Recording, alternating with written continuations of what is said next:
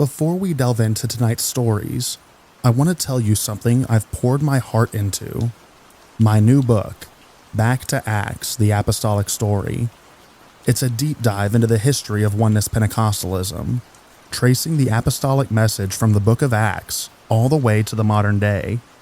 If you've ever wondered how the early church message resurfaced in the 20th century, this book breaks it all down, chapter by chapter, story by story. Get your copy now on Amazon.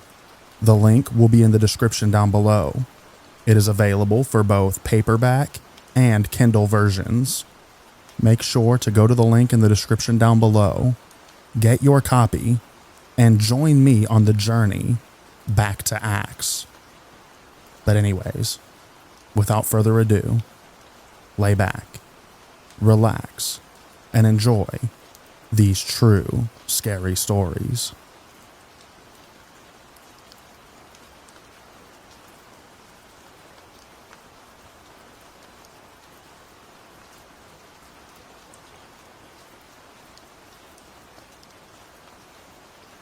I'm a 30-year-old female, and the guy in this story looked to be about 35 to 40 years old. I was driving home on the highway, and there was a van in front of me. I was behind this van for several miles before I decided to pass. It was a 4-lane highway, so no vehicles or anything that would come in front of me. I was having no problem passing this guy. As soon as I made it almost to the point of me fully past him, he speeds up. So I proceed to speed up, because I am clearly trying to pass.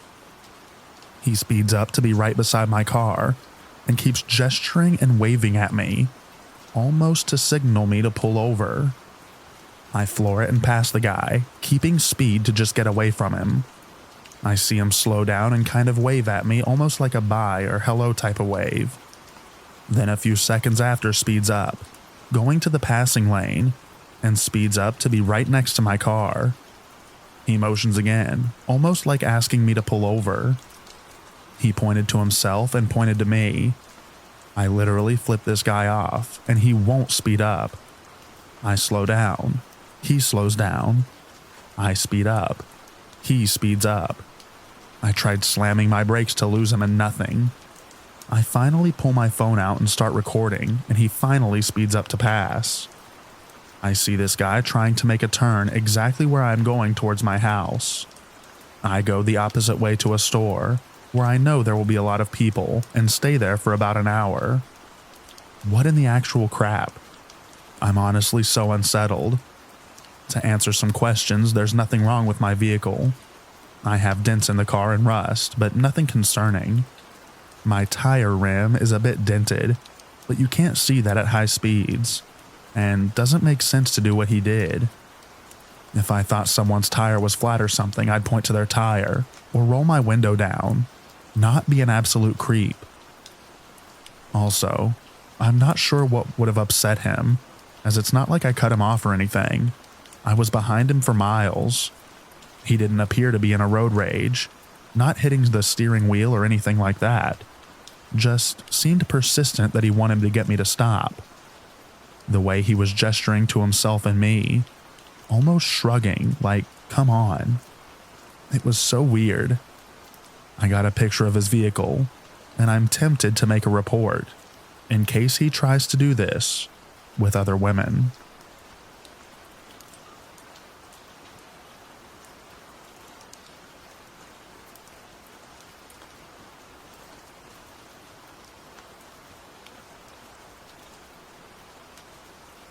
I was reading some of these at work the other day, and I remembered a creepy encounter that happened to my friend, sister, and I. This happened when we were a lot younger. I would say that we were still in elementary school, maybe 7th grade. For context, the town I lived in was pretty chill. We had a movie theater that was next to a few stores and restaurants, so our moms would drop us off, and sometimes we would walk around after the movie was over and just hang out at Walmart or Whataburger. This one particular night, we were in the Walmart parking lot on the way back to the movie theater to get picked up, and an older man with a van called to us and said, "Wow, I can't open up my DVD. Can you guys please come over here and help me open it?" Now, my sister and I immediately thought, why would a grown man ask us kids to help him open a DVD in a parking lot? My friend, who was a male, immediately started walking towards the man, and we stopped him before he was close to him, saying that it was weird and we should get away from him. He wanted to be the man in the situation, but we were kids. What was he gonna do? Anyways, we get really scared and ended up sprinting away and not looking back. It wasn't as creepy as some of the other stories on here, but I'm glad that we didn't stick around to find out.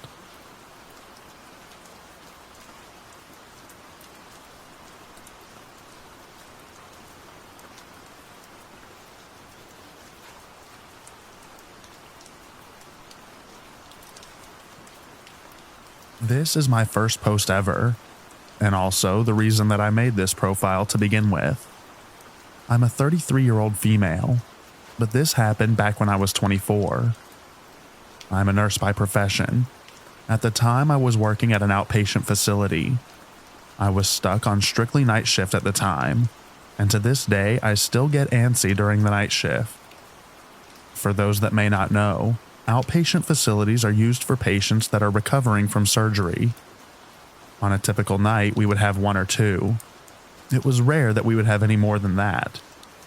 I don't remember how many we had on this night, but it was somewhere along those lines.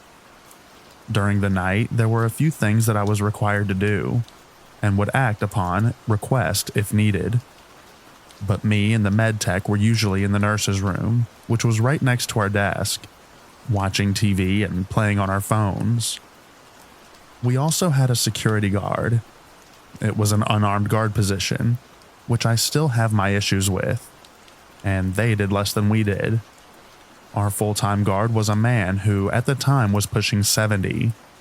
Don't get me wrong, he was the biggest sweetheart in the world, but if push ever came to shove, I don't know how effective he would have been in the state of crisis. Our other guard was a part-timer. He only worked 2 to 3 shifts every couple of weeks. My partner used to joke that he was a professional NPC because he worked several different jobs to make ends meet. At the time, he was 28, and the nursing staff tended to favor him because he actually did his job properly. One reservation that I did have about him was that he wasn't always in the security office. He actually conducted his checks and would do a few checks at an adjoining facility, so he wasn't always at his desk. We didn't always need him, but it was nice to have him there in case we needed to go outside. This was one of the nights that he was working, and this was the circumstance. So this isn't great for a nurse to say, but I used to have to go out a few times a night to have a sneaky cigarette. I've quit smoking since, but at the time I would probably leave between 4 to 6 times a night to smoke near my car. It was around midnight, give or take. I was posted up against my car smoking when these 2 guys started walking through the parking lot. Trespassing was a big no-no, but the parking lot was a shortcut to a local motel, which is a creepy encounter all on its own, and security usually wouldn't get involved if people were just quickly passing through. The 2 guys spotted me and called out to me. I didn't respond, which seemed to be an invitation for them to approach. I know I should have just tossed the cigarette and went back inside, but 24-year-old me ignored that common sense. Both of these guys were probably in their mid-20s. Nothing off-looking about them, aside from the way that they were walking and the fact that they were going to the motel.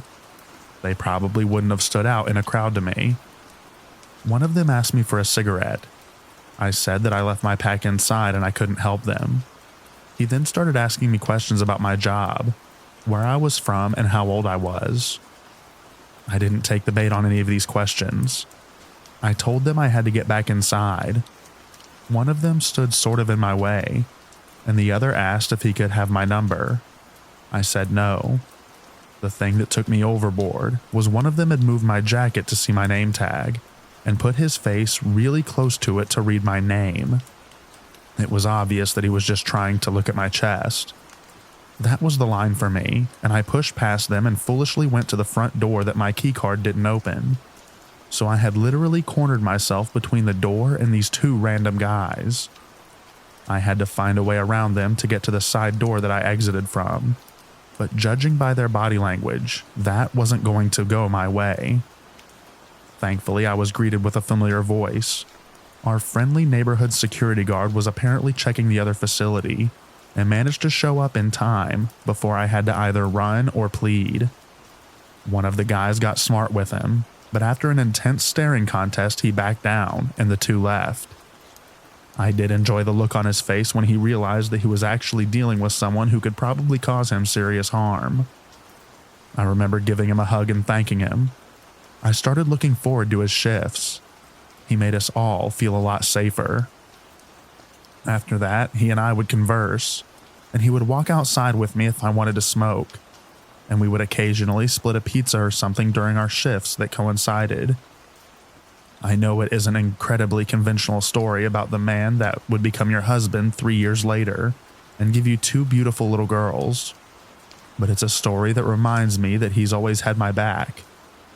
To this day, I don't know what these two guys' intentions were, and as much as I'd love to believe that they wouldn't have tried anything in plain view of security cameras, being a nurse has taught me that people frequently don't think with their heads sometimes. I'm just grateful that divine intervention sent someone in the way of that, and gave me the best guy in the world. I didn't mean to turn sappy. Stay safe, everyone.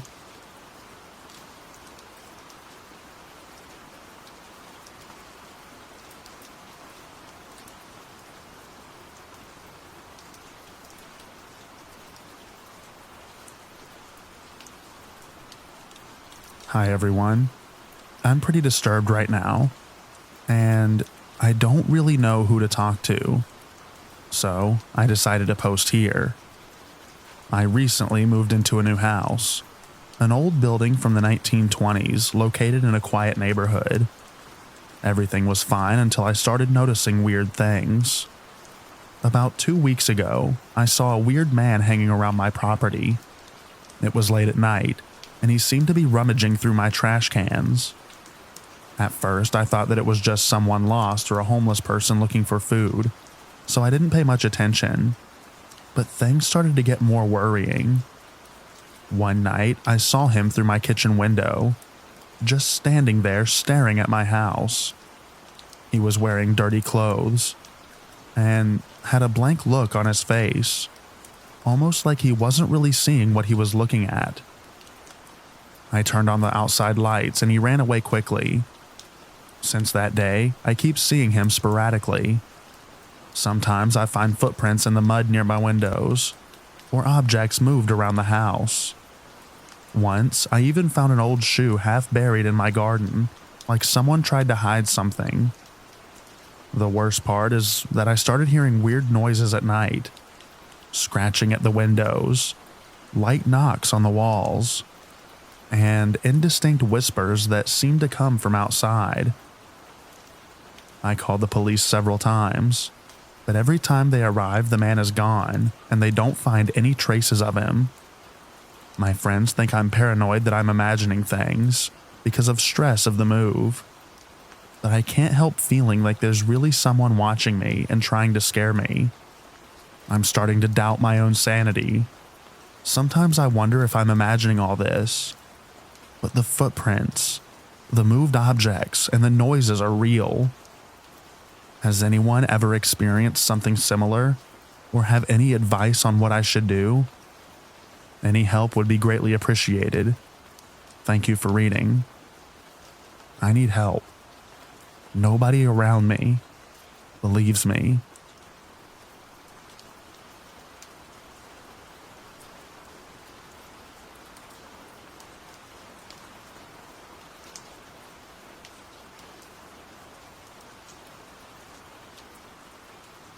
For context, I live in a small trailer in central Wisconsin, and directly next to us is a railway that goes across the whole state and leads to a Walmart if you head down for 20 minutes.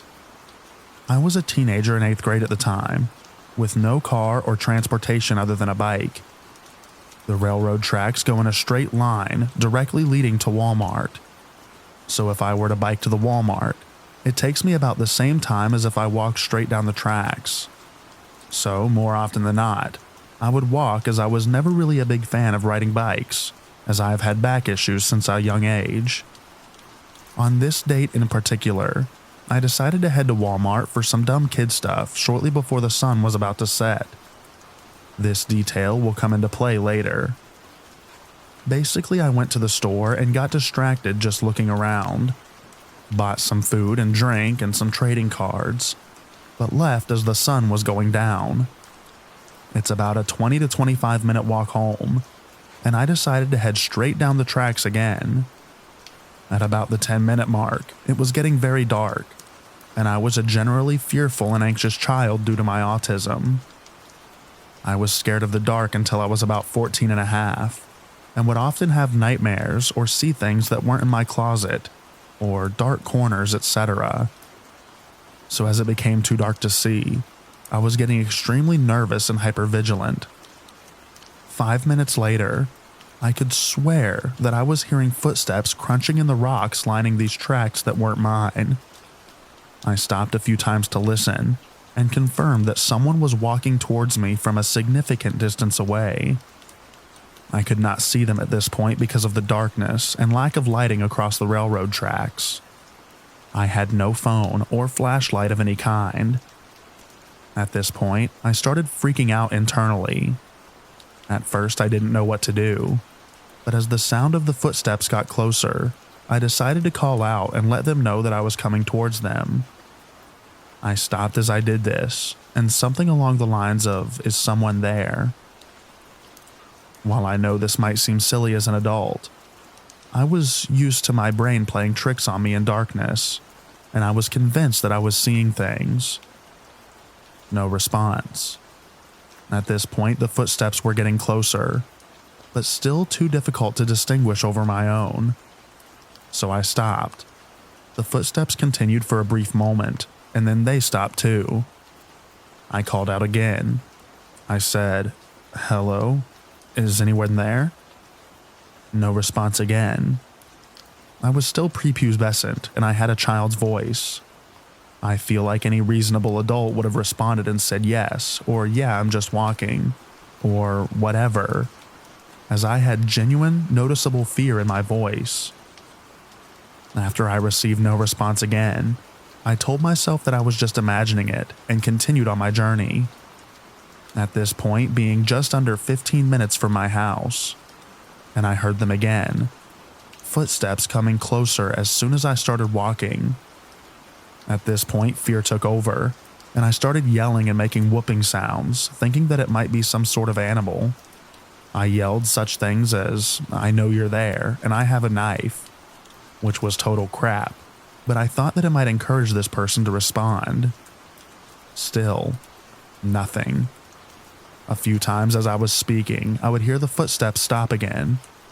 Finally, about 3 to 5 minutes later, stopping multiple times and hearing his footsteps stop.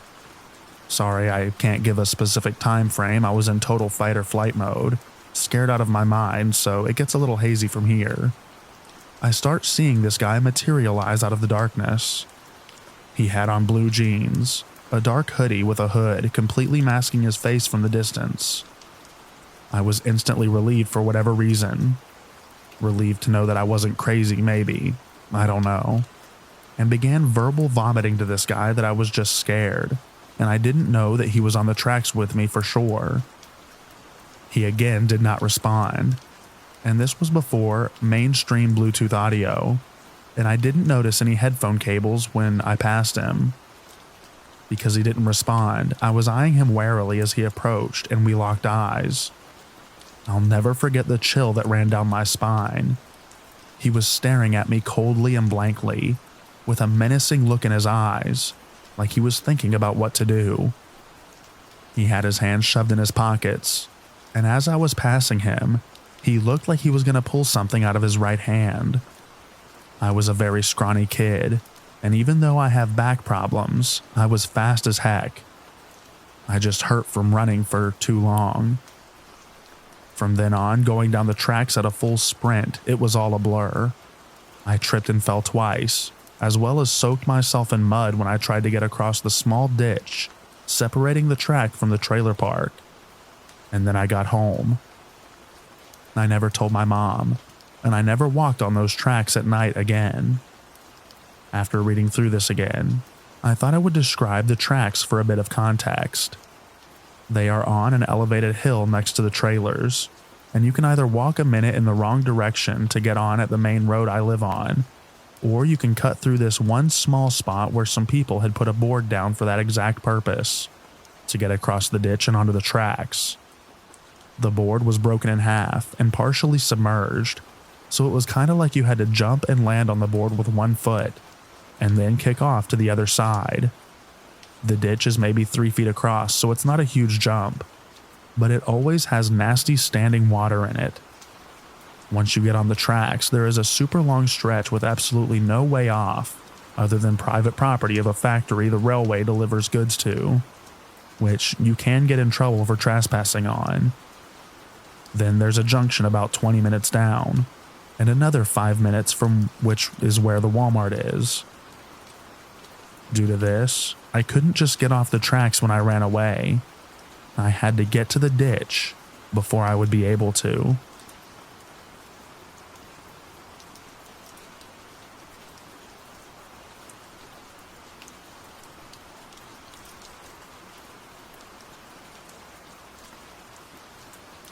This happened to me about 10 years ago. I'm a female, and I was 18 at the time working in a very popular chain restaurant in my local mall. It was one famous for breakfasts, and the uniform was a brightly collared button-down shirt that was easily recognizable. It was a Sunday, our busiest day of the week, and a holiday on top of that, so we were crowded and crazy busy. When it came time for my lunch break, I didn't want to bother the kitchen with my order, so I decided to quickly pop out to a different restaurant to eat, and return to help my coworkers again. It was very crowded and slow going. After a bit of walking, a tall, older man casually fell into step next to me. At first, I didn't pay him any mind due to the crowd, but then he started talking directly to me, and it was difficult to ignore. "Hey there, what's your name? Where do you work?" Unfortunately, I still had my name tag on, and it showed both the restaurant and my name, so I said nothing in response. "Oh, I should stop by for some pancakes and waffles sometime." No response. No eye contact either. Any other question he asked me was answered with silence, or one-word answers. I was afraid to be impolite, but also really didn't want to give him any leeway. Finally, he asked, "How old are you?" "I'm 15. I was absolutely of age, but I hoped that lie would push him off. He was definitely in his 30s. Then, "Hey, I can work with that," and he touched my shoulder.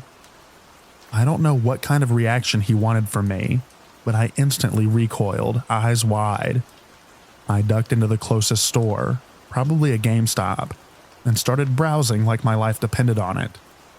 Fortunately, he didn't follow me into the GameStop, nor did he follow me when I finally left to grab my quick lunch.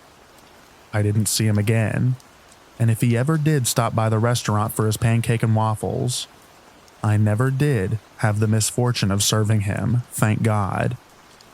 It still stuns me to this day that I barely reciprocated, and then told him I was underage, and none of that made him stop trying to interact with me.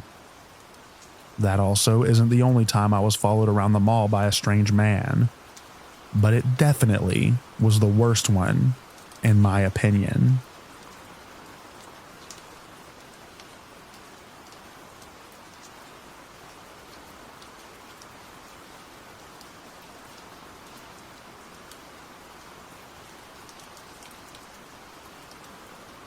So, for a little bit of a backstory, I'm currently a 27-year-old female at the time of writing this, but the encounter that I'm going to describe took place when I was 21-ish.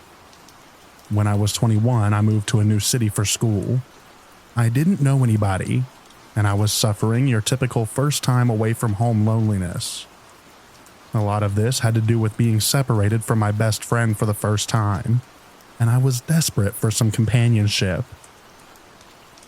I took to dating apps to try and build some sort of a bridge. I had a couple of dates which ultimately didn't work out, but I guess that isn't so important. I matched with this one guy. He seemed like the whole package. He was cute. He was into music, art, and we had a mutual love of Stephen King.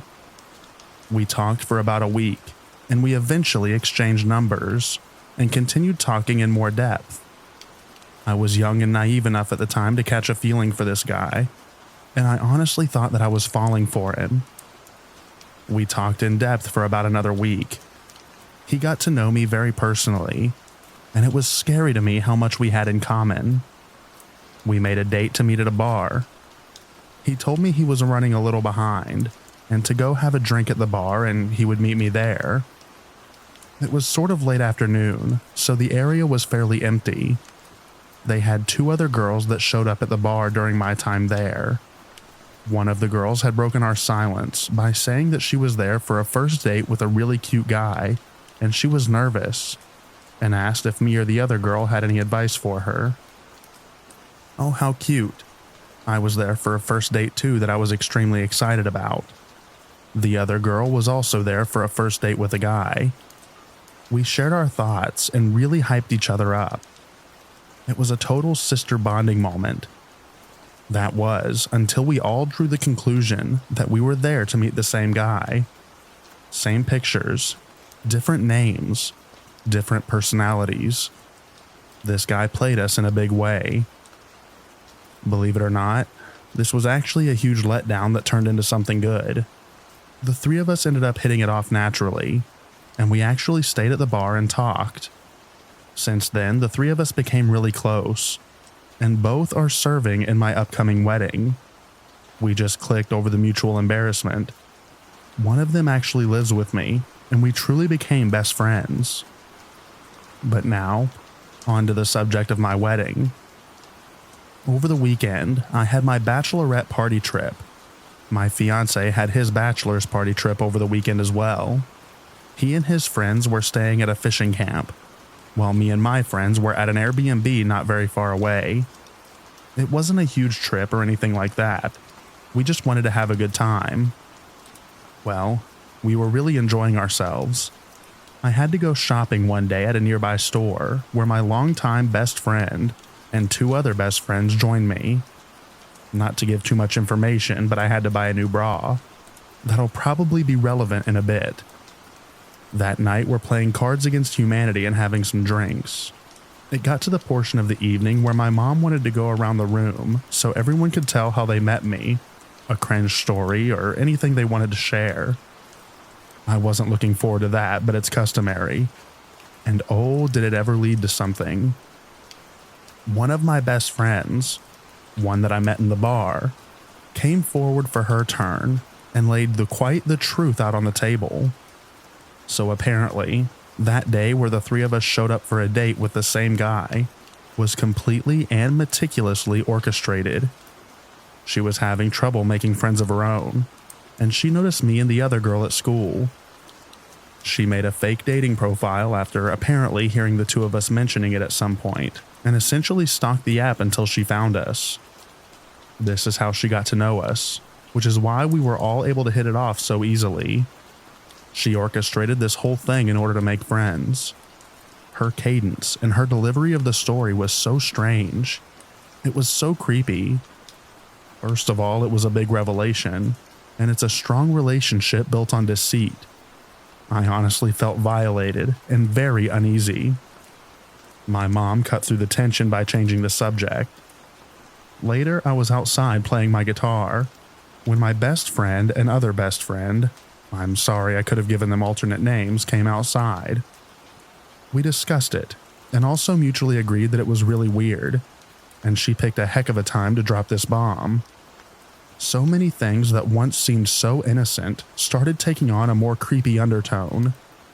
Just the day before, this girl was in the same fitting room as me while I was trying on new bras. She has pictures of the 3 of us together on the mirror in her bedroom. I personally got out of that kind of thing in high school, but given the recent revelation, it just adds some ick to the mix.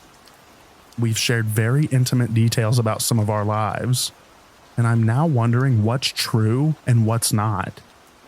I called my fiance that night and asked if I could see him. Not for the reason of what I described, I just missed him. He was thrown off by the story. He didn't know how to feel about it, and also said that he wouldn't have known what he would have done if one of his buddies did that with him. I feel betrayed. Maybe I'm overreacting, but if I am, I'm not the only one. I mean, I guess nobody got hurt, but it was a creepy way of taking advantage of two people who were vulnerable.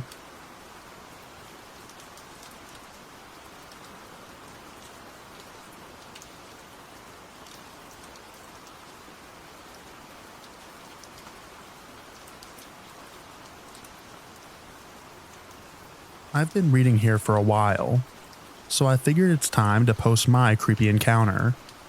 I've had a lot of them. I'm a server/bartender. A few years back, before I started dating my fiance, I worked at IHOP. We had a new manager and she was awesome. She was almost like a big sister. We had this table of semi-regulars, 2 guys old enough to be my dad. One started hitting on me and asking my manager about me. At this point, I'd been single for a while, and she told him to ask me out himself. She meant no harm. So I guess he was alright, attractive enough for his age. He asked me out, and to be polite, I said he could just leave his number. I felt uncomfortable, but didn't think much of it. The next weekend, they came in and requested my section. I was busy and mostly just went about my business. He asked me a few times why I never called, and I kept responding that I was busy with my 2 jobs and my young sister. The next week, he comes in again and requests my section, asking why I still never called. So I told him once again that I had been busy.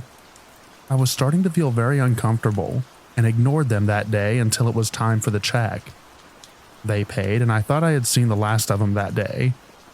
I went over and started talking to my coworkers. All of a sudden, I feel arms around my waist from behind, and before I could react, he kissed the side of my face. He told me that he'd see me as soon as he left me standing in shock. He came in the next weekend and asked to sit in my section again. I panicked. It's probably worth noting that I'm a victim of DV from a previous relationship, which made the situation worse. I don't like people touching me, especially people that I don't know. I told my boss that I couldn't take the table and why. He kicked them out and told them to never come back. The creeper flipped me off on the way out.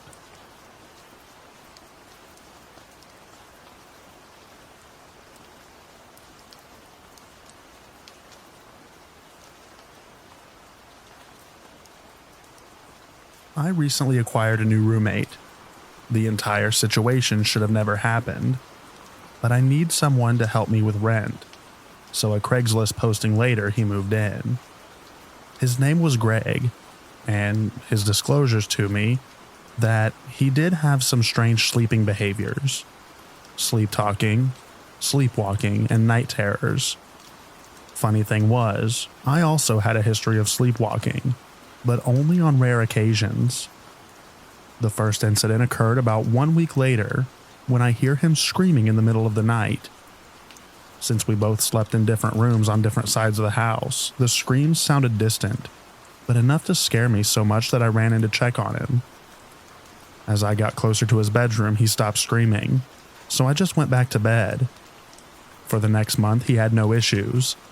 I noticed he had no friends or family that would visit, and I never saw or heard him on the phone or texting. Then another random night, Greg started screaming again. Same thing. I got up and started to go to his room, but he'd stop. Then one night, I was awoken by screaming in my bedroom. I couldn't see anything in the panic, so I turned on the bedside lamp, and he was at the foot of my bed wearing some sleeping clothes, athletic shorts and a t-shirt. This really scared me, so I started screaming and woke him up. He apologized and went back to bed.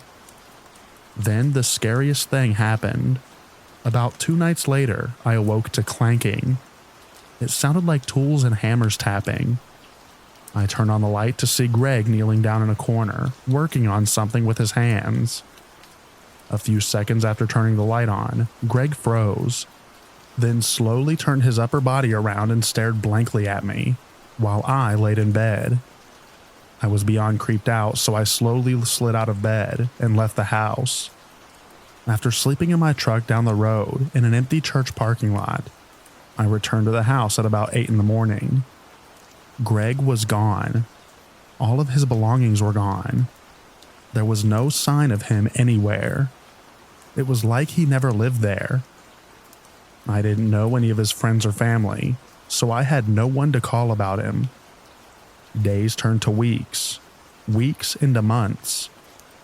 When I moved out after the lease was up, I was moving furniture out of my bedroom. In the corner of the room where I last saw Greg kneeling down, I realized that the floor vent for the air conditioning was loose. Inside the floor vent was an envelope with a ton of pictures of me sleeping. The pictures had handwritten dates and times written on the back of the pictures. The only other item was a whittled down wooden broom handle brought to a point.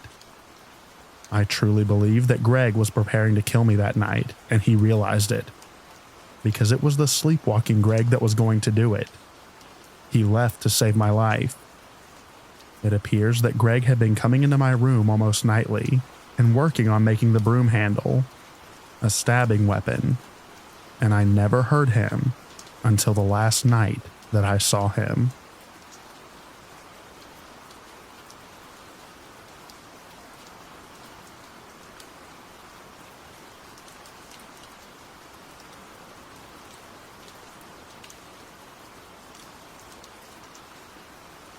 When my daughter was 2, I was having a tough time as a single mother and decided to take a road trip up Highway 1.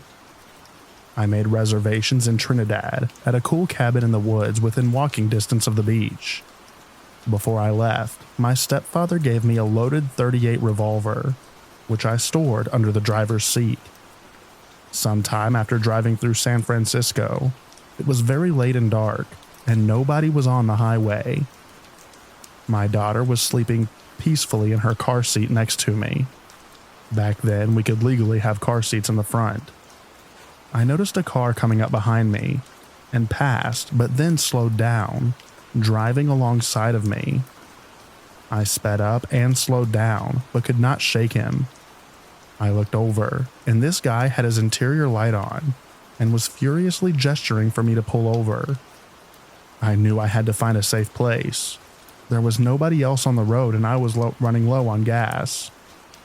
There was just nothing on this highway for miles. I kept driving, but this guy would not leave me alone. I was getting very frightened, but the mama bear was coming out, and I was getting very angry as well. I knew he could see my kid who was still sleeping. Finally, there was an exit up ahead and a gas station in the middle of nowhere. So I took the exit with the guy closely following me. I wasn't sure what to do. The gas station was brightly lit but had no customers. I didn't feel that it was safe to pull in, so I slowly passed it, drove further into the dark, deserted landscape, and pulled into a large dirt area and drove quite a ways off the highway with him following. Absolutely nothing around. I knew that I was in big trouble and needed to take control, and wanted to put him in a vulnerable situation. Mama Bear was in full protective mode, and I was angry. I stopped the car, grabbed the gun, and jumped out, locking the car behind me. As he pulled up, I ran around to the passenger's side and waited. He then got out of his car and quickly moved towards me, and I suddenly held the gun up, visible in the moonlight. He came to a halt surprised, and I then leveled the gun across the car, taking aim, and waited. He stood there, weighing his options, and then turned around, got back in his car, and left. Not a word was spoken, and it totally freaked me out.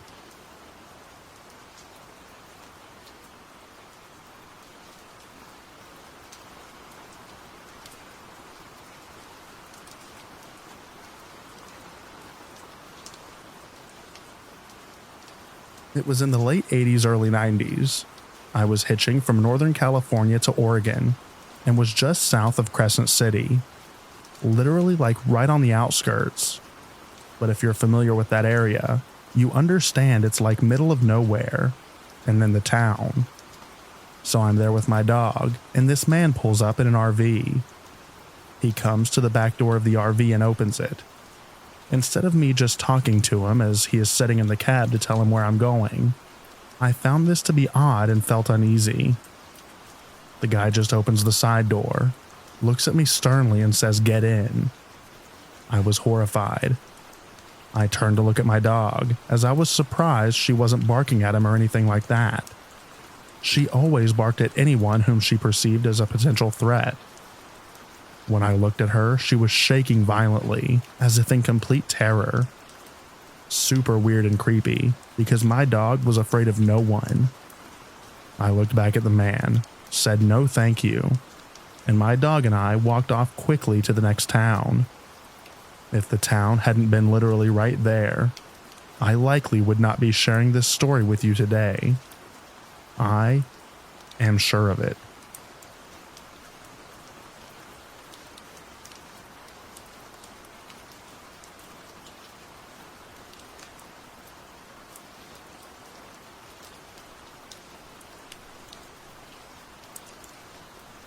I'm a 41-year-old female, but when I was 20 years old, I attended college in northeastern Pennsylvania.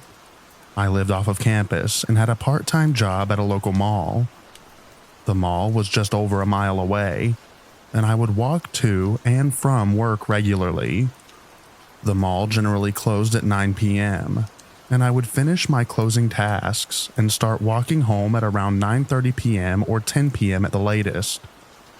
Occasionally, I could get a ride home with a coworker, but most of them were high schoolers getting picked up by their parents.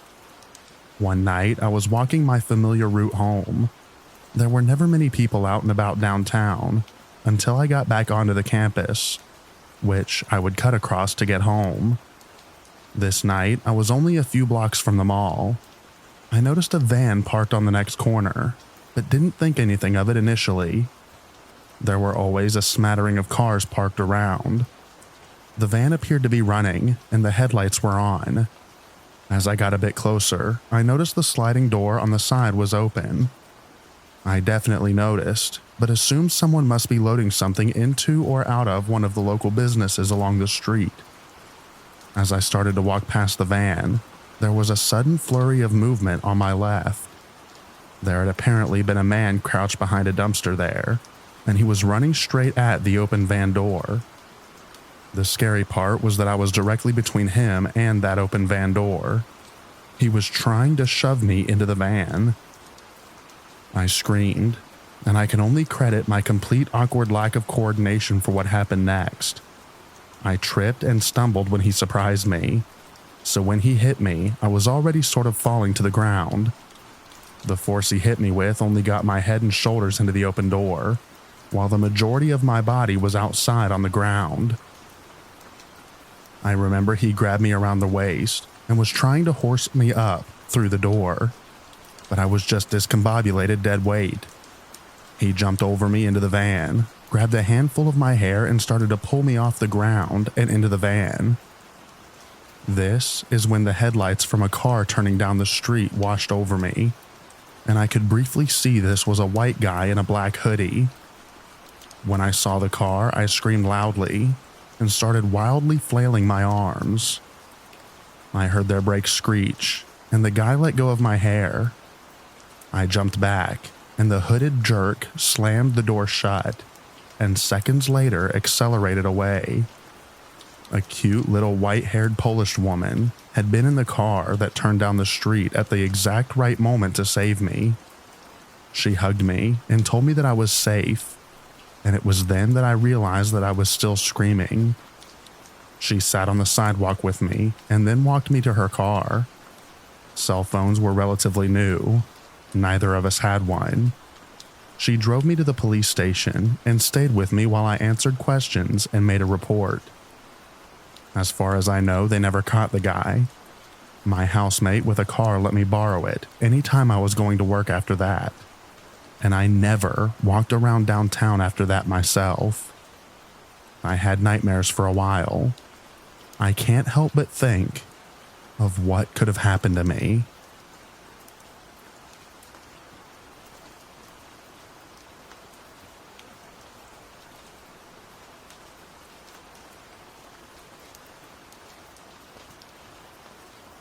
I'm a 41-year-old female, and I live in Montana. And a few years ago, I was forced to relocate after my landlord decided to rent to her son. The community I had lived in for 11 and a half years has become incredibly expensive. $787,000 median home price. Unfortunately, I was forced to relocate to another city, and because of the unexpected move and associated costs, I moved in with a roommate. My roommate left to pursue better job prospects about 3 months after I moved in. Our unit was a triplex, so there were 2 gentlemen that inhabited the other units. I was never added to the lease as the property manager required a full deposit, and I was not in a financially healthy spot at the time. I remained in the unit for 1.5 years on my own, paying the rent and utilities. I became very good friends with the man in the unit closest to mine. We'll call the man Devin, a 52-year-old male. Devin was a disabled veteran in recovery. I also am a veteran, so he held a soft spot in my heart. We shared meals, hung out, and discussed all of life's mysteries, and would look out for one another. Devin had gone to treatment for 6 weeks, and I had watched his cat while he was gone. Our friendship developed over the course of 1.5 years. Devin had expressed romantic interest.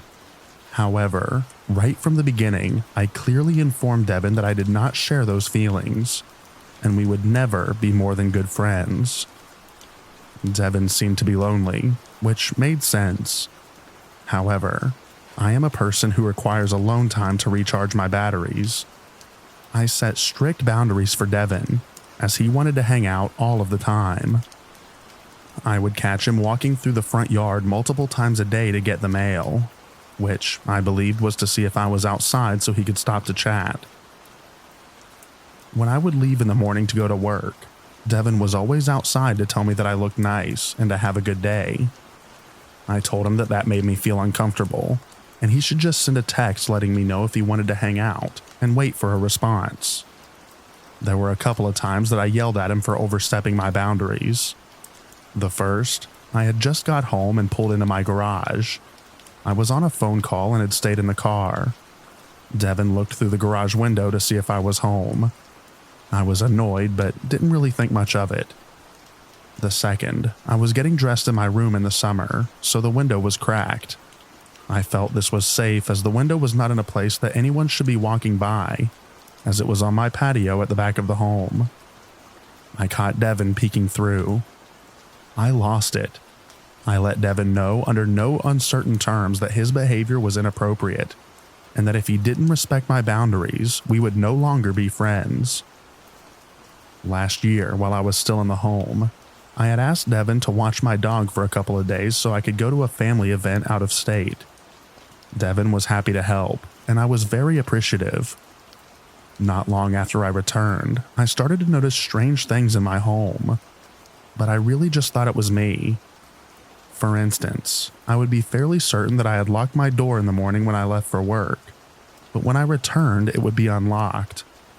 I would be sure I had shut off all the lights, but when I got home in the evening, one would be on. I really just thought it was absent-mindedness. Fast forward a couple of months, and my mom became sick with cancer. My sister watched my dog while I went to tend to my mom. My sister reached out to me and asked if anyone else had a key to my apartment. I let her know that she had the only spare key, but I asked why. Similarly, she had experienced the same issues with lights and locks. I had not shared my concerns with my sister prior to her communicating hers with me, as I really just doubted my own sanity. While I was out of town, I received a text message from Devin asking if I had a potato that he could borrow. I let him know that I was out of state with my mom who was sick. Devin did not reply, which was out of character, but I had noticed a change in Devin's affect.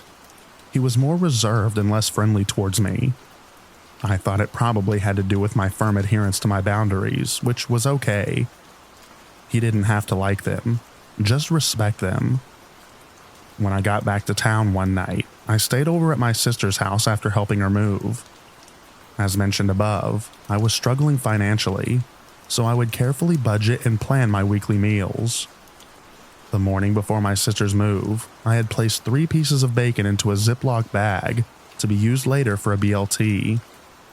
When I returned that following morning, much to my disbelief, there were only 2 pieces of bacon. I held the bag in my hands, knowing that there had been 3. No longer did I doubt myself. I called my sister and let her know that someone had been getting into my house. I always keep the place locked. The only logical thing that could have happened is Devin made a copy of my key when he had watched my dog in the fall. My sister reminded me about the potato text. The potato in the counter basket was gone. I had enough information to be certain that my neighbor had violated my trust and was no friend. However, I still wasn't afraid of him. As I mentioned, he's a disabled vet and was somewhat feeble and sickly. I was not scared of a confrontation. I immediately went to the hardware store and purchased a camera that streams to your phone once the motion detector had been activated. I placed it in the facing the side door where Devin would enter. It also had 2-way audio capability, so my plan was that when Devin decided to enter my home again, I would see it and say over the camera something to the effect of "Get out of my house, put the key you copied on the counter, and never try to speak with me again or I will contact law enforcement." As I wrote above, I was not on the lease and did not want to be homeless, so I could not turn to the property manager for help, and Devin knew it. In the evenings, I started placing a jug of cat litter and a kitchen chair in front of the door that I knew that Devin was accessing the apartment from. But I never expected that he would attempt to come in while I was at home. And really, he had only taken a piece of uncooked bacon and a potato. Laying on the couch one night watching TV, I thought that I had heard something sliding on the floor in the laundry room where the door was, but I knew that there was no way he would come in while I was home. My cat was running around playing, so I decided that it was probably just her, and I was being paranoid because of all that had happened. The next morning, while changing my laundry, I noticed the litter and chair had been pushed 3 to 4 inches. I checked the sensitivity of the camera and found that I was able to replicate by slowly opening the door. Devin tried to come in while I was home. Why? That morning, I took bear spray into the shower with me while my knees knocked. I was terrified. I felt vulnerable and violated. Devin knew that I knew also now. He knew that I had placed a barrier in front of the door. After that morning, he was never outside in the morning, nor did he walk through the yard to get his mail. I obtained a firearm for protection and did make a police report.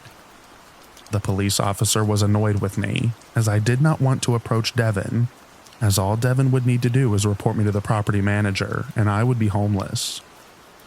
I am grateful that whatever he was up to was apparently thwarted. The fact that he tried to come in while he knew that I was home gives me the heebie-jeebies. I wonder if he went through my underwear, watched me while I slept, etc. Since then, my situation has greatly improved. I ended up moving out shortly after to take care of my mom. I got my own place again a few months ago. I will never put my trust in another neighbor for pet or house setting ever again. It still blows my mind that I had some jerk stealing from me and likely stalking me. This story just solidifies that one should always trust their gut. There were so many times that a red flag was screaming, and I just thought that I was being crazy.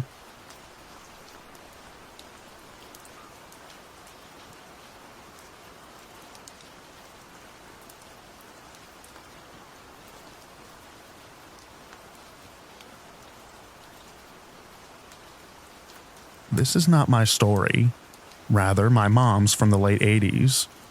This'll be a short one, but after all these years, I still think about it. My mom was spending an ordinary night in her apartment. She had a miniature dachshund named Rocky, whom was her only roommate. For context, my mom is a really pretty blonde. She was frequently complimented on her looks, and still is. She had recently rented this place to escape a soured relationship, a fresh start if you will. Getting ready to tuck in for the evening, she started to the front door to let Rocky outside to use the bathroom. Something came over her to look outside first. Just that split second is all she needed to listen to her intuition and take a peek out the window. As she looked outside, she saw a man standing at her door, staring directly at her front door. No one had knocked or made any sounds. He was just standing there, as if he was waiting for her to open the door for the very reason she intended. My mom immediately called the police, and when officers arrived, the man had vanished. She never got a great look at him since it was dark. Other than acting extremely suspicious and creepy, there was nothing the cops could really do, other than to keep an eye on the place and look out for this man. My mom spent the rest of the evening with one of her girlfriends, who came over to stay the night with her. Not exactly a terrifying story, but one that I remember strongly of her telling me when I was in my 20s. I shudder to think what could have or would have happened if she opened that door. I got the sense that this person knew my mom lived alone. Who knows? Maybe it was someone at the wrong door, or someone just playing a prank that they never owned up to. My mom has always been tough as nails. Maybe that also goes hand in hand with being smart and trusting your instincts.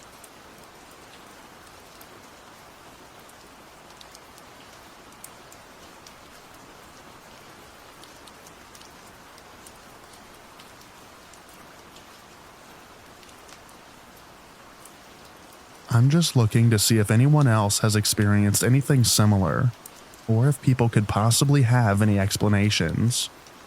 The other night, me and a couple of friends were camping, and at around 4 a.m, with me being restless, I was awake, and on the side of the tent I see 2 dim lights. I thought nothing of it at the time, thinking that it was my friend's phone that could have turned on in his sleep, with it being so dim, so I tried going back to sleep. Later that morning, both of my friends talked about seeing those same lights at around the same time, and how no one had any idea what they were. I've thought about it too, and to my best knowledge, there was no other camper or even campsites in the area, and especially not in the directions that the lights were. The road was also in the opposite direction, and the woods were pretty forested, and it was cloudy, so I doubt that it was moonlight. I don't know if it's important to the story, but in the stream about 100 feet away from the campsite the morning after, me and one of my friends found a pretty big piece of what I think was obsidian in the stream.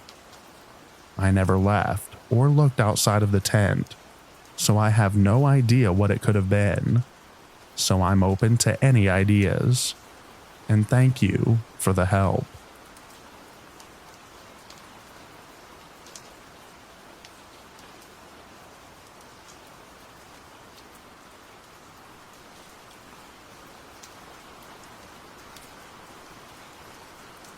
Me and my neighbor walked to the store and didn't get back to our apartment complex until it was completely dark outside.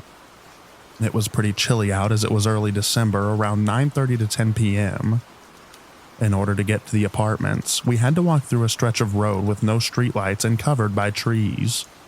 Usually you can use the moonlight that shines through the spaces in the leaves to see. Since it was December, it was cloudy, so not a whole lot of moonlight.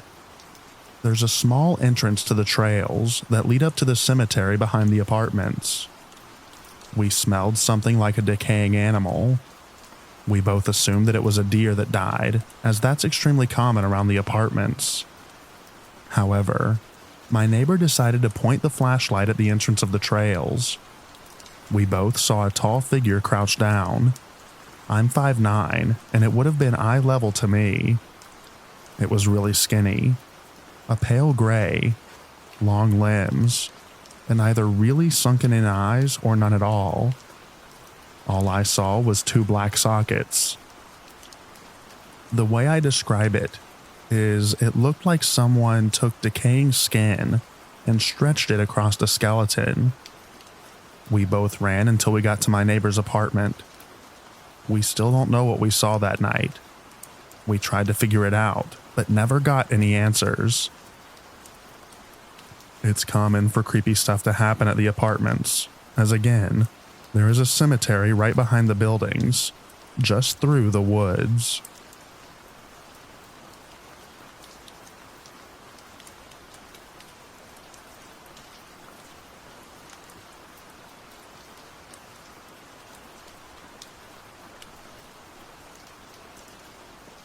When I was younger and more ambitious in my early teens, I loved to explore the mountains of my home village and the gates of the Arctic National Park. I knew about how dangerous the caves could be in the mountains, and never liked to go near them, but I loved waterfalls, big or small, that fell from the great heights in the summer. One year, I had just received a Honda Foreman 500 as a gift from my mom. I rarely receive physical items, as I'm not much of a materialistic person, but I do enjoy getting vehicles that I can use for hunting as presents every now and then. Usually they're older models, so they aren't as expensive as the newer models, but I love them just as much, and I take care of them as best as I can. Anyway, I was driving my new Honda through an old trail that I only knew of as a snow machine / snowmobile trail in the winter. I had recently learned about the summer trail, and I decided that I would go and explore the valley that it led into. While driving, I began to have the eerie feeling of being watched. The hair on my body stood on end. On the side, I felt like I was being watched from, so I knew where to glance at as I drove. I did my best to keep the old, rocky trail, and began to glance over to my left as frequently as possible. I think that, as a hunter, I have developed a better sense of when I am being watched, and it seems to pay off quite a bit in the wilderness up here. As I looked over, I would scan the willow thickets. As I did, I noticed a dark figure keeping up with me. It stood tall, what I presume to be about 8.5 feet tall, and it was keeping up with me as I was going like 25 miles per hour on a fairly smooth but rocky trail. I kicked the Honda into a higher gear and sped up. I only stopped feeling like it was just right there after I left the willow thickets. When I was able to, I looked back and watched the willows again. Keep in mind, these are diamond willows that stand about 10 feet tall, and I started to see the figure again. It was nearly as tall as the willows, and it brushed through them with ease, as if it was phasing through them or something.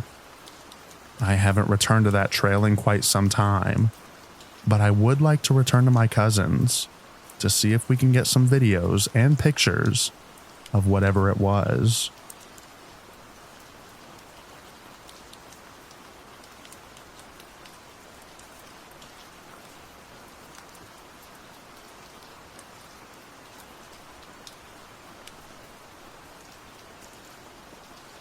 Growing up in Tennessee on a small farm bordering a forest, I encountered numerous inexplicable events. But one series of occurrences remains a mystery to this day. Around the age of 12 or 13, I started having recurring dreams set in the forest, a place that I frequently visited. In these dreams, I encountered a large black wolf with glowing red eyes. Strangely, each sighting of this wolf preceded a death on the farm within a day or two, typically involving a chicken falling prey to a predator. During my final dream involving the wolf, a woman's voice accompanied its presence in the forest. I could hear her, but she always remained just out of my line of sight. Though her words are now hazy in my memory, I recall her saying, "Do not fear the wolf," among other things. As the wolf circled me, I didn't feel fear, but rather a deep sense of respect for its ancient power. After that last encounter, I never saw the wolf again, but the dreams felt more vivid than reality. Since then, I've wondered about the identity of the wolf and the woman in the forest. These dreams mark the beginning of my fascination with the paranormal, leading to many more inexplicable experiences. I've often wondered if I connected with a forest spirit or a Native American presence during those encounters. Anyway, thank you for reading.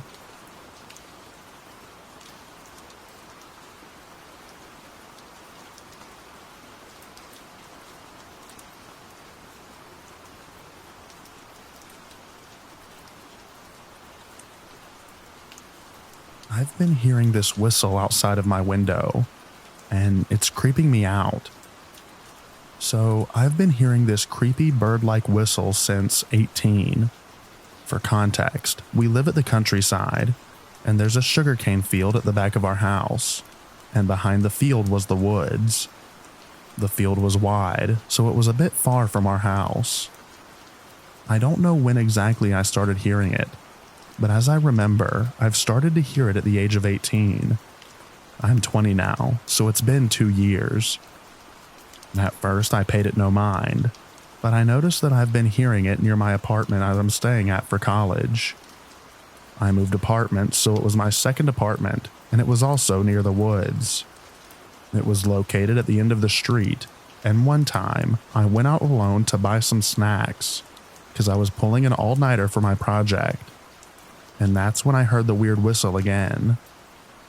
I don't want to overthink too much before, and I told myself that it might just be a bird, but when I heard it that night it creeped me out. I think I heard it last February this year, and I'm still hearing it every time I go home to the countryside. Should I be concerned, or am I just being paranoid?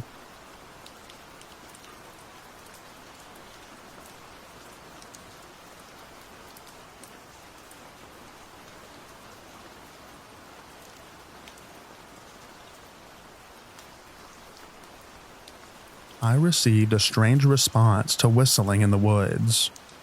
For context, most people have probably heard the shave and a haircut 2 bits jingle/knock before. A few years ago in college, I worked the opening shift at a coffee shop. In the summertime, I would get up as early as the sun rose and stop by a trail sometimes on my way to work to wake myself up with a quick walk. The trail was only accessible off of a narrow, long, winding dirt road, and this dirt road was off of a main road with no houses. The trail was poorly marked, so not many people would ever stop by, and if there was ever anyone else, you would either see their car parked on the small 3-car gravel lot at the trailhead, or would have to pass them on the narrow dirt road. You would have to walk a long ways down a main highway road to get there otherwise. So back to the shave and a haircut bit. I parked there one morning, just kind of sitting in my car with the window down, when I heard a bird singing what sounded like the 2 bits part of the song. Tired and trying to find humor in having to be up so early, I kind of laughed and whistled the shave and a haircut part, and waited for the bird to whistle back or respond. I went back and forth with our little game a few more times, until the bird stopped responding, so I figured it flew off. Before I got out of my car though, I gave it one last whistle, and I'm glad it did, because as soon as I whistled shave and a haircut and waited for a response, I heard 2 very loud and very human claps in the 2 bits rhythm, not far from where I was parked. I drove out of there, and there was no one on the roads for miles. Not the most terrifying story on here, but it weirds me out to think that someone might have just been out there in the woods, watching me alone, in my car.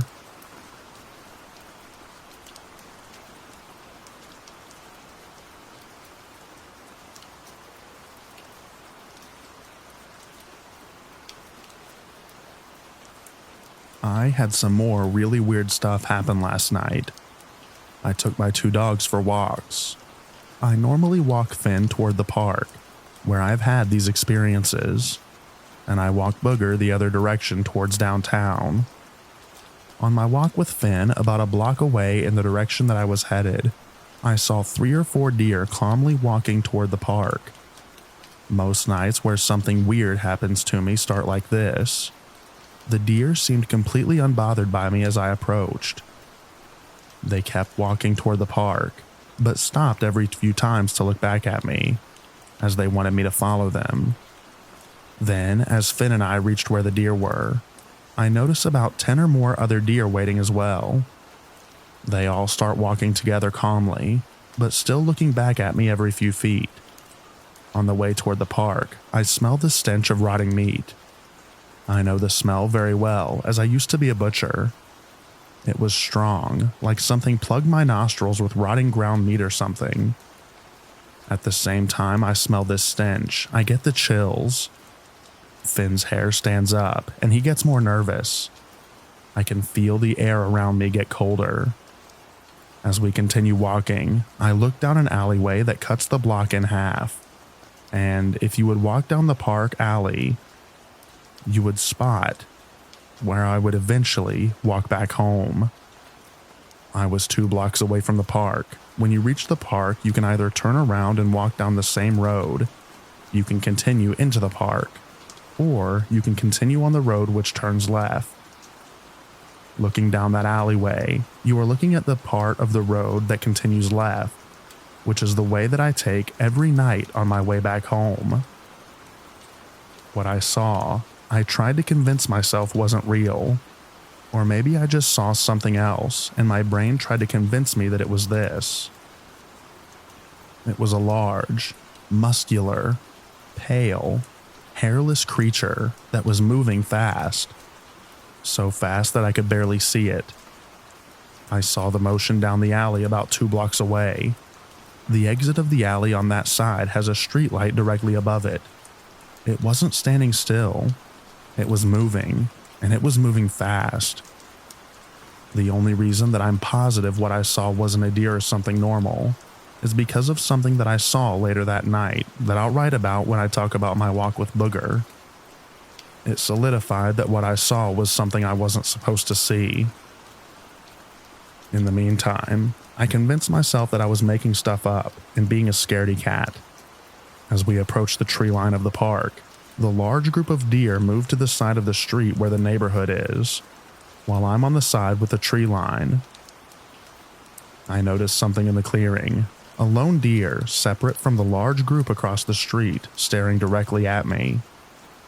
I have my flashlight pointed at him, and I even hung up my call with my wife to use my phone to take video of this moment. This lone deer doesn't even have micro movements from breathing. The other deer across the street were constantly readjusting. You might be thinking to yourself, oh yeah, deer do that with bright lights shining at them. Deer in headlights always act like that. Just wait. Finn starts to pull very hard and acts anxious, nearly knocking me over. I turn to look across the street towards the large group of deer for at most 3 seconds, before quickly turning to face the lone deer again. In those 3 seconds, that lone deer is easily 30 feet closer to me, still not moving, staring directly at me. I have this on video. I have pictures. I felt weird. I felt unsafe. I've lived in rural Iowa my whole life. I am and have always lived outdoors. This doesn't feel normal. I was scared. I back away while shining my light at the deer. Once I get a block or so away, he finally turns around and calmly walks into the tree line. The whole way home, I feel like I'm being stalked. Not just watched, but like something is following me. Now I went home and sat for a bit and tried to talk myself into believing it was all coincidence. After nearly 20 minutes, I started to walk Booger, my smaller chai mix.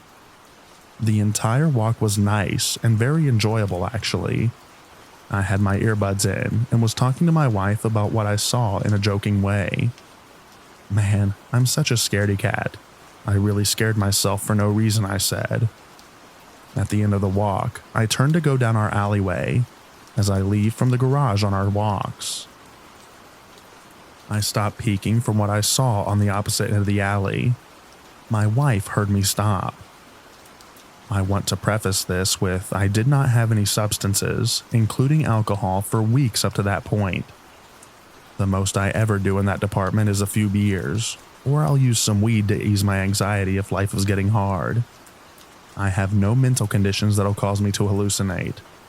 The most I have is a personality disorder resulting from trauma that I've been overcoming quickly this last year. I saw two large, muscular, pale, hairless creatures walking like apes at the end of the alley. The same thing I thought that I saw with Finn. This time, not going fast, much closer, and it felt intentional. I saw them walk across the street very slowly, staring directly at me. These were not deer. They didn't have long faces like deer. They didn't have fur or tails. They didn't walk like deer. They weren't slender like a deer. My first thought was honestly that I was looking at two hairless male lions in the middle of Iowa. I stood there, paralyzed with fear. Well after they had left my sight.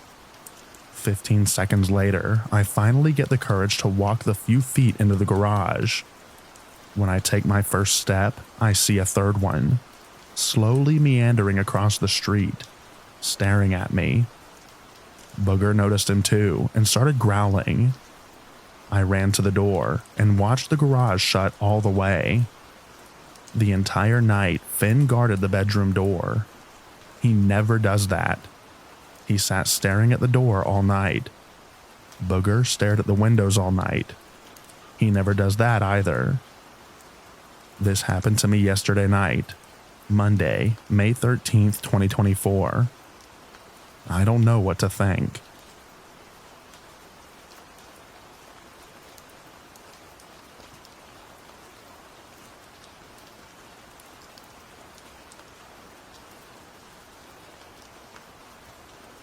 As the title says, I'm from remote Alaska.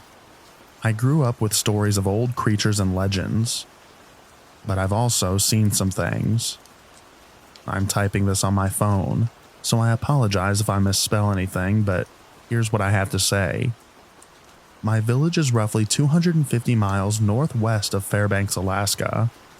It is situated in the mountains and surrounded by a national park, so there is already suspicion of supernatural entities there. Growing up, I was always told about the Anuth-Lagaric, or the little people. These are smaller humanoids that are of smaller proportions, but they are strong, fast, very smart, and they even speak in an old dialect of the language of the tundra. But, as one family was visiting another, a human's dog ate the little one's child, and so began a grudge that some still hold today towards humans. There are stories of people being lured away from their homes just to be tricked and left out in the middle of nowhere. There are also stories of them helping us humans in times of need. Like from my village, caribou were herded by a small blurry thing towards a group of people, according to a story from the 60s or 70s. And there was a good harvest of animals that fall.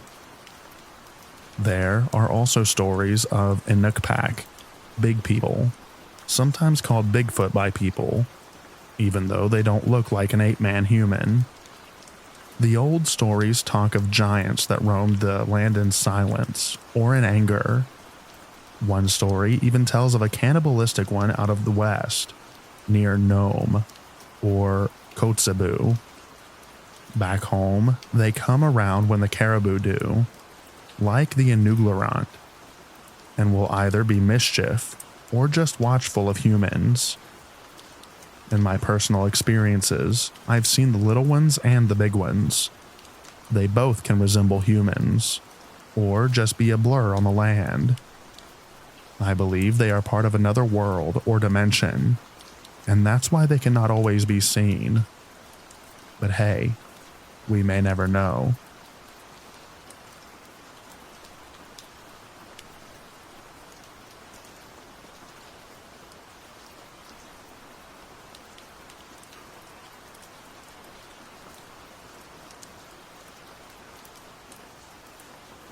In the fall of 2018, I was going to be leaving for a while. So the night before I was due to leave, I visited my cousins and my deaf aunt one last time for the year. We talked/signed about a lot. From our lives then to what it may be like when I return and be in their kids' lives as their uncle. Relationships in indigenous communities are different than Western systems, and my cousins' kids will be and are my nieces and nephews. As the night grew on, and the sun faded beyond the horizon, we felt as if we were being watched. At the time, I smoked cigarettes, so my cousins and I went out to have one, even though we had the eerie feeling of eyes following our every move. My aunt had already gone outside, and little did we know, she had brought a high-powered light with her. When we got outside, she was turning night to day in the willows across the street from the house, and we didn't know why until we looked. In the willows stood 4 to 6 small people. They looked like anyone else in the village, but they wore clothes made of skins rather than newer materials brought in. Their eyes glowed, and one bared its teeth. Thinking about this just freaks me out. The unforgettable stared back at us as we stared back. All of us knew we would be safe, so we smoked our cigarettes, and then took one last look across the road. My aunt turned off the spotlight, and when she did, the little one's eyes began to move. We could not track where they went with our eyes because of how fast they were. Like blurs, they moved in the willows and built up what they could to hide themselves. And that is when we turned and all ran inside. The next few hours, the front door was knocked on every 3 to 4 minutes, and rocks were thrown at the windows from the willows across the way. I didn't leave until morning, when the light just barely tipped over the mountains.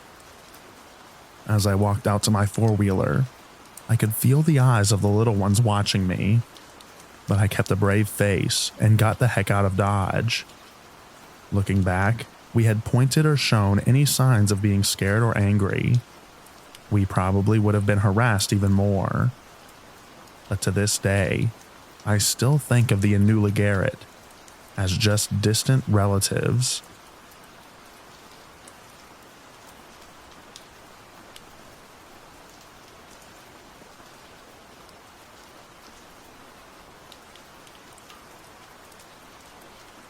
I was in my hot tub behind my house, alone at around 11 p.m.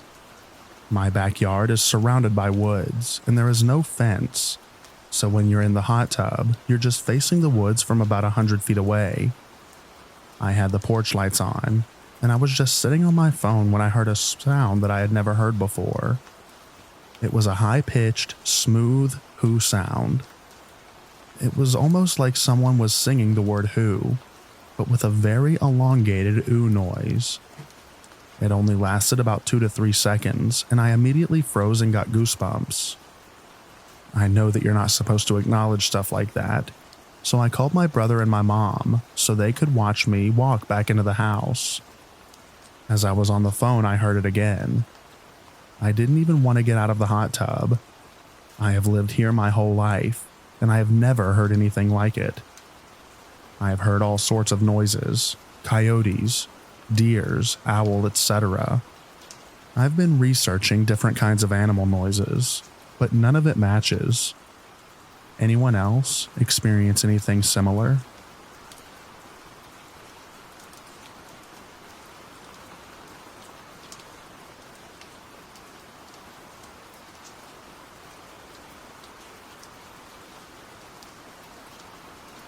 I don't know what I saw, but it charged at me. So last night I'm having some brews with my friend. It's around 10:30ish, we head down to my local park. Typically during the day, we'd go to this trail behind the park that is open to the public. After hanging around and talking with the normal vibe, we head back to go pee. So we decide let's just go down the trail entrance since it's dark and enclosed and use the bathroom down there. So we're walking, and as we're in the entrance area, we walked a little bit further into the trail, but close to the entrance. We're feeling very normal, laughing, and continue drinking. Although I remember it being a little ominous when looking down, completely pitch black path into the full trail. We didn't notice, but it was completely and oddly quiet. Out of nowhere, me and my best friend hear this brushing noise like tree branches moving, and we instantly look down the path where it's coming from. And it is as if some creature is darting towards us as fast as possible. I see the dirt from the trail being lifted into the air, and non-stop speed steps towards us. I was freaking out, thinking it's either a person running towards us as fast as possible, or it's some animal. Just had no idea. Fight or flight kicked in, and me and my friend felt concerned and weirded out that it was non-stop running towards us. I instantly turned around with my friend, and we ran out as fast as possible. Now, maybe I'm lost, but I'm from Cali in the Long Beach area. What animal rapidly runs towards two humans barely talking loud in this little trail? My friend didn't see the dirt up in the air like I saw, but he saw something dart at us and heard the brushing noise too. It was too far from us to make it out, but if we stood around 10 more seconds, we would have found out, and we didn't feel like sticking around for that since it literally was running towards us. Does anybody have any thoughts?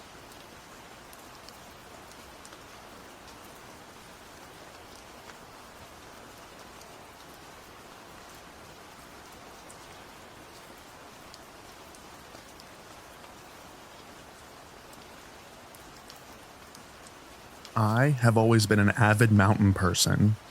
When people say they go to the beach for vacation, I respect it, but I prefer the mountains 100%. Something about these old giants has always fascinated me, as if I just cannot avoid but to be drawn towards them and be in awe when hiking on them. Over my short life, I'm a 21-year-old student, I consider that I have seen a fair amount of mountain ranges in Europe, from the Alps in Switzerland to the Pyrenees in Spain, and from the Italian Dolomites to the Czech Stolwy Mountains. I have always hiked and camped outdoors a lot, with family and friends, but also by myself. Now, I went to the United States for college, and I have always been tempted to do a part of the Appalachian Trail. From the pictures I saw on the internet, I always wanted to see them in person. And I'm not gonna lie, I must say that the great amount of scary stories of these mountains always attracted me a little bit as well. I'm definitely not a person who likes scary movies or anything like that, but I enjoy reading fellow mountaineer experiences. And to be honest, I mostly just read stories about the Appalachian Trail to know how to prep myself for when I was gonna do it. The scary stories just got my attention every now and a while. That being said, I decided to go this year and do a small part of the Appalachian Trail. I went to do a small part between the borders of Tennessee and North Carolina, with Clingman's Dome being the icing on the cake. I was a little bit hesitant to go by myself, since I'm not very familiar with both the geography as well as the wildlife in this part of the states. I wanted to go with a friend or my girlfriend who is from North Carolina herself, but both my friend from Germany as well as my girlfriend declined because they had to work. I had spring break. So I decided I had to just go by myself since I'm graduating this year and will return back to Europe. I started at this place called Bryson City and walked along the Tuckasegee River until I reached the Noland Creek trailhead. From there on, I just followed the trail until I would reach Clingman's Dome. and from Klingman's Dome, I would follow the AT for about a week. I had prepared well for this trip. I carried bear spray and pepper spray. I read some freaky stories about people in the Appalachian Trail. And I also brought this hunting knife and axe for wood. I had some canned food and lots of water, plus a water filter. And for the rest, just my tent and sleeping bag. So when I started walking away from Bryson City and I saw the beautiful aura this mountain range had, I couldn't be happier. I had been wanting to do this since I had arrived here in the United States, and I was finally doing it. I encountered some people on the Nolan Creek trailhead who were friendly, but I had made up my mind that I would be better off alone than with strangers. I reached Klingman's Dome the same day and went a little further before I would set up camp. It was beautiful. At night, I slept a bit off the trail with a small campfire while I had dinner, and which I put out before I went to sleep. The first night went super well, as I also was exhausted from the hike up to Klingman's Dome. The next 2 days were just as beautiful, and I saw lots of breathtaking views. The people on the AT that I encountered were super polite as well. Then, on the third night, I feel like everything took a strange turn. I had set up my camp just as usual, around 160 feet from the trail. No one was camping close to me, or at least, not that I was aware of. While getting dinner, I just had this super weird gut feeling that I was not alone there. I felt like as if someone was looking at me from behind a tree or something like that. I tried to just convince myself that I was having an amazing time, that I was safe, and that it was just my mind playing tricks on me. I went to sleep and put out the fire as usual. Then, before it was daylight again, I woke up.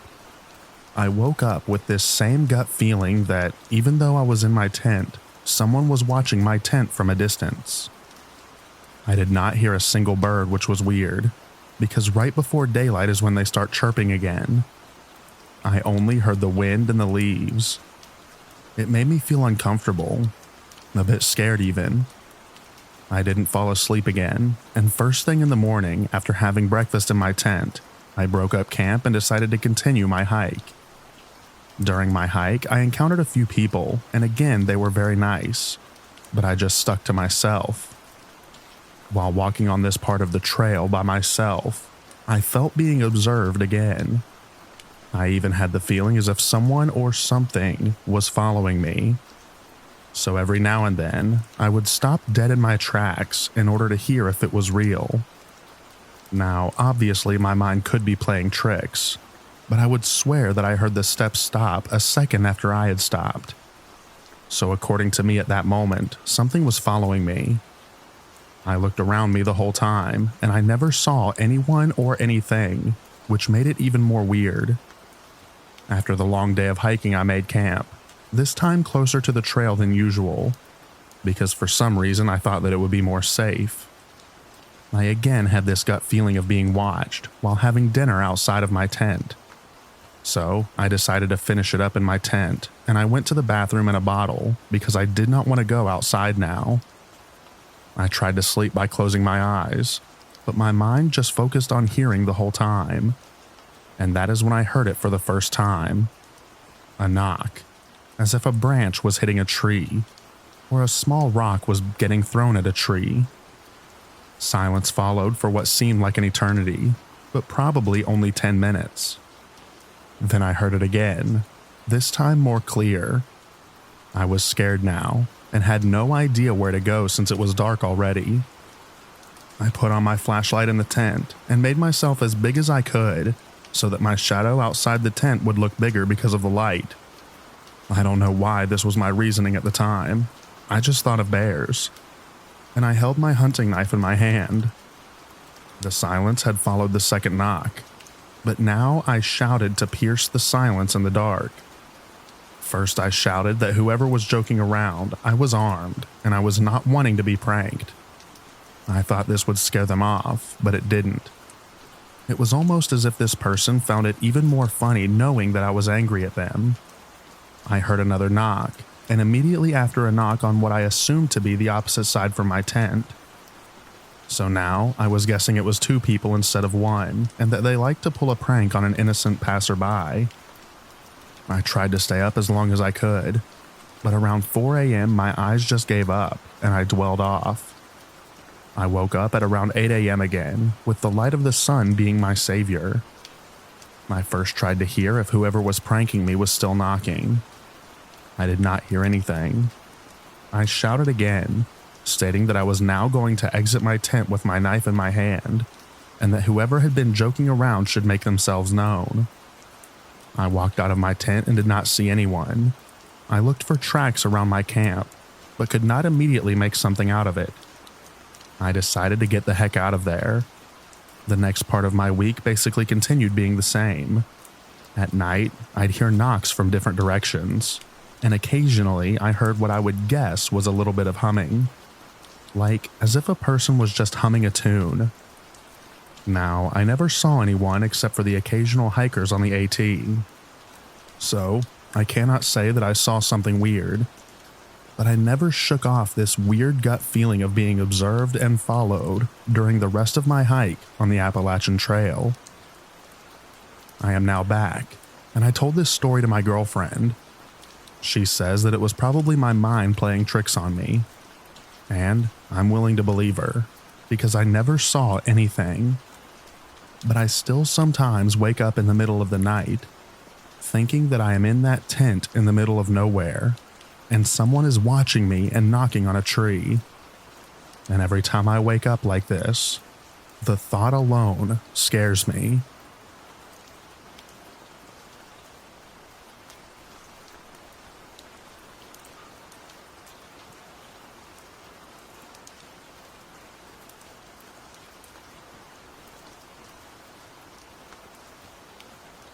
I grew up hiking and camping in maritime Canada, and I've had a few close calls with animals.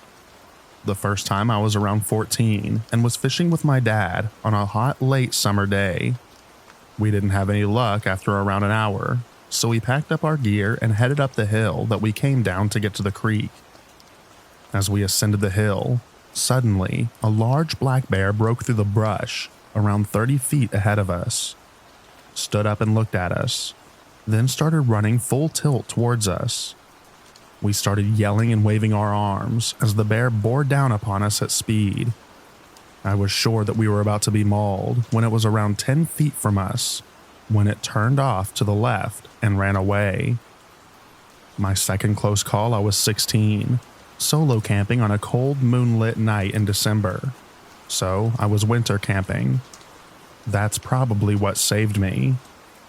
I was crouching, tending my fire, when I felt something watching me and knew that I wasn't alone. I then heard something run up rapidly behind me, cracking the ice crust on the snow from around 15 feet away.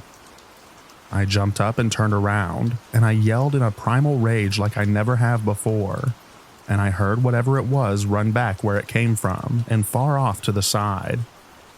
And then I heard cracking coming from a distance on my other side. That's when I decided I was leaving and ditching most of my gear.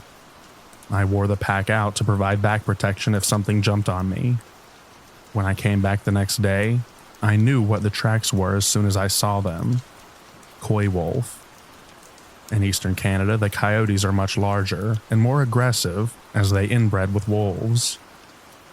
My third encounter, I was four-wheeling when I rounded a corner and there was a cow moose. It raised all the fur on its back and took a couple of steps forward, and then I revved the engine, and that deterred it. Honestly, from my experience, humans are more dangerous though. I've never had to deploy bear spray on an animal yet, but once it saved me from a person. I was hammock camping, and I noticed there was a homeless-looking guy watching me from the bushes around 30 feet away, and I yelled over and asked him what he was doing, and told him that I wasn't comfortable and wanted him to move along. He came up enraged. I dare ask him to move along, and he pulled a little hatchet thing, and he was pretty much yelling incoherent stuff and waving it around. I then pulled the spray and doused him with the whole can, and then I got the heck out of there. The spray got me a little bit, but my eyes were only watering. The guy was incapacitated and wasn't even a threat anymore. He was screaming and grabbing his face and would walk around 10 feet, wipe his face a bit, and then walk again. I just wanted to tell my stories, and I also want to hear yours. Thank you for reading.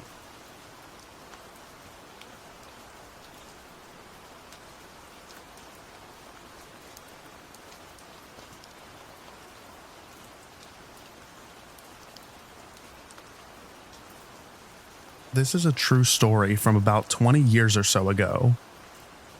I had been living in the San Francisco Bay Area, but originally I was from the East Coast and had never truly been camping. My girlfriend at the time was from Cali and was used to camping, so I went with her a few times. This was my first time with her, and her young son of 5 came with us to Big Sur. It was cool and had been rainy, but this night was just misty and cold when we arrived. We drove to one of those camp places that has a small parking lot, which was empty except for us. So we set up the tent a little bit from the car and proceeded to try and get a fire started. She got mad because she asked me to get things started, and I had no idea what to do. Anyhow, so fire started. It was cold and wet, and after eating, we all crammed into a 2-person tent. Neither of us were gun owners, but I had brought a small knife and a mini baseball bat just in case, because I was not really comfortable camping. In the middle of the night, I'm guessing because no watch, I was awoken by something walking slowly around the tent. I was so scared that I couldn't figure out if it was 2 or 4-legged. I didn't hear any other sounds, except what sounded like something trying not to sound too loud, at least in my mind. This went on for what seemed like 10 or 15 minutes, and I was scared out of my mind. And I didn't move, but I kept my hand on the bat next to me. I remember assuming that it was a bear or a mountain lion, which I had no experience with. Eventually, it sounded like it walked away slowly, but I wasn't really able to get much sleep. At first sunlight, I slowly got out of the tent and sat on a park bench that was near us. After a little time, I see someone walking through the woods towards me, which again scared me as we had seen no one since being there. Eventually, I see that it's a ranger or a police officer. I don't really remember which, and he seems to have his hand on or near his holster. I'm wearing camo pants, have a beard, and look pretty scruffy, and I'm a bit worried because I have some weed on me, and the knife and bat. He asked me my name and what I was doing there, and I explained that I'm with my girlfriend and son, who are still in the tent. After checking my ID and seeing them, he told us that there had been reports of a crazy guy going around and attacking campers in the area, and to be careful and think about leaving the area, which we did because the weather sucked anyway. As it had been raining, there were no footprints or other signs of what was walking around us. But it was scary for me, a city guy, not knowing if it was an animal or a crazy man. And I was super hesitant to go camping for a bit after that.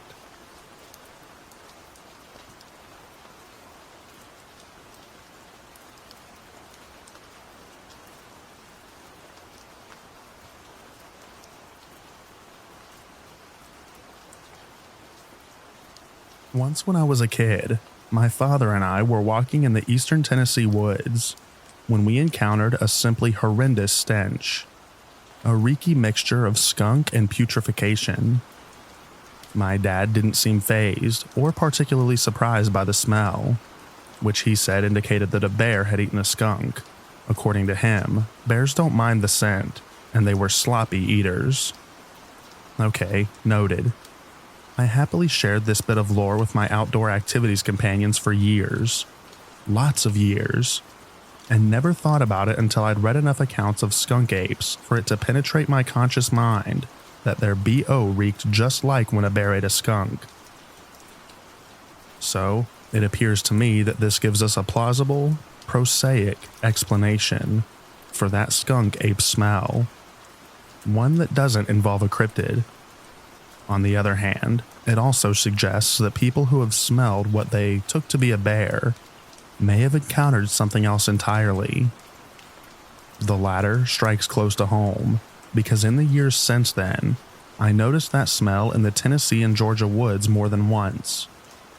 In every instance, I carefully sneaked around downwind of what I took to be a bear. Definitely makes you wonder what else it could have been.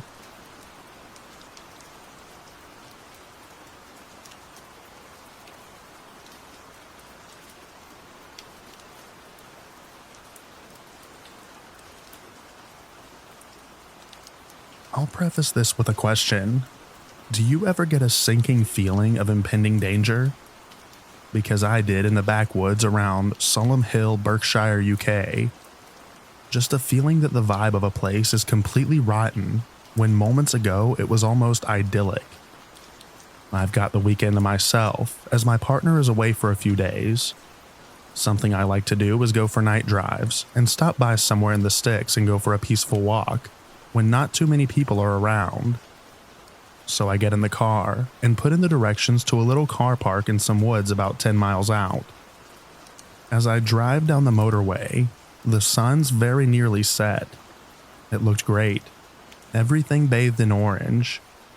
So I leave at the junction and the motorway becomes dual carriageway, which in turn becomes single B road. I turn off onto the lane and pass through the last village before a nice bit of hilly conifer woodlands looms large in the twilight. I was going here particularly because I had heard that there was a nice viewpoint of Reading Town. I didn't make it that far. Now I'm going up country tracks, single lane, so I'll have to pull over to let someone pass if they're going the other way. Thankfully that doesn't happen. No one else is on the road. The hedgerows give way to woodland. It's very pretty, and I can still hear birdsong in the dying light. Eventually I reach the car park, although really it's just a patch of gravel for turning around, and a forestry commission gate blocks off the dirt track deeper into the woods. In the car park there's a motorhome, although it looks like no one's in it. There's also a dark blue Ford Fiesta EcoBoost with a fella in it on his phone. I park in the corner behind the motorhome and 2 spaces over from the Ford and get out. There's a meadow across the road from the car park, so I walk to see if there's a path that may lead to the viewpoint. I've not been here before. No viewpoint, but a single deer. Nice. After that I cross over again and decide to use the track behind the forestry gate. Even if I don't find the viewpoint, I think it'll be a really nice walk, and begin walking. The man in the little car isn't on his phone anymore. He gets out. I take a few more steps, but I'm already feeling a creepy dread. I look over at the man. There's now a second man, and the pair of them are dressed in dark, practical clothes with boots. They're very tall. They don't say anything to each other. Their faces are made of stone. I've stopped now. I pretend to be on my phone. I try not to look directly, but out of my peripheral, I catch them taking turns to sneak looks at me. So I look at them directly, and one is just watching me as they walk towards the same path I was about to head down. I just stand there as they walk by, and they keep looking at me in alternation, even turning their heads as they're in front of me now to look at what I'm doing. They disappear behind some hedges, looking at me one more time before they go. The dread feeling, the rotten feeling, is very strong. I've had this danger feeling only twice before. One time the danger was perceived. The other time, very immediate. At this point, I decide absolutely not and go straight back to my car and get in. I can see the men again. From the car, I can see around the bushes and they're just stood there watching me. The entire time I got ready and drove out of the car park turning onto the road. They just stood there, watching. I hope I was just being paranoid, but I know the difference deep down. Paranoia makes you jump at your own shadow and feels anxious. This feeling was cold and a solid feeling in my gut. You become hyper aware of your surroundings, but also the object of your own dread. In this case, the men. I just had a terrible feeling about them, unlike any other stranger I had come across.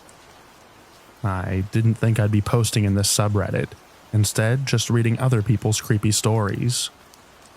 But I had to ask, does anyone else get the feeling that I'm talking about? Have you ever had it before?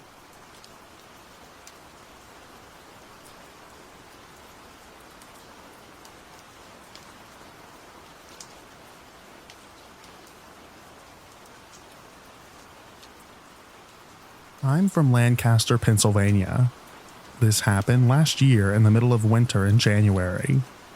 There is a trail called Chickies Rock, which runs along the Susquehanna River, right beside the Route 30 bridge that crosses the river. It was Sunday evening.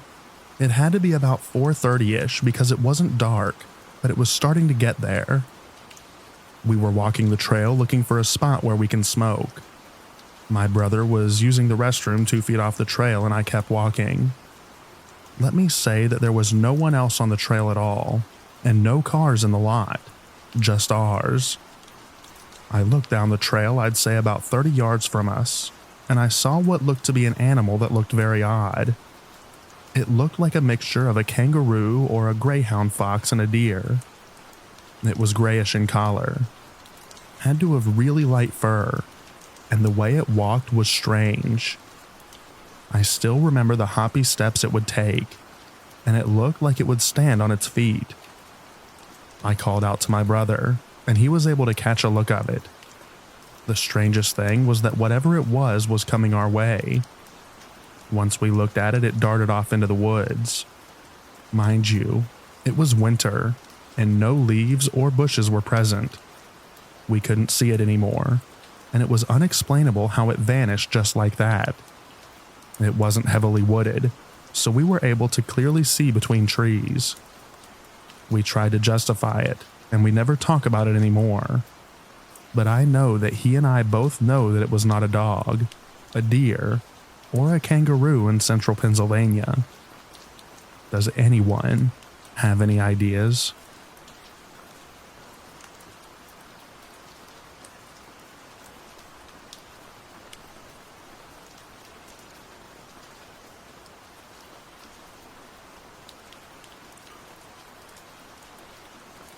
It was a random day.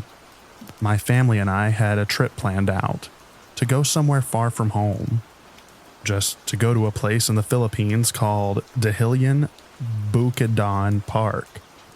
While on the way, we used a GPS tracker to reach our destination. None of us were aware that the GPS may not be accurate. We followed the route. My uncle was driving the car. It was a fortune car, big enough to fit many people inside. As we got somewhere, it was still sunset, and we were going up a hill surrounded by tall trees. I fell asleep for a while because I was already exhausted from all the journey that we went through. But I soon woke up from my mother's voice saying, Dongpag Bante Kai Mahulag Ta. It's in Cabano. It meant, be careful, we're gonna fall off. I looked around the car window.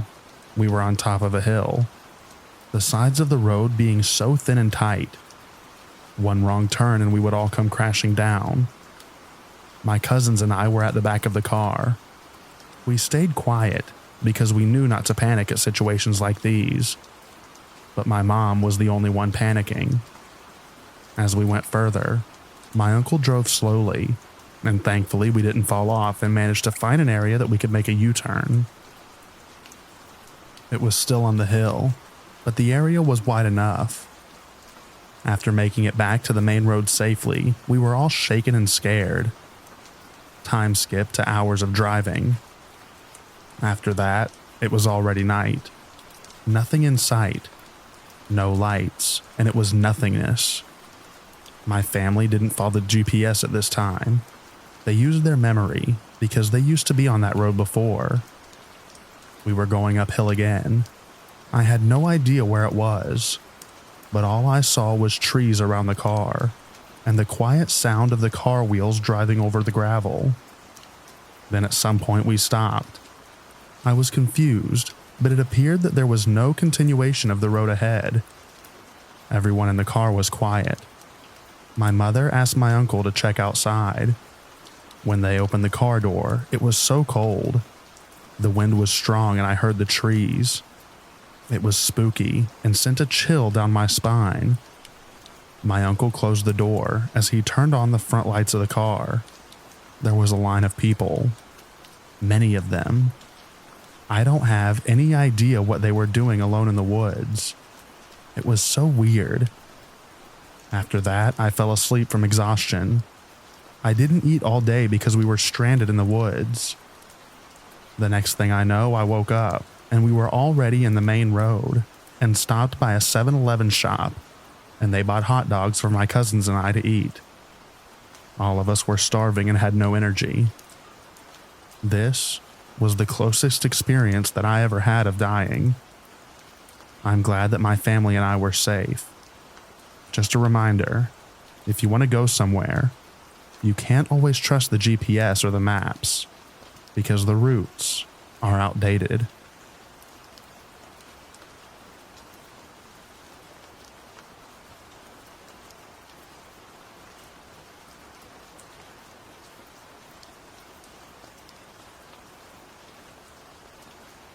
My fiance and I went for a 3-day trip to Gatlinburg, and we've spent our days in the mountains, hiking, and spending time in and around the national park. Tonight at around midnight, trying to get all of the time in the mountains that we can, we decided to take an hour drive from our hotel room up the mountain to an overview/lookout type of spot, right on top of said mountain, to see if we can catch an awesome look at the stars, because there's a lot of lights in Gatlinburg at night. Driving up there, neither of us noticed literally anything off, other than when the mountain winds are a little spooky at night. We're from Florida, so it's just unfamiliar. But as soon as we get to where we were going, and she and I got out of my car, I'm almost overwhelmed with a vile, oppressive feeling outside of me. But not wanting to make the lady uncomfortable, I don't react too much just yet. The wind is absolutely roaring, and unfortunately, we couldn't see any stars due to cloud cover. So I tell her I'm going to step to the side and pee, and then we can get back to the hotel room. As soon as I get like 10 feet away, I get a very strange feeling of extreme vulnerability and detachment from everything around me, almost as though I'm miles away from my nearest person, though obviously I'm only feet away from my fiance. I turned around to walk back to the car and heard something off to my right, and instinctively looked over to see something roughly human size go down to coyote size and just kind of hop over a rail from about 200, maybe more feet away. I quickly get back to the car and usher my fiance in, still not trying to scare her, or at least show her that I'm scared. But she asked if I was all right, and my reaction was a dead giveaway, and we jumped in and sped off. Never in my life have I had an experience like this before, and never in my life have I really had a reason to be made uncomfortable of just being outside. But I truly believe that something was in those woods with us tonight.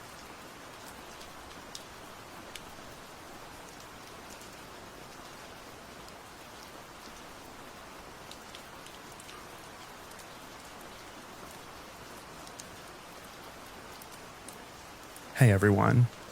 I've been lurking here for a while and thought I'd share a strange experience from about 7 years ago that's been haunting me ever since. I've been a trucker for over a decade, and you hear all sorts of stories on the road, but this one still gives me chills. I was driving through a particularly desolate stretch of highway in the Midwest when I decided to pull over at a truck stop for the night. The place was pretty run down, and there were only a few other trucks parked there. As I was getting ready to settle in, I overheard a couple of guys talking near one of the trucks. They seemed on edge, whispering urgently. I caught snippets of their conversation and heard one of them say, "Watch out for the lizards," I thought it was a weird thing to say, but didn't think much of it at the time. I figured it was some local slang or an inside joke. As the night wore on, I started to drift off, but then I heard footsteps crunching on the gravel outside. It was strange because it didn't sound like just one person. It was like a small group was walking around, but the pattern was irregular and unsettling. Curiosity got the better of me, so I peeked out of my window. I couldn't see much in the dim light, but there were definitely figures moving around the parking area. They seemed to be skulking between the trucks, almost like they were looking for something. I told myself it was probably just other drivers stretching their legs, but the unease wouldn't go away. Suddenly, I heard a sharp knock on my door. My heart leapt into my throat. I glanced at the clock. It was well past midnight. I called out asking who it was, but there was no response. Just the sound of footsteps shuffling away. At this point, I was too spooked to investigate further, so I locked my doors and tried to get some sleep. Just as I was drifting off again, I heard a low hissing sound coming from somewhere nearby. It was faint but persistent, like someone whispering just out of earshot. I squeezed my eyes shut and told myself it was my imagination, but then I heard the footsteps again, closer this time. Throughout the night, I could hear knocks and scratches on the other trucks around me. Every once in a while, there was some sort of yelling or moaning coming from the distance, like someone or something was trying to communicate or call out. Occasionally, a smoky smell like a cigarette would waft through the air when these creatures were close to my truck. The rest of the night was a blur of eerie sounds and creeping dread. I kept telling myself it was just some weird local prank, but the whole thing felt off. As soon as the first light of dawn broke, I didn't waste a second. I fired up my truck and got out of there without even looking back. I didn't want to see what might have been left in the morning. To this day, I can't shake the feeling that there was something more to those lizards than meet the eye. Maybe it was just an overactive imagination, or maybe there was something out there in the backwoods truck stops that we're better off not knowing about. Stay safe out there, and keep your eyes and ears open. You never know what might be lurking in the dark.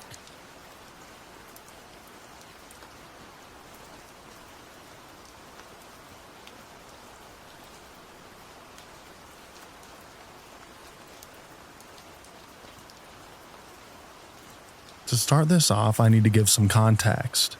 I'm 23, and I currently live in New York City, but I have grandparents who live down in rural West Virginia.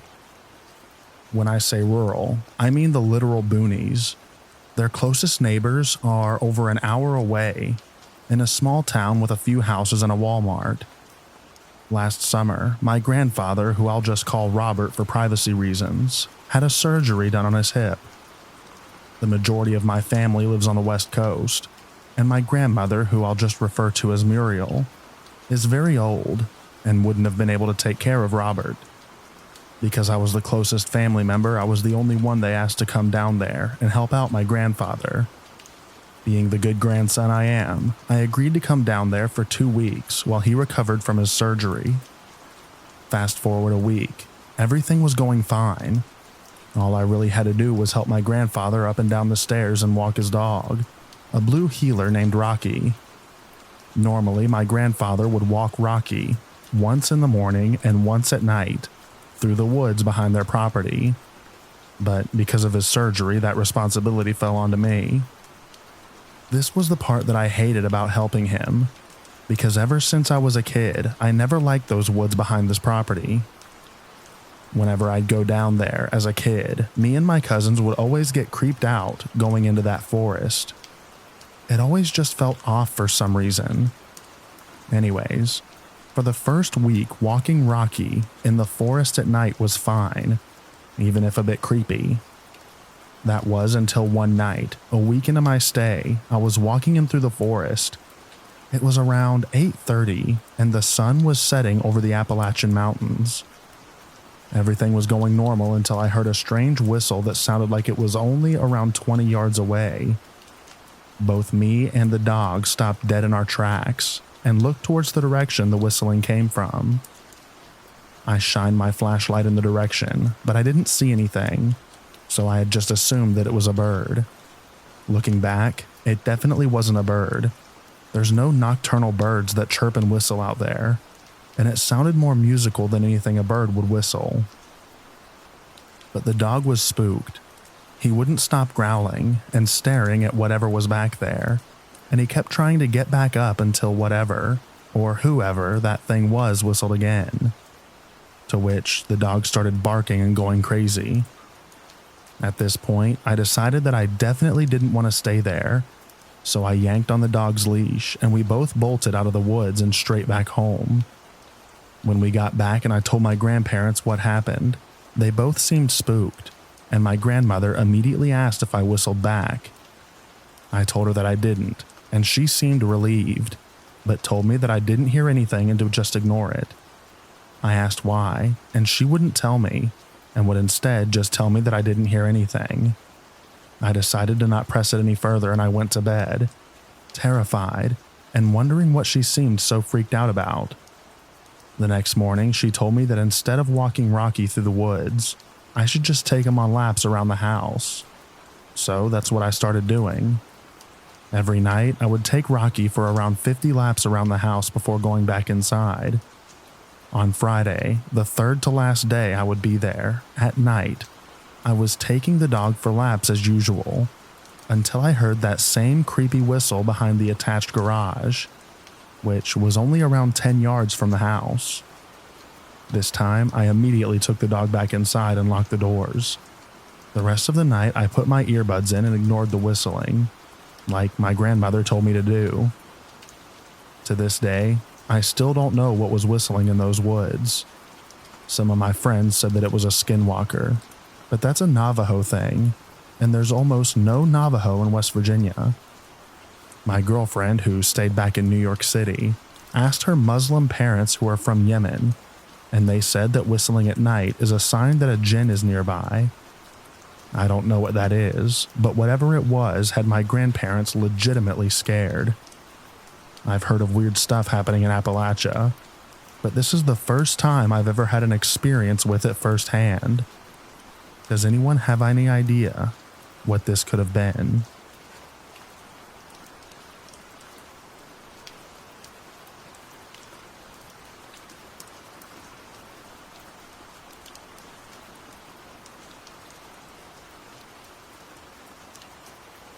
In high school, during a quiet summer night, me and two friends went to investigate a local ghost road. It was rumored to have a ghost lady who would appear carrying a couple of bags, then dematerialize in front of you. The road has fields, woods, and houses spread out, but by no means did it feel remote or creepy during the day. We pulled the little pickup truck to the side of the road, turned the engine off, and just sat quietly with the windows down. The cool night air felt perfect. We were still talking like normal about life and girlfriends, and really just half paying attention to the dark road that stretches out away from us. Then I saw something. Here's what I saw. During a lulling conversation, I looked up to see the silhouette of 3 to 4 foot tall humanoid shadow walking down the opposite side of the street no more than 40 feet away. I didn't say anything, but I stared in disbelief. It looked like if a Muppet had been walking.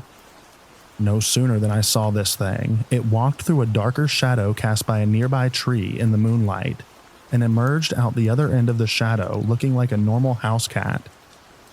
It was no longer upright, but was distinctly a cat. It walked a few more steps, looked at us, and silently bound over the guardrail and into the woods directly opposite us. From the small, weird 2-foot walker to the cat over by the guardrail probably only took no more than 5 seconds in total. I said nothing the entire time. Strangely, nobody did. Then the driver said to nobody in particular, "Oh, it's just a cat." I said, "Wait, I saw the small person too." We just looked at each other, took the cue, and headed home. This was almost 30 years ago now. The area has gotten substantially more built up with the new homes and such. I think about this from time to time. I wonder if it was my eyes playing tricks on me.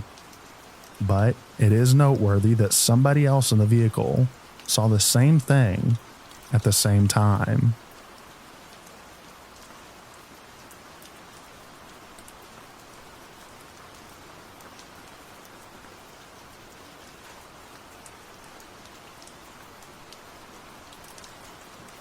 This is one of my desert stories.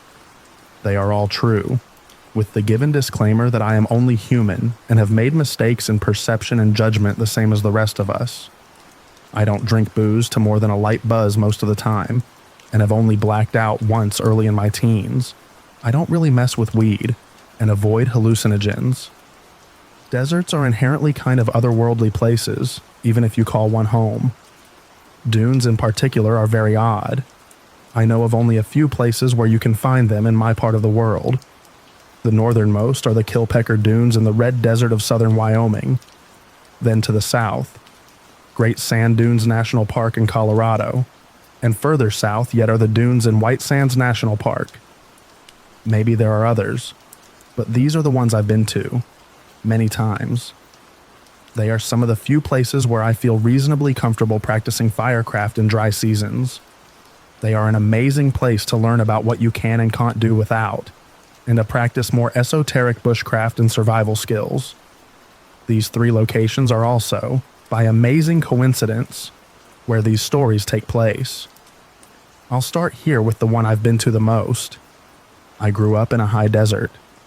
They are unforgiving by their very nature, but if you can take what they throw at you, they are full of a surprising amount of life and beauty. The forests and mountains may be my sanctuary, but I fear in my heart that I am ultimately a desert creature, and the dry wind that steals away warmth and moisture also calls me home. I love the desert and the winds that allow nothing spare. I love the rocky creek beds, where the bones of the fish that once gave them life blew into dust centuries ago. I love the rocky outcrops rotted away to globular non-forms by wind and ice. The desert is my home.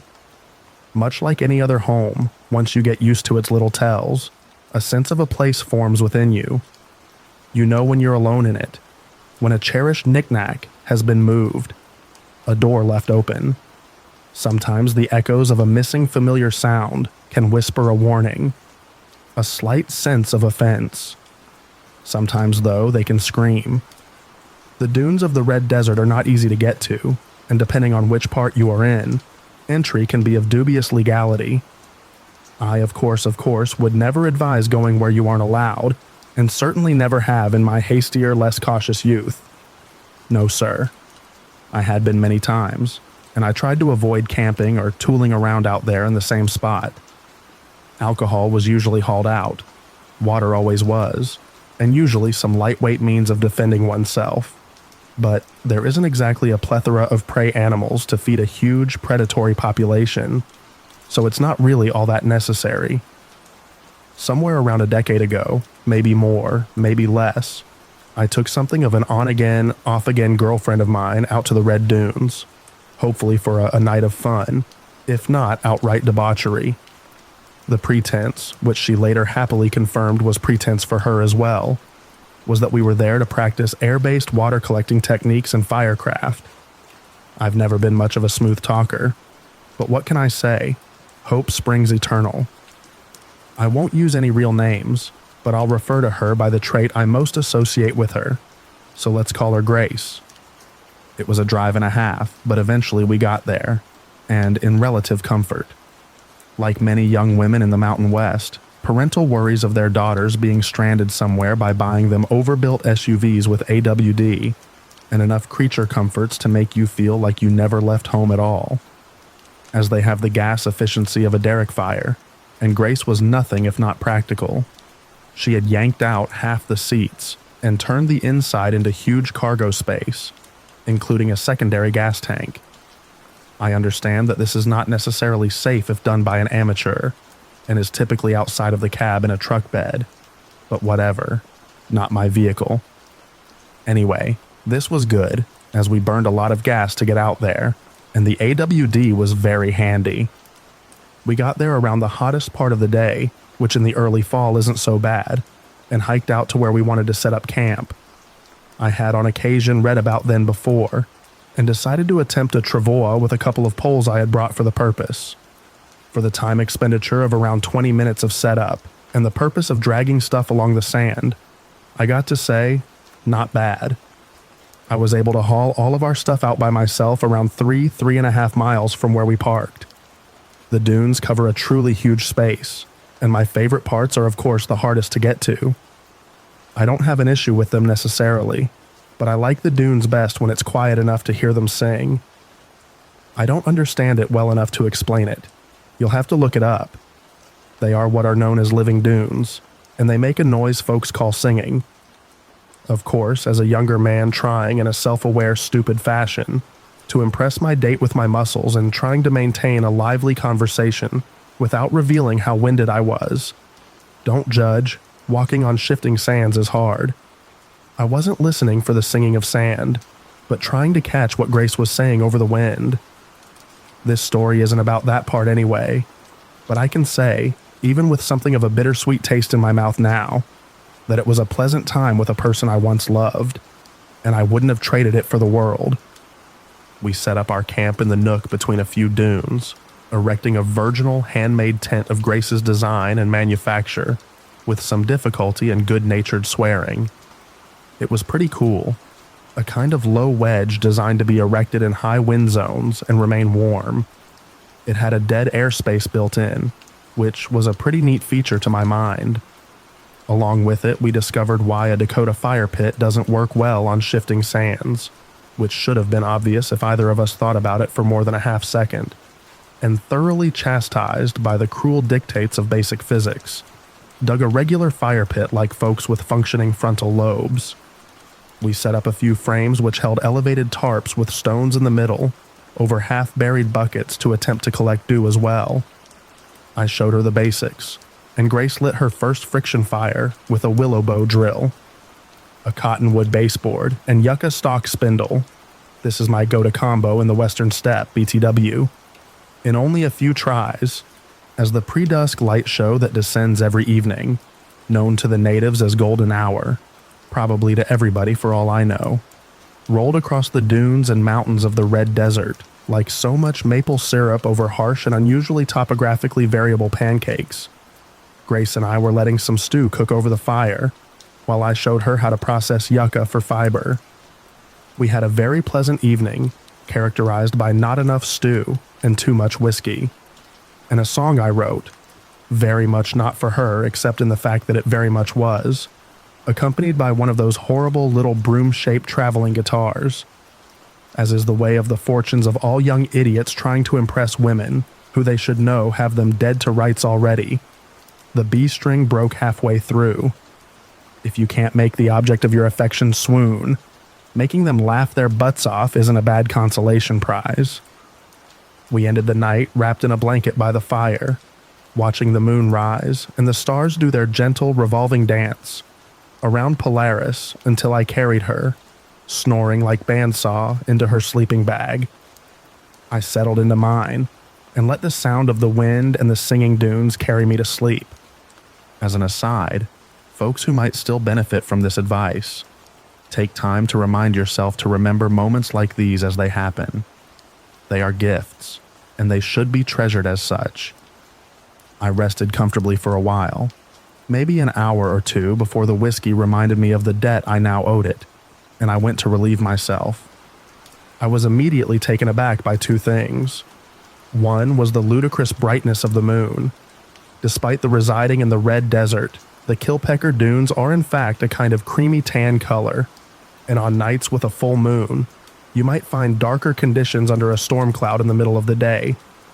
The light seemed like it was pulsing a little, which I assume was probably more to do with dehydration and booze than the actual light sources. The second thing I noticed was the calm. It's almost always windy in Wyoming. It just is.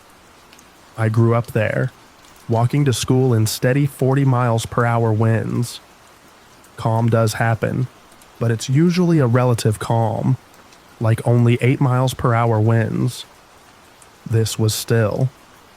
Waking up to the calm is like waking up in a strange room you don't remember falling asleep in.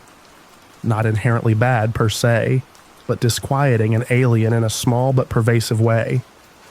I climbed up a nearby dune, because if I have to urinate, I may as well do so from a great height. The men reading this will understand. And because I wanted a good view of the surrounding area under its unusually well-illuminated conditions. The only sound was my footsteps, my breath, and the gentle hum of the dunes themselves. Not even an owl to be heard. As I got to the top, a mountain came into view. Actually, several did. This isn't an unusual experience in the Rockies, as visibility can often be hundreds of miles in clear conditions and farther from elevation. What was of note was that above the ones to the north of me, there were flashes and flickers of light. Thunderstorm up north was my first thought, which would have been the safe bet. But I saw no clouds past them. I then noticed the ghostly colors of the lights and realized I was watching the aurora borealis, which I was hitherto unaware could be seen from that far south. I took a moment to relax and enjoy it, before scanning around me to see what other sights the moon would show me. It was then that I spotted, down below me in a flatter area, what appeared to be many numerous four-legged creatures. Cows, sheep, antelope, heck, even deer or elk wouldn't be that strange. I honestly couldn't tell you what they were, only that there were probably more than 20 and less than 50. More about that in a moment. But in the middle, I swore I saw an old-school, I kid you not, covered wagon. Not the pioneer kind, but the blockier, fully roofed shepherd's hut on wheels that dotted Wyoming like freckles 120 years ago. Folks think it was the cattle that built the West, but Wyoming first and foremost was built on sheep. However, whatever I was seeing, it was all backlit by the moon, so they were casting shadows from the side facing me. Now, I'll be honest with y'all, I don't have the absolutely clearest vision. It's not bad, better with glasses, but I don't usually bring them with me to throw a leak in the middle of the night. So when I say the movement of these critters and the wagon looks strange, I expect you to take it with a grain of salt.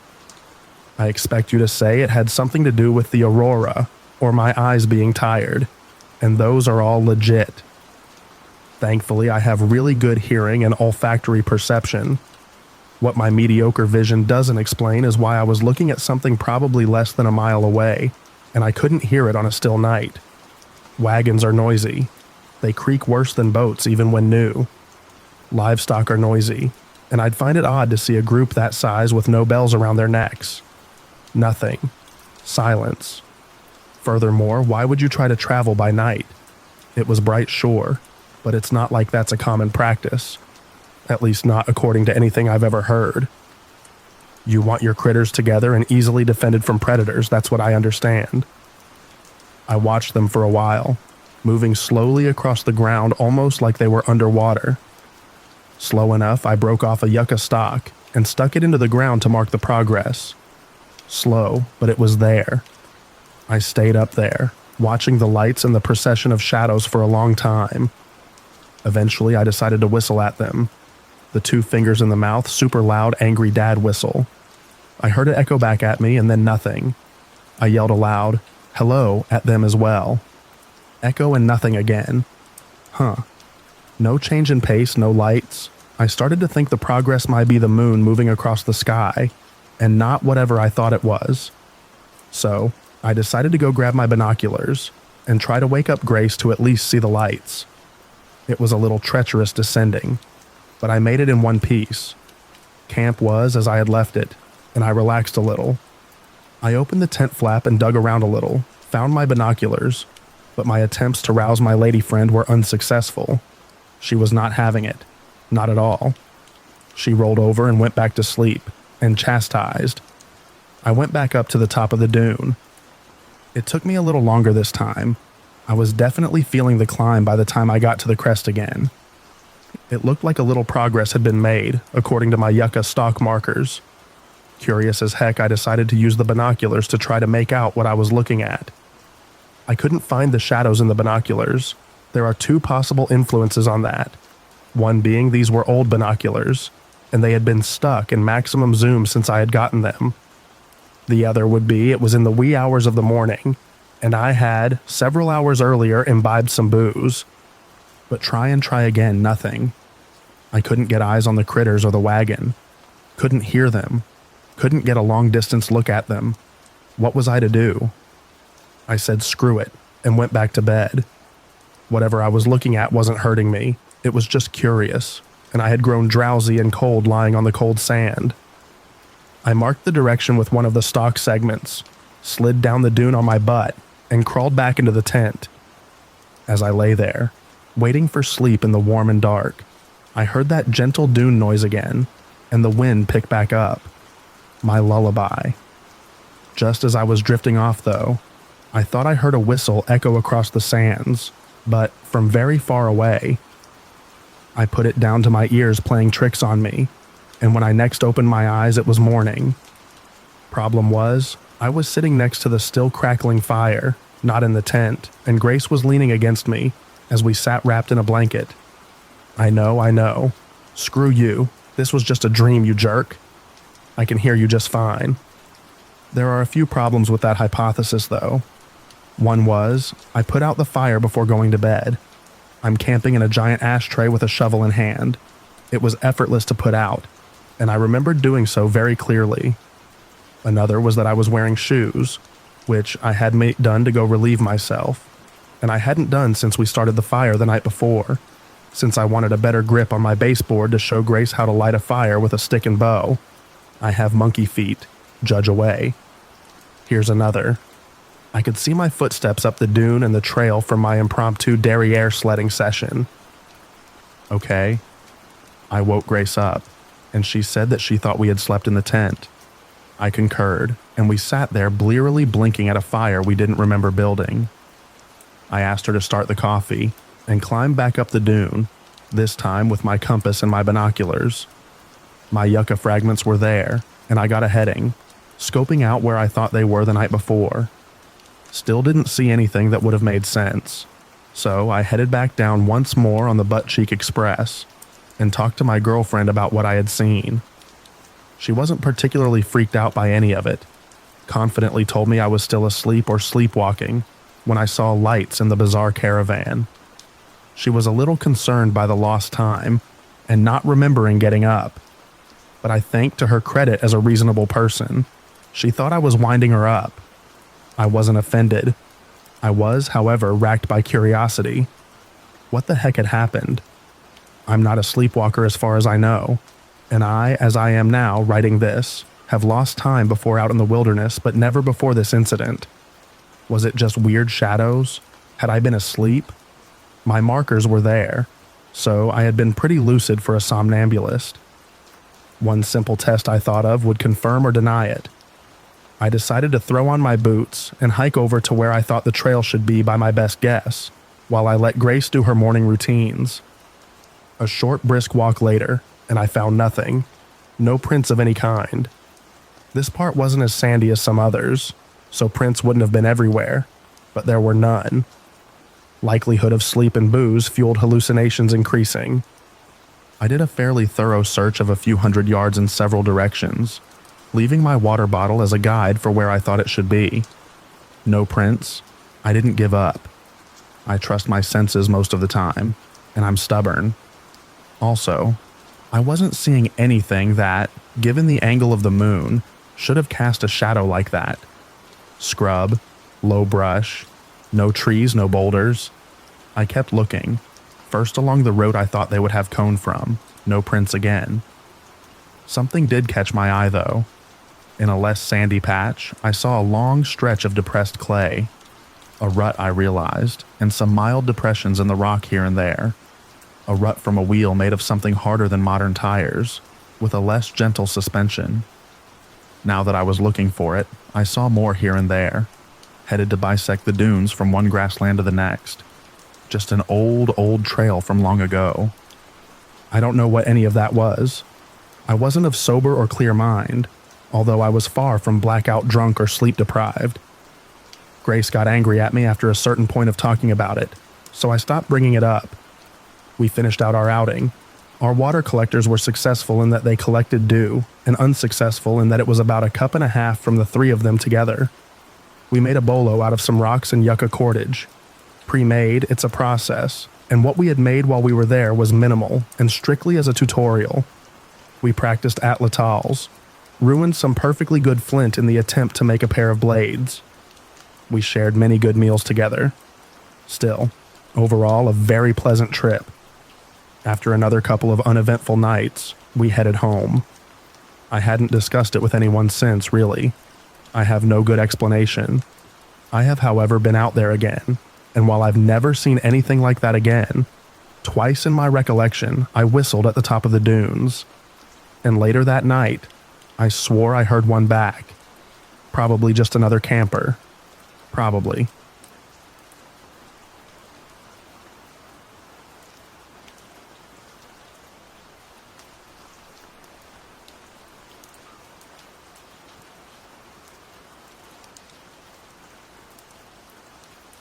I had a self-rescue I had to do in the Laramie Peak Range. I lost my gear and map and shelter in a windstorm. Took a few days to get out. Had some deeply unpleasant experiences along the way. This isn't that story. It sucked, but it wasn't all that scary. I kept a cool head. Typically, that's who I am. I'm the person who stays calm in crisis, and I mention that to give you a litmus test for what it takes to freak me out, to make me lose my cool. This is about a time when I had all my gear, but I couldn't keep my cool. There are a lot of cool little trails in Colorado, some well known, some only locals know. There are mountains and forests for days out there. In 2013, we got torrential downpours in September along the eastern slope. It was squelchy as crap for a while, and then a glorious mushrooming boom happened. I love mushrooms. I love to forage, take one, leave three, and my absolute favorite is the Boletus rubriceps. The conditions weren't exactly right, but I thought, why not? I gave it a shot. I'm not saying where my spot is. I will say I also have the native hazel there, some actually fruiting manzanita, watermelon berry, currants, rose hips, raspberries, strawberries, and frequently oysters, morels, hawkswings, puffballs, the big ones in one meadow, milky caps, chicken of the woods and chicken of the road, and the only chanterelles I've found in the region, all in a glorious few acres. It's wonderful. I can disperse camp there. This is where I went, no brainer. Now it's fall, even if it's somewhat early fall, so I know that Yogi and Boo Boo are going to be out stuffing it for the winter. So I've got my spray and my uncle's lever action 44 mag Henry. GF at the time was supposed to come with, but couldn't get off work, so solo it was. I figured I could practice some firecraft, maybe build a chair, maybe a smoker, and in general just have a nice few days out. I went up early in the morning, hiked about 7 miles in, set up my shelter, set up to enjoy the rare luxury of a real fire in Colorado later, and started to do my stuff. Set up a couple rods with bells, got out my baskets and set up my dryer and its shelter far away from my sleeping tarp shelter. I was squelching around with my foraging gear out in a few minutes and having a blast. I marched happily along pretty much until dusk, and then pulled out my headlamp and kept going well past I should have. But did I get a haul? It was an incredible spread, and I left plenty for the woodland critters. I got back to my camp, started cleaning and drying, and probably didn't get to my dinner until 1 in the morning. I had caught 2 brook trout of reasonable size, gutted them, and let them hang in a bug net next to the creek for the next day. Figured it was cold enough that they'd be okay. I got back to my little dinky tarp shelter around 3 a.m. and went inside, toweled off, and passed out. I awoke around 10 a.m. or so the next day, and the woods were silent. I mean, no birds, no bugs, wind in the branches, nearby brook gurgling, and that's it. Usually there's something. I decided to be cautious and go about my business. My camp was exactly as I had left it, except for 2 things. The first was there was a branch, about 2 feet long, thick as a wrist, laid against the tree my pack was tied to. It had been gnawed, like by a beaver on both ends, which I've heard of but have never seen before or since. It had no bark on it, but still was green wood. Had to have been left there, but to what end I have no idea. Unsettling? Sure. Freaky? Not really, I wasn't scared. Actually, my first thought was I must have picked it up and forgotten about it. And I put it out of my mind and went to collect my fish, which hopefully were still there and weren't rotten or nasty yet. I got into sight of them, or rather, the bug net they were in.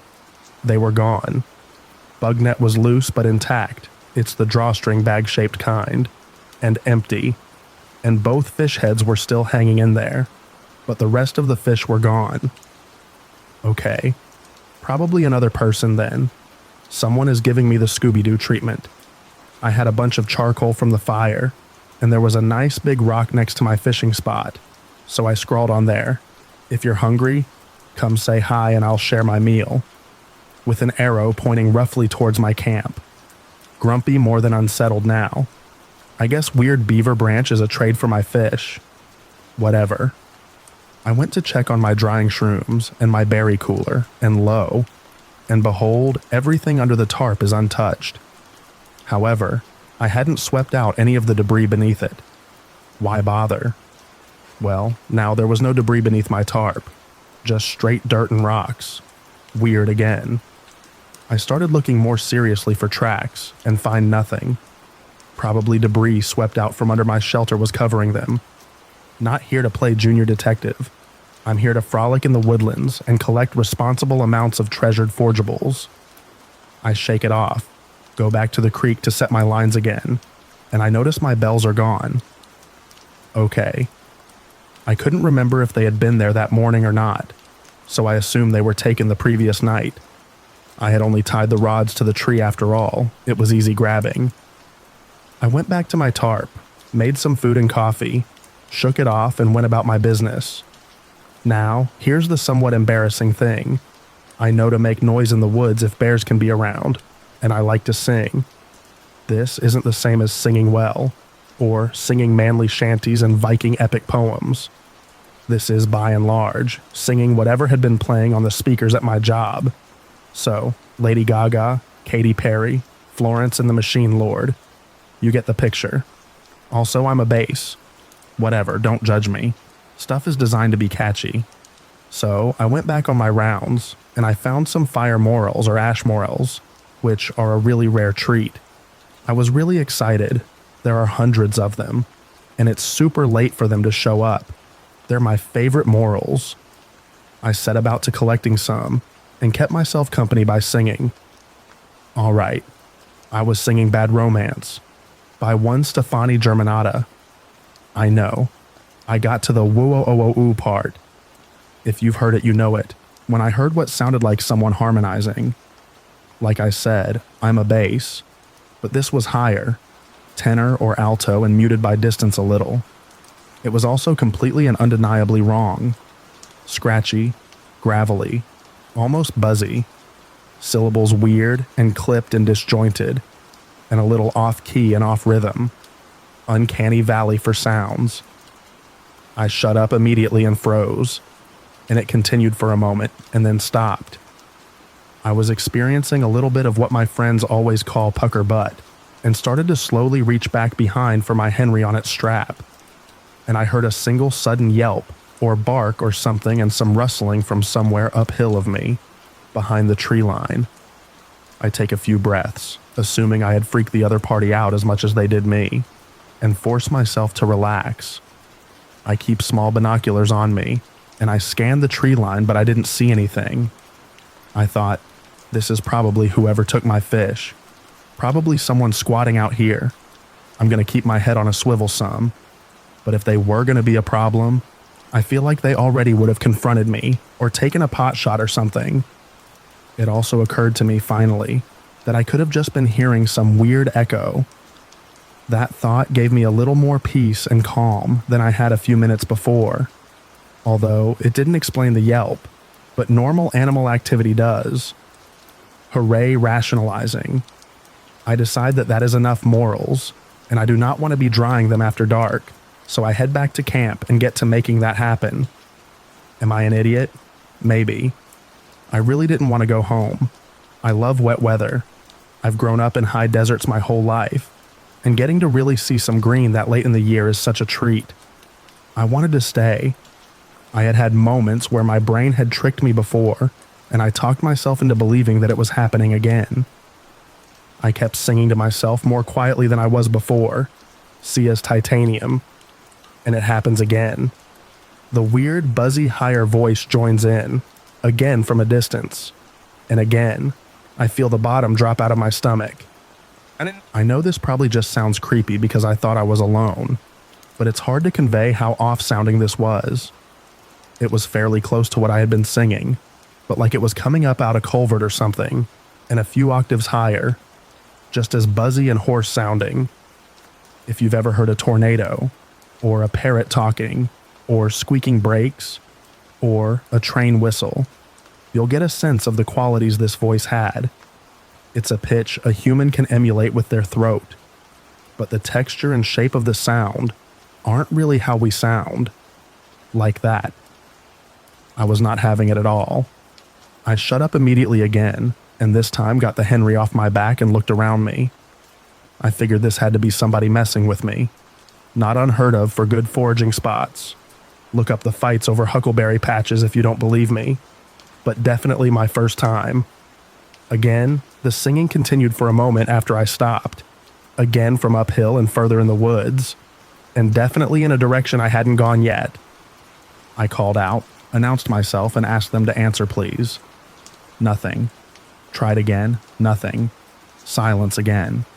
And since I'm listening, I notice it again. Just wind in the trees in the creek. No animal noises. No bugs. My head had felt a little squeezy, so I decided I needed to check the weather when I was sure I wasn't going to get shot IR something. Maybe a storm was rolling in. Bingo. I had headed over to a clearing, and for sure, storm was rolling in.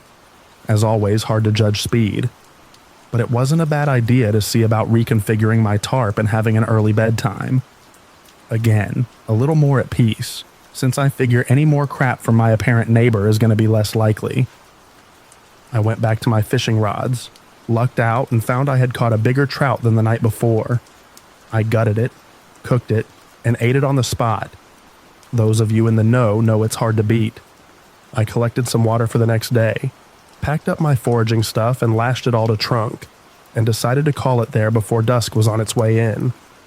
I set up my tarp in a lower to the ground, more wind-resistant configuration, and set up a spare, older one as a kind of rainfly over the entrance.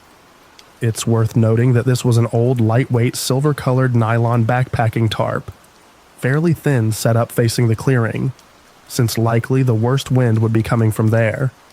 It also pretty much blocked my view of the clearing. I did another Widowmaker check, all good, made a hot cocoa and tucked in just as it was starting to come down. It came down hard. I had to put in some earplugs. Lightning was frequent and loud, and I didn't stay particularly dry and didn't get much sleep. It was, all in all, one of the most unpleasant and awe-inspiring nights I had had camping. Somewhere in the middle of the night, I thought I felt something bounce off my tarp, kind of behind me. Well, not that weird. It happens in storms. Figured it was a branch. Then a few minutes later, I see something, maybe a stone, about the size of a plum, bounce off of my tarp, off the rainfly, and land in front of me. I get my headlamp turned on, and sure as crap, it's a rock. Round, but not symmetrical or spherical. And smooth. A river rock. Rocks don't fall off trees as a rule, and if this storm had picked one this round up, I should have been airborne. Then another one a few minutes later. Similar trajectory. Then nothing but the storm for a while. What am I gonna do? Investigate and get soaked? I had my gun, and if crap was gonna go down, I was about as ready as I could be. I turned my headlamp back off. I then got treated to pretty much the most awe-inspiring amount of lighting I have ever seen in my life. The sky is lit up for seconds at a time. The earplugs were not protecting me from the thunder, and my ears are ringing. I keep seeing the trees from the edge of the tree line and the clearing projected in shadow form, onto my rain fly over and over again, dancing this way and that. It was really beautiful, and if kind of inherently scary, also exhilarating. I really couldn't look away.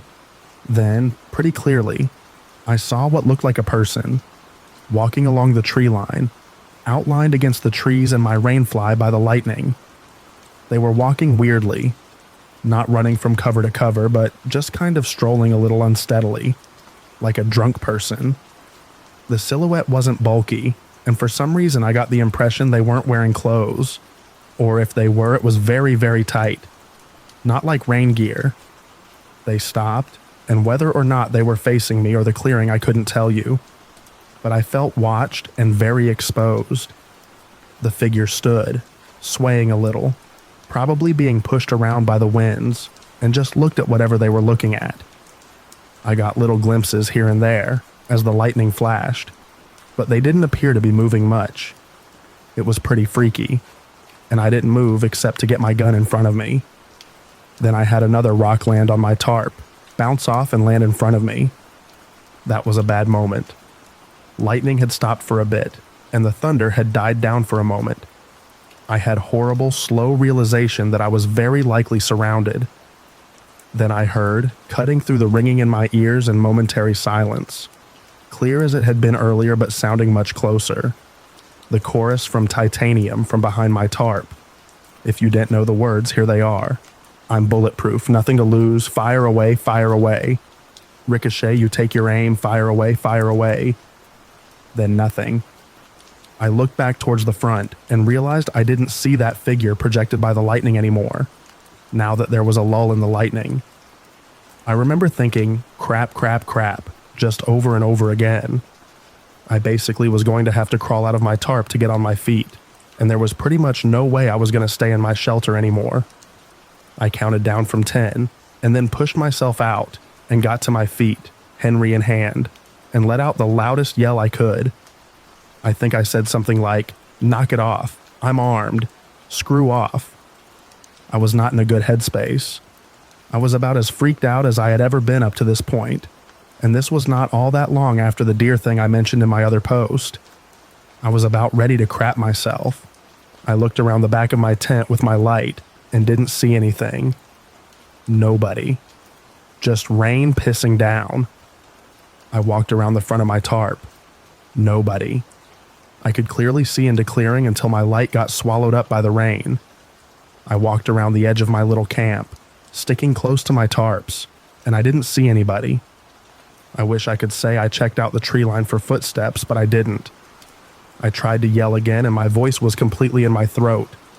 Another rock hit my shelter and bounced off, squarely in the cone of my headlamp. And I won't lie to you all, I lost it.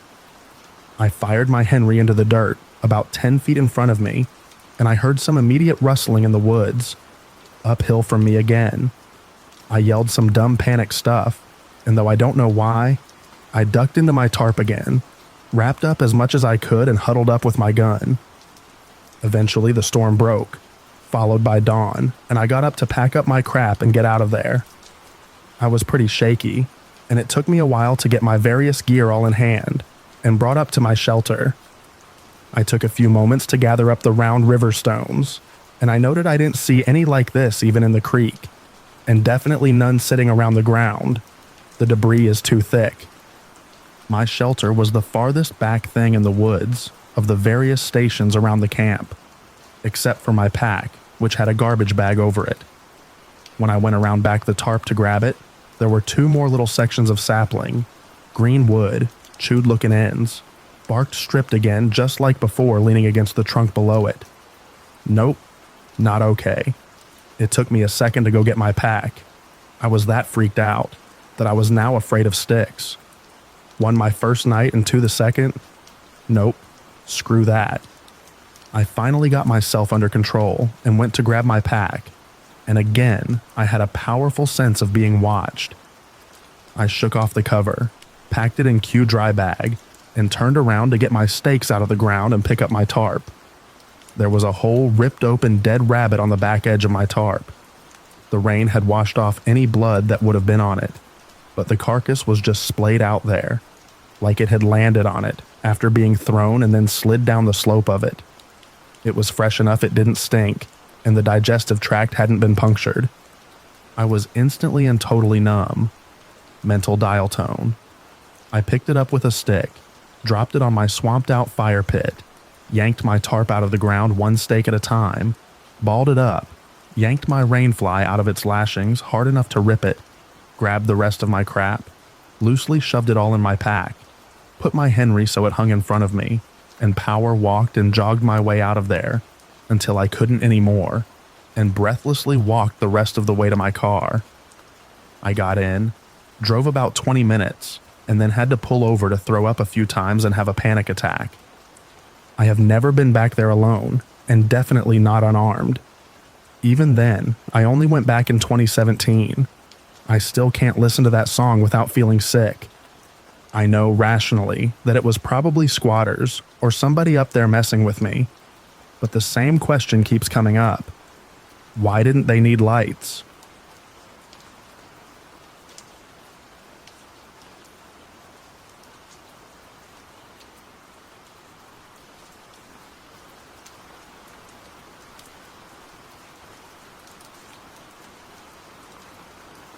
I genuinely am so scared.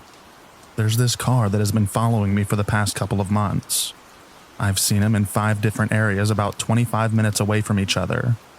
He lives in my area, and he smiles at me creepily, and I just see him everywhere. I was hanging out with my friend today, and he pulled out the corner and looked at me, and then stopped across the road from me at a food place. And when he saw me walk out of a path, he immediately started pulling up and stopped practically right in front of me. And then I ran and hid. I'm very scared, and I don't know what to do.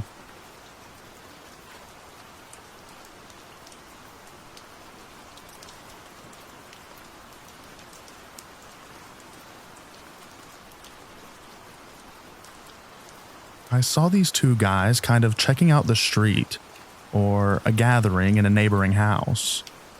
Then they moved to our car parked outside our house on our parking lot. Then they were filming, recording, and using some sort of an app below our car. What could this possibly be? One of them sat down, and while the other did this, and minutes later they ran. But they came back again and were seen on the yard of my neighbor's patio across the street. Plus, I saw this while it was happening. They definitely seemed suspicious. Then again, one of them snuck back to do the same thing under our car. Camera footage has it all. But what could this be?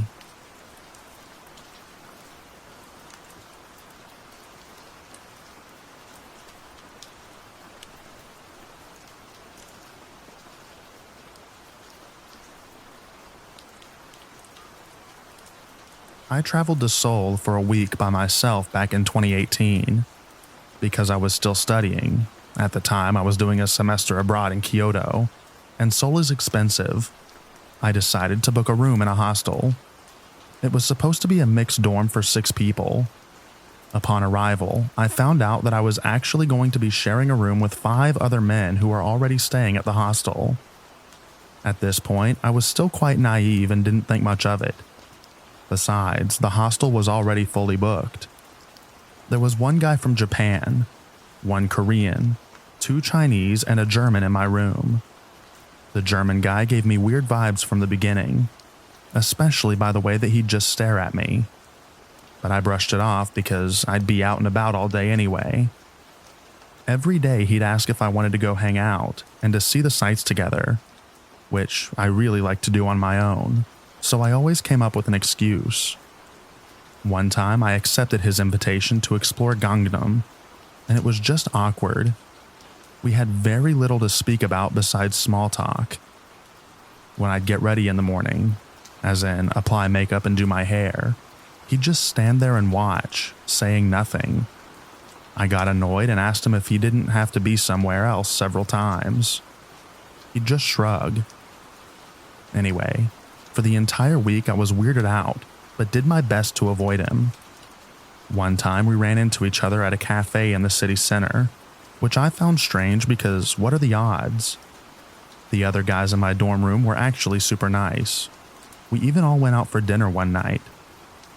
Then, on my very last day, I woke up too early and drifted back to sleep. The next time I woke up, it was to him sitting by my bedside, caressing my arm and shoulder. I immediately sat straight up and asked what he was doing. Even though it was only my arm he was touching, I felt so disgusted. I always thought of myself as someone who'd scream and curse at someone in a situation like this, but I was simply dazed and shocked. He then went on to confess his love for me, how he wanted to meet up when we were back home. I'm from Germany too, and how I was just so special. When I pointed out that he couldn't possibly be in love with me because it had only been a week, he insisted he just knew that he wanted to show me his affection. At this point, I was just nauseous. Of course, he was leaving that morning too, and offered to go to the airport together. I insisted to take a later bus, and he thankfully left it at that. I couldn't wait for him to just go and leave me alone. I'm glad I didn't run into him at the airport, but at some point I just burst into tears because it had been so exhausting to ward off his advances all week, and then gently tell him that I wasn't interested in him after he touched me while I was sleeping. I don't even know how I managed to remain so calm and polite to him, but who knows how he would have acted if I'd been aggressive. With hindsight, I think I should have just switched rooms. But up until that very last morning, nothing had actually happened, and I would tell myself that maybe the poor guy was just awkward and didn't mean it.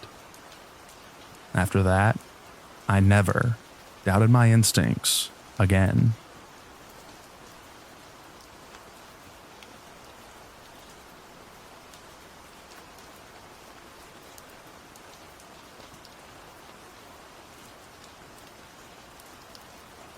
So I was out walking the dog today, and I turned back to see what the dog was doing, and someone was following me and taking pictures of me.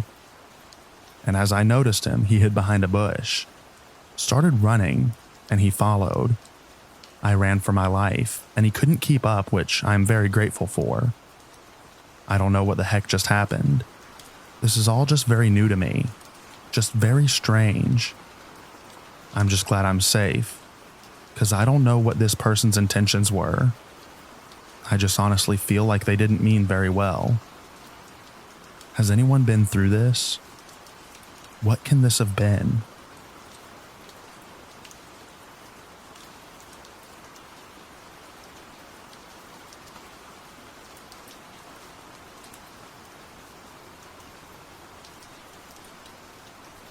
About a week ago, I, a 22-year-old female, met this guy at some bar in Michigan. My friends and I were playing this game where we would make up fake names to give out, so I gave him a fake name. He seemed nice and funny, and we had a good time together. We kissed a couple of times, danced together, etc. At one point in the night, I posed next to this photo booth and he took a picture of me. But I found out that he was too old for me, and I'm really not looking for anything serious. So at the end of the night, when he asked for my number, I told him no. And then I left and got onto the ferry that takes everyone back to the mainland. But then he got on too and sat with me, even though his friends were still back at the bar. I asked what he was doing, and he said, "Coming back with you." And I said, "No, my uncle would kill you. I live with my uncle." And he said, "I'll kill your uncle." He said it jokingly, but it still freaked me out. And I didn't like that he got on the boat with me. I told him when he got back to the mainland that he had to stay on the ferry and go back. He said fine, and he did. Then a couple of days ago, I got a notification. He found my Instagram and DM'd me that he found me and missed me. I have no idea how he found me, because again, I gave him a fake name and no information whatsoever. The only thing I can think of is that he reverse image searched the picture he took of me and found my Instagram there. I told him that was creepy, and that I told him that he was too old for me and not to contact me again. Then I blocked him. I feel like it was a huge breach of my privacy. Obviously, if I'm not giving you my information, I'm not interested. I'm just worried now that this is going too far. I hate how he found me using only a picture of me. It freaks me out. And I feel guilty like this was my fault for kissing with him, dancing with him, and letting things get a little heated on the dance floor. But I had no idea that it would turn into this. Should I be worried that I'm in danger? Is there anything that I should do?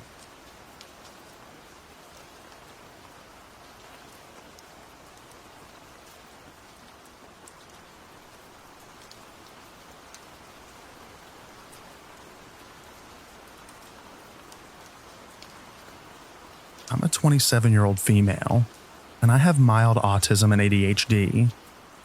Warning, this story is probably a little convoluted, but I can answer questions later. I go to physical therapy for my ankle. Today, there was another patient who kept staring at me, and he was staring at me more than what's normal. I'm on the table doing a few newer exercises, and some from the prior visits. The new exercises required me to lay down on my side or my back, and at one point the man was in the chair across from me. I see that he has his phone out and holding it in a way that the camera was facing me. Probably nothing, right? I think he noticed that I was looking and he turned his phone, camera facing a different direction, away. But I don't know if he was recording me or not. Probably not, right? Fast forward and I'm still noticing that he hasn't taken his eyes off me. I'm in a low Fowler's position now, using the bands. He was across from me on the bars doing some balance exercises, and despite his therapist being on his left, he kept staring at me, who was to the right of him. And honestly, he looked like he wanted to do some not safe for work things. I gave him an extremely PO face, and he nodded as if to say something like hello, or I see you, or something to acknowledge my presence. But I was just really weirded out, to the point that if I could have run, I would have.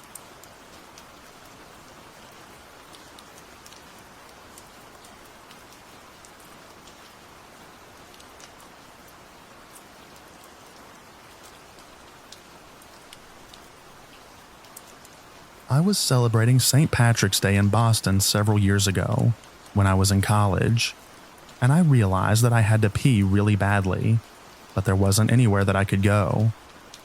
I decided to go into a random building and peed in a ginger ale bottle inside of an elevator. I closed the bottle just in time for the doors to open. I proceeded to walk outside with the bottle and then threw it in the garbage can. I walked away, and for some reason I turned around and I saw a man in a suit walk right up to the garbage can and pull the bottle out of the garbage can and put it in his bag. And then he looked right at me and then just walked away in a hurry. He wasn't a weird or strange looking guy. He didn't look homeless, and he didn't look like he had mental problems. It looked like a man who knew exactly what he was doing. He must have felt how warm the bottle was, but he just grabbed it and secured it in his bag regardless. I will never understand why this happened, and frankly, I don't want to know. But it was the weirdest and creepiest thing to ever happen to me.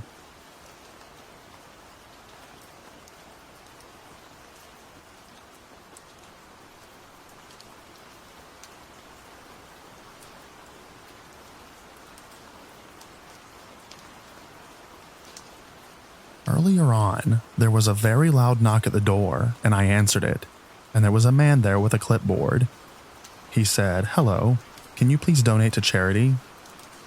He had no uniform on or badge. He also didn't say what charity he was with. I said no, sorry, and shut the door.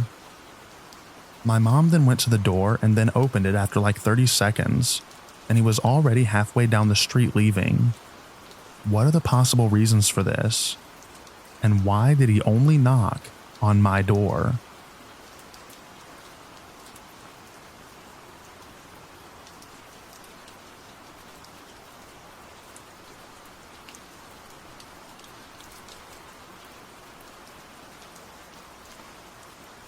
I think it's possible that I was being paranoid or overthinking.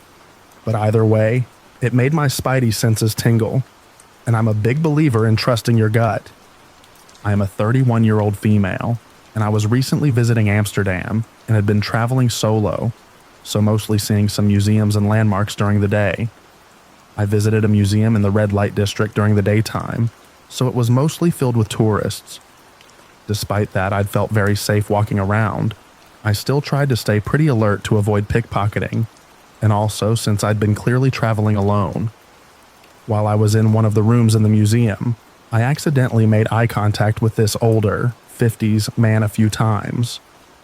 You know when you're just looking around the room and it happens? Well, that just kept happening, maybe 4 or 5 times, to the point where I started to get a little squeaked out that I wasn't imagining it. So I stayed in the same room even longer than I would have, reading all the signs and entries before moving on, not making more eye contact, thinking that he'd of course continue to the next room. Well, he didn't. When I finally did move on to the next room, shocker, so did he. I did the same thing, taking my time to go through all of the exhibits in the room, waiting for him to proceed without me. When that didn't happen, I actually regressed back into the previous room to reread the items in there. Again, just thinking that he would move on, and then I could relax and enjoy the museum. So now I go back into the next room, thinking surely he will be gone, and he's not. And we make eye contact again. So I just moved forward to the next room, and so does he right after me. At this point, I am kind of freaking out internally. I'm alone and creeped out, but he hasn't really done anything to me, you know? I continue to read the signs in the room, and I notice he moves into the next room without me. I'm initially pumped, but as I am moving around the room between the signs, I can see him standing right by the entrance to the room I'd be entering next, just standing there.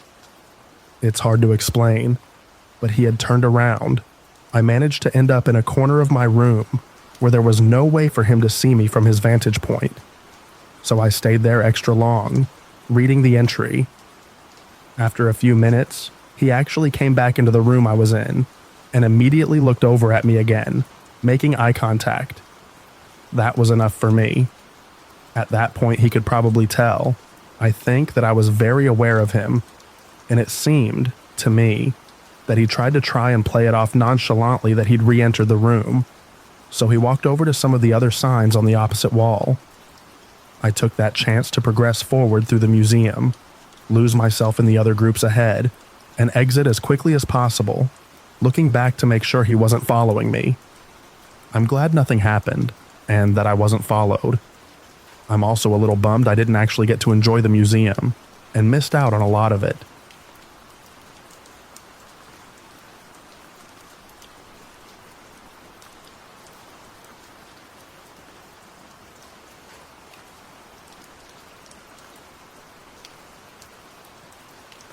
I've had a few good encounters over the years, but today I'll share this one in particular. So, this happened back in my late teens. I was likely around 16 or 17 years old when this happened. Growing up, I was always a bit of a recluse and kept to myself. My friend circle was small, and I was bullied over everything under the sun. Pretty stereotypical shy, introverted, and troubled kid. I also grew up pretty straight-laced. My parents and older sibling had addictions to smoking, drinking, and harder drugs. To me, I had actively seen what it did to people and decided early on to stay away from those things as much as possible. When I got to my older teens, I loosened up a little bit, but still didn't really partake. Smoked a cigarette once, hated it. Drank beer once, hated it. My mom was always really open when it came to if her kids wanted to experiment. She would always say, "If you're going to smoke drink, I'd prefer that you do it in the house instead of at a party or with friends." Luckily for her, I was a pretty mild-mannered child compared to my elder and younger siblings. So that meant that if I ever wanted to try something, she was pretty open to letting me get away with it. So, when it came to New Year's Eve, I had interest in trying a mixed drink. Like mentioned above, I had tried a sip of beer and absolutely hated it. But I did think fruity drinks would be good, specifically interested in trying a fuzzy navel. My mom obliged, grabbed some for herself to have, and made me one drink to enjoy during the night. Since I didn't have friends to hang out with, nor did I care much for the end of one crappy year shifting into the next, I just spent my time as I usually did, which was to play video games. I had been lucky enough to have my own TV and console in my room to play whenever I wanted to, but because I was a paranoid kid with little experience in drinking, I wanted to be downstairs where my family was near. I was close to the only bathroom in the house, in case I needed to throw up. I lugged my PS2 downstairs and set myself up in our sunroom. This was during a cold winter, and when I lived where there was snow, so I was essentially in a fishbowl. 3 of the 4 walls were lined with half-wall glass, side by side, looking out into the darkness of the country night. On the far left of the room, where I was maybe 3 feet away from, was a door that led outside. The sunroom faces the road, which is maybe 30, 40 feet away. I fired up the kerosene heater, wrapped myself in blankets with my little drink, and delved into some RPG. I had my one drink and spent a couple of hours playing video games.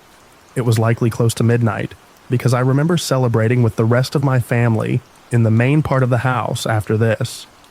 But I was sitting in a dark room with the light of the TV illuminating me, and was pretty much in that fishbowl. Like any good gamer, I was fully invested in what was happening on the screen, so I have no idea how long they were there for.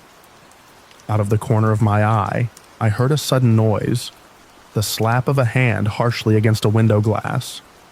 With it being both winter and an old house, the glass made a strange wobbly noise. I immediately jumped and darted my eyes toward the sound.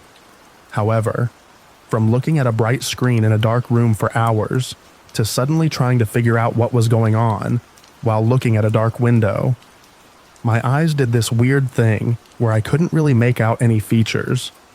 I just saw a pale white guy grinning really intensely. I like to believe that I tend to react decently well in panic situations. Shortly after making himself known, like maybe 2 seconds, he took off.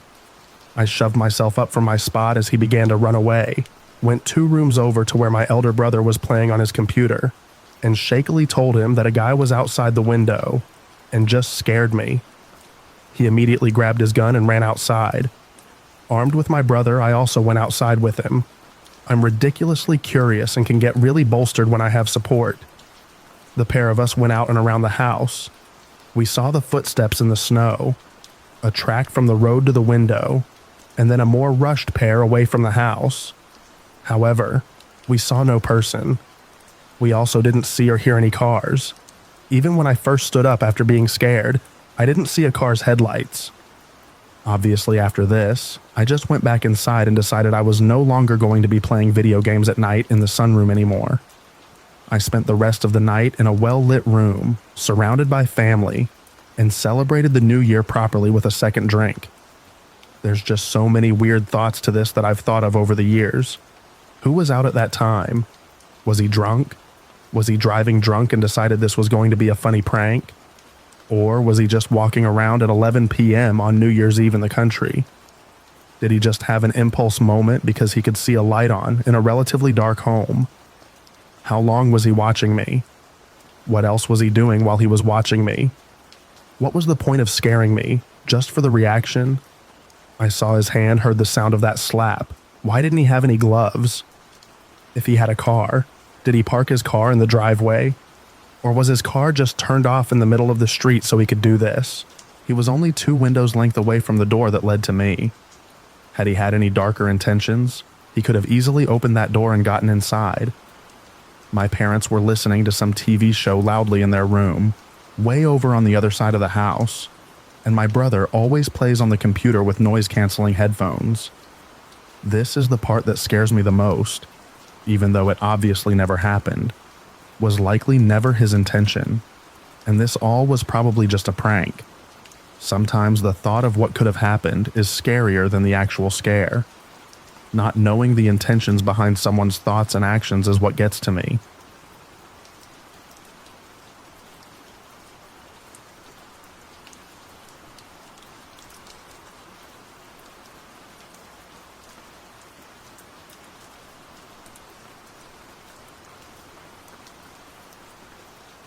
I have no clue if this counts as essay, but I gave it a content warning just to be sure.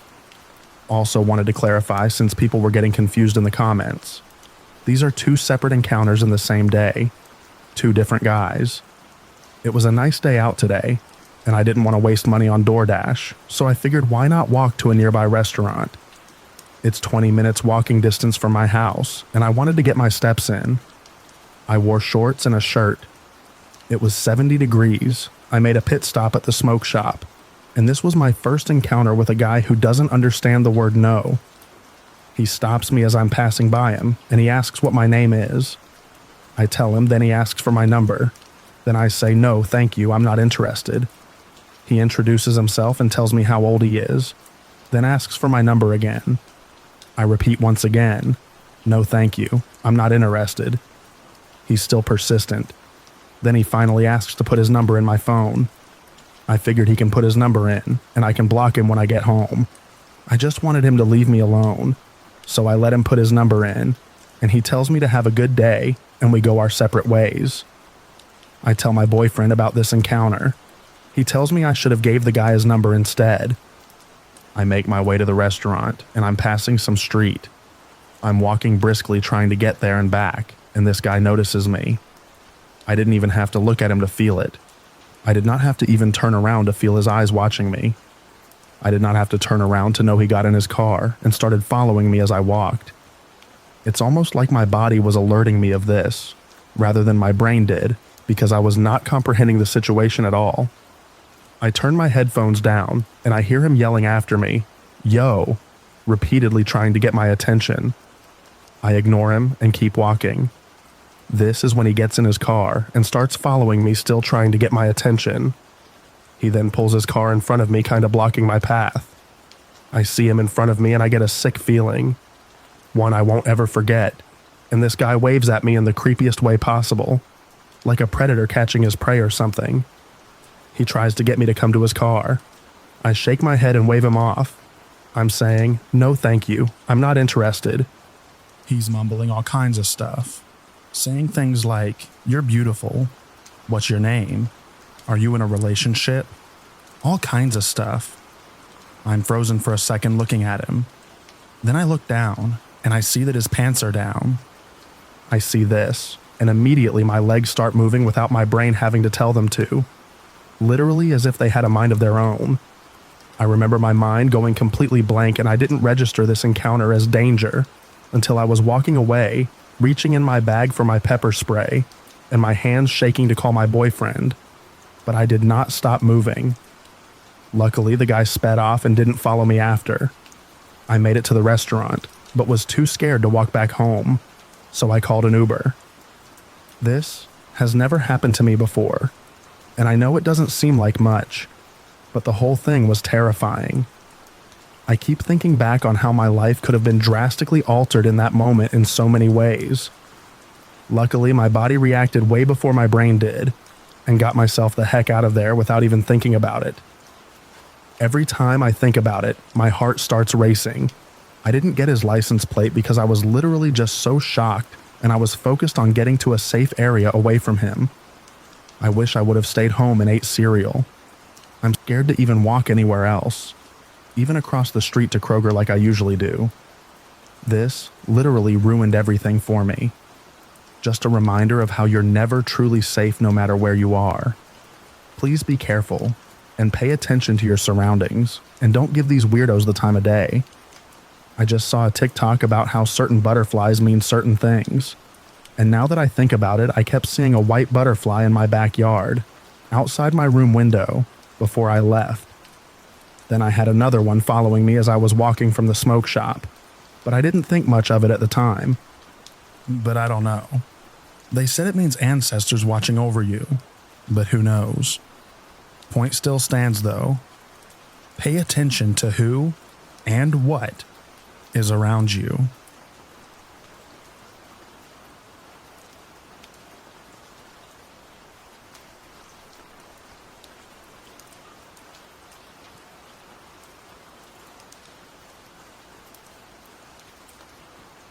My girlfriend and I were thrifting at Goodwill recently, and she went to go look at some clothes in front of the mirror. I stayed by the cart probably 15 feet away and kept looking at clothes.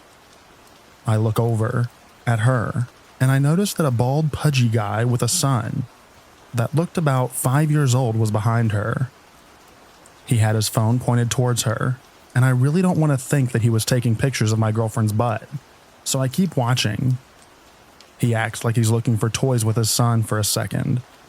Then when she turns around again, he takes out his phone and points it towards her. I immediately get filled with so much rage and walk over to him. I ask him if he's taking pictures, and he said, "Yeah, of my son. Isn't he so cute?" I say, "No, he isn't. You're taking pictures of something else." He said he wasn't. I said, "Show me your camera roll," and he said he didn't have to. And I said, "I really don't want to smash your phone and beat you in front of your child." He then started deleting the pictures while his hands were shaking, and I made him go to his recently deleted folder and permanently remove them. I then called him a piece of crap and to never do that again. I really regret not whooping his butt though. I've been super angry at the thought of him doing that to other people, and I really want to make him suffer.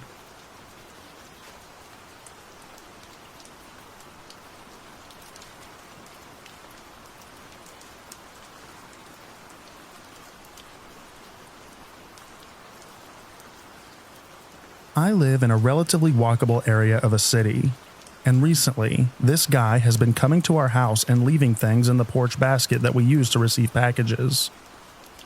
We caught him on the Ring camera twice, and have since bought a Ring's paid plan so that we could watch the videos back. The first time, he left a pouch of weed and papers. The weed was sealed and the papers were not. We thought that it was promotion for the dab lounge across the street, but probably not. Mind you, weed is not legal in my state, but there are obviously loopholes. The second time, he returned within 30 minutes of the first and left a handful of Pokemon cards and a page torn out of an old journal filled with nonsense ramblings. He came back a third time today, 5 days after the first and second, and left a bowl, for weed, and the package for a dog muzzle. We were able to watch the video back this time, and he came up to the porch smiling, put the bowl in the basket, then sat down to read a newspaper flyer or someone put on our doorstep. Then he added the muzzle packaging and left. I'm not sure if this sub is supposed to be for advice or not, but what the heck should we do in this situation? I don't know if calling the police would help anything, since he hasn't really done anything. Exactly.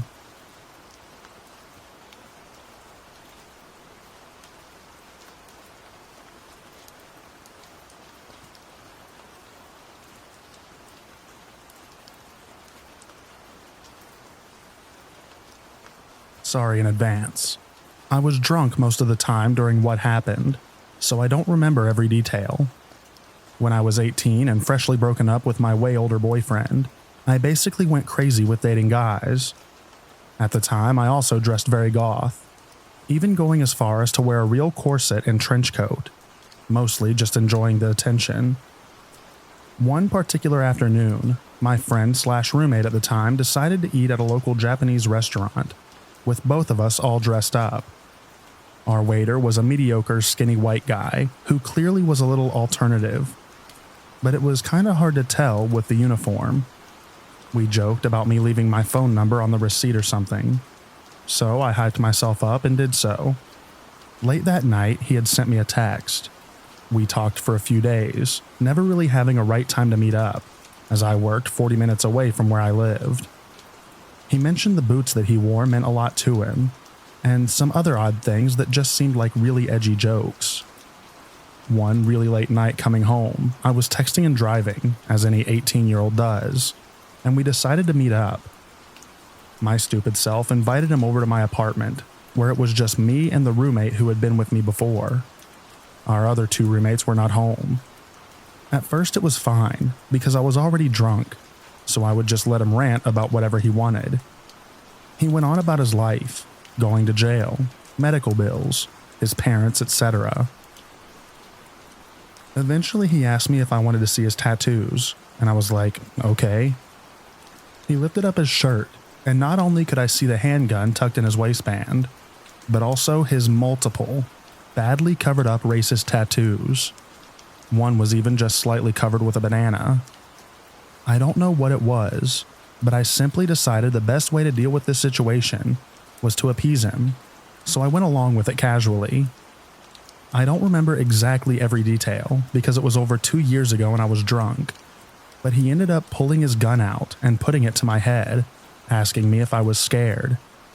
I was immensely confused and tried to call his bluff, saying that I wasn't, which got him to put it away for a while. When he went to hook up, in my messy room, he pulled it on me again, saying that he wanted to do it with it out. I got mad and tried to fight him off of me and get it away from my head. Of course, I wasn't as strong as him and he hit me with the arm with it, which that hurt because it was a nice one. When I finally got him off of me and he realized that I was angry, not scared, he started acting like a crackhead, saying that I was crazy for not caring about him pulling a gun on me. He ran off, jumping the fence of my apartment complex, and not even taking his car that he had come in. In the morning, his car was gone, and I had a large bruise from where he had hit me. While to me it's a funny story, I now realize how bad it could have ended up. So, to the waiter from the Japanese restaurant, let's not meet.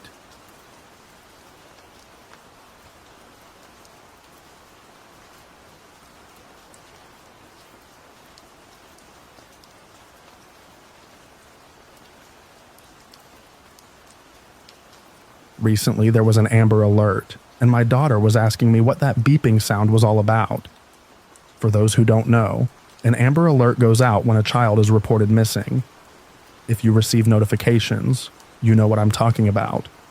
The alert will sometimes give information, like the victim's appearance as well as the perpetrator, the location of the abduction, make and model of vehicle.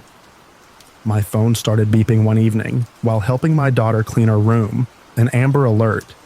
She asked about it. I gave her a small rundown and that was that. However, it triggered a childhood memory I have where I believe with all my heart that I was almost kidnapped when I was a kid.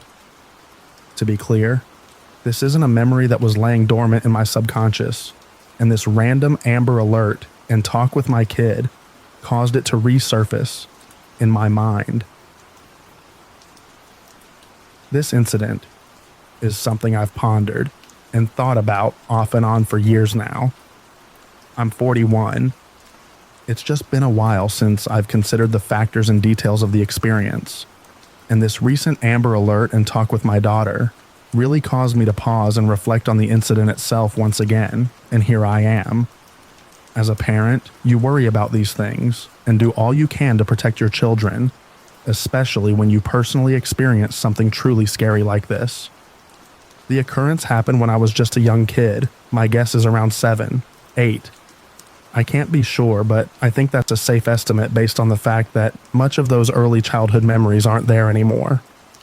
I do remember my kindergarten experience, which I would have been 5, 6, and also later grades. So this incident must have happened sometime after or around the ages of 7, 8. My parents took me to a neighboring city to do some shopping. We lived in a small rural town with not much on offer, so from time to time, we would go to this neighboring city about 45 minutes from where we were located. It just had more to offer. They would take me up there for school clothes shopping, out to eat because restaurants were better, and because my mom was a crafter. She loved to make crafts. It was her thing. There were different craft stores, and a fabric store she liked going to up there. This specific trip, we went to a fabric store up there, Jo-Ann Fabrics to be exact. This was a pretty big store. As a little kid, I guess most every place seems big, but no kidding. This was a sizable store. My dad sat out in the car while I went in with my mom. He did that a lot, sit in the car. When there was a store, he just didn't want to go in, so I can't blame him there. I can't recall exactly what all my mom was looking for, or trying to get in that store that day, but I do remember what section we were in, an area with a bunch of racks with various fabrics hanging. Imagine a clothing store with circular racks with clothes hanging around them, and that's pretty much what it's like at this fabric store. Racks of hanging fabrics. I remember this area being slightly toward the beginning or entrance of the store. As my mom was looking through these racks, I began to wander, though not far, just enough to kind of look around myself. I was probably bored and started wandering around is my guess, but I could still see my mom just up and over a few racks away, so it wasn't like I was on the other side of the store or anything. A random man approached me, and honestly, I can't even remember at what direction he came from. It's just like I was there by myself 1 minute, and the next, I looked up and saw this guy. It was like he came in fast and out of nowhere. I quickly looked over to where my mom was. She had moved a few racks up and away, but I could still see her. There was a fair bit of distance between my mom and me at this point. So here I am, standing behind some rack of fabric with this older guy, opposite me and the other side of this rack. Then he speaks. "Hey little boy, how you doing there?" I remained silent because this took me completely off guard. He asked, "Where's your folks at? Are you alone in here?" I stood still and quiet. "Come here, I got something to show you." This point he started advancing toward me, coming around the rack to where I was. I quickly started the other way, but he stopped and started coming around the other way, as if to meet me in the middle. I was scared at this moment, and became instantly aware that this man seemed dangerous, and like he was trying to get a hold of me. "Come here," he barked. I jerked fast to the left, but he did the same. He had this wild look in his eyes. Whichever direction I went, he followed, but remember, there's a rack between us. God, I'm so thankful for that rack. After some back and forth movements from me and this man, I finally lock in on my mom and yell, "Mom, help!" You would have thought I screamed bloody murder. It was so loud, but it got my mom's attention. "What's wrong?" she asked. This startled the man, and he looked over his shoulder in the direction of my gaze and confirmed, "Yep, that must be his mother." His demeanor completely changes, and it's as if everything is just fun and games and he was just messing around. And he said as much to my mom. "I was just messing around with him." "No harm, ma'am." My mom came to where I was, and as we reconnected, the guy just tips his hat at my mom and makes his way out of the store. I explained to my mom what just happened, that this guy was trying to get me. I was so upset and shook up. She told me I did the right thing by yelling and getting her attention. It was terrifying for sure, and I'm thankful something crazy didn't happen. Could I have been imagining things like maybe this guy was really just messing around? I very much think there were nefarious intentions. Why would a random older guy be perusing a fabric store? If he was there for something like crafts or fabrics, why promptly leave when confronted? I truly believe he was up to no good. Anyway, that's my story. I appreciate anyone taking the time to read.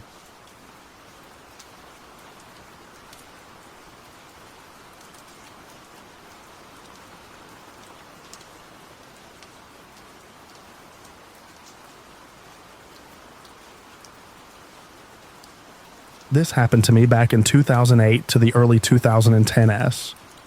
When I was 11, I met a girl who was the same age as me since 6th grade. She and I weren't the same classmates until high school, but we were the same school. By the middle of 6th grade, things got creepy. Somehow she was everywhere every time I had an extra class, including every time I had to switch from another schedule to another schedule.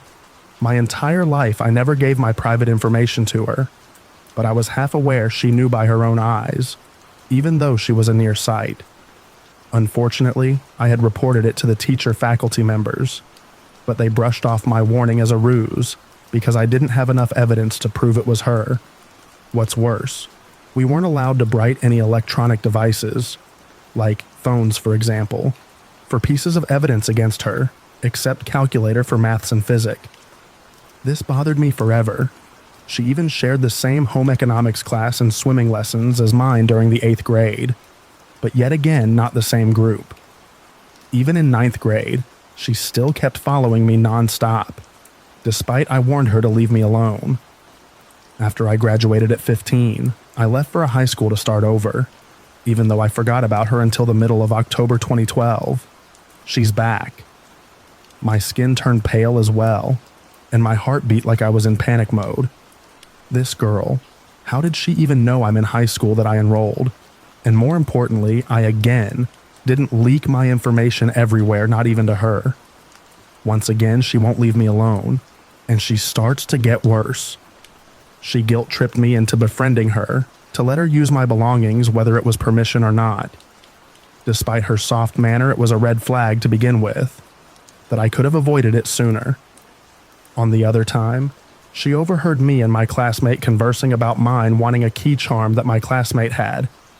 But on the next day, she attacked me after I took a seat in the class because she knew that I wanted something that she didn't. This incident caught the attention of the principal in my high school, and the principal recapped the whole situation by writing a statement report. I ended up rewrite twice because of error grammar, and by the third, the principal made the decision. She was suspended for a week, but it wasn't enough. She returned after a week and accused me of her suspending, which I wasn't involved in with her drama, even though I didn't have another choice but to report my statement for my safety. And once again, she guilt-tripped me for other reasons, by hypocritically calling me for being a terrible friend. Even so far, she destroyed one of my belongings and supplies. I called her out, but she pretended she didn't remember it. Worse, she framed a student for having a torn notebook that she destroyed, and yet she refused to admit her mistakes. That was my last straw as it made my blood boil. But I didn't want to show my anger as she gave me a watch in exchange for money, which, turns out, she swindled and got away with it. In all situations, half of my peers and teachers witnessed this incident and warned me that I should end her friendship with her. She wasn't my friend, just saw me as a pawn and manipulated me by taking advantage of my kindness and trust. We were still in the same in high school, but I quietly outright not to be close with her again. That's it, until early December of 2012. That was the last time I saw her, and I guessed that she was expelled after the last warning from one of my peers. I felt relieved, but I will never forget what she did to not only me, but to the other half of my peers as well. By near the end of high school, I realized that she was indeed not a very good friend, and her attitude was sociopathic, manipulative, liar, and almost creepy. And that was the reason why I ended things with her for good. Luckily, I didn't give her phone number or address since that wasn't allowed in the school, which I managed to avoid the red flag. It's been almost 16 years since this incident took place. After I finished my high school in 2015, I'm almost 27 and currently have a job. The experience made it difficult to trust someone or befriend them again.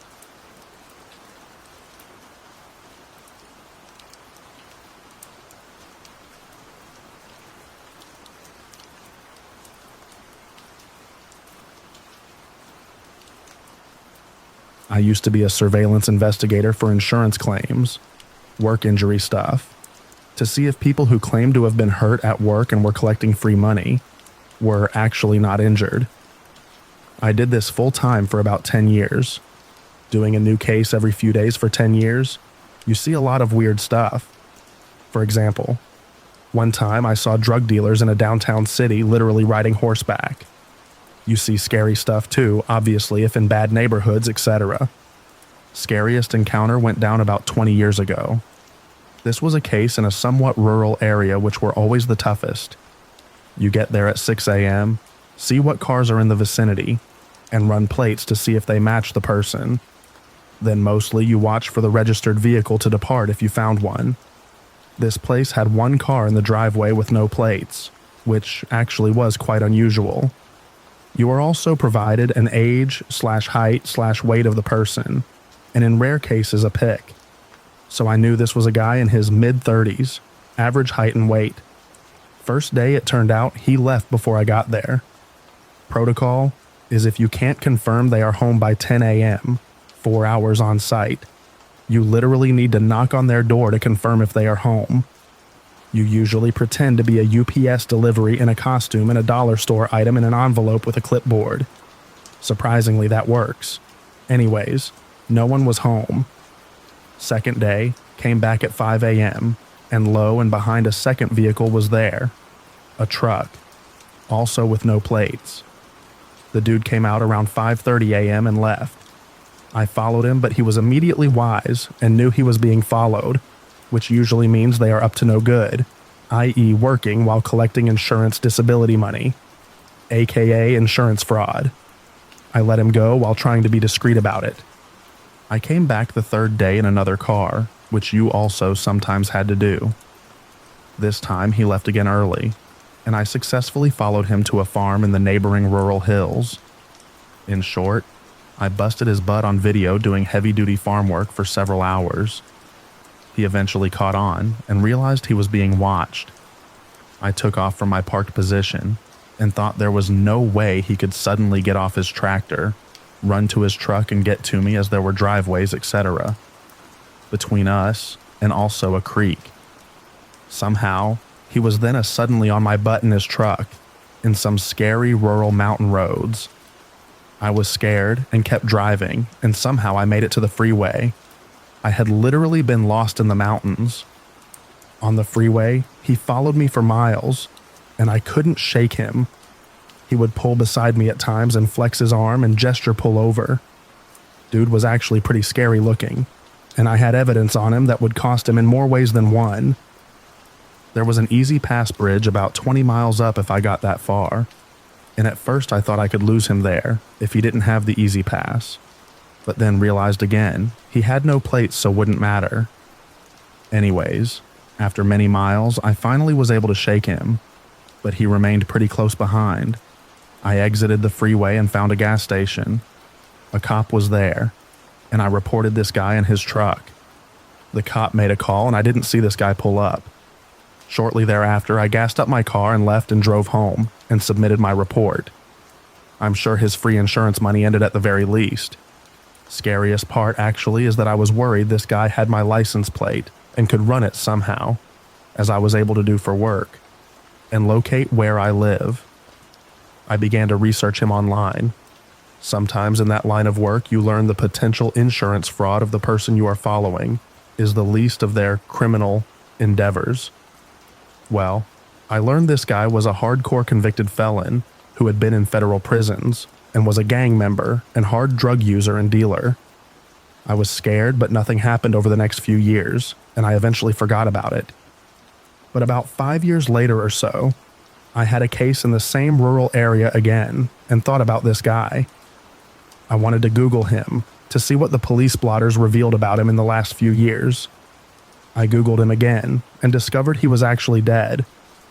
I learned that a couple years prior, he had taken his girlfriend hostage with a gun, killed someone who tried to help her, then was killed himself by another person who actually saved her. Don't need to worry about meeting him again.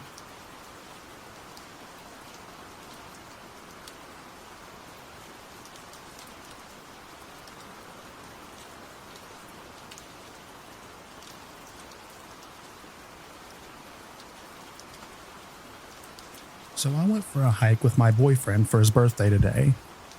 We're not very superstitious people, but we were quite anxious the whole time. We didn't meet anyone on the road, and I was feeling weird.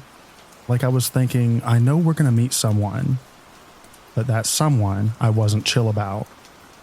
My boyfriend was a bit nervous, which is unusual for him, as he's very used to hiking pretty much anywhere. Alright, so we're 4+ hours into the hike, and we reached almost the end. There was some sort of cabin in the forest, and a guy looking like Tom Hanks in Castaway was there.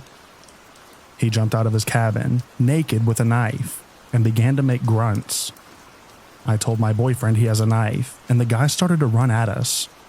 My boyfriend told me to run, go, and I tried my best, as I'm not the most sporty girl. I believe I fell a few times because I have a lot of scratches and a bump on the shin, but I didn't feel it in the moment.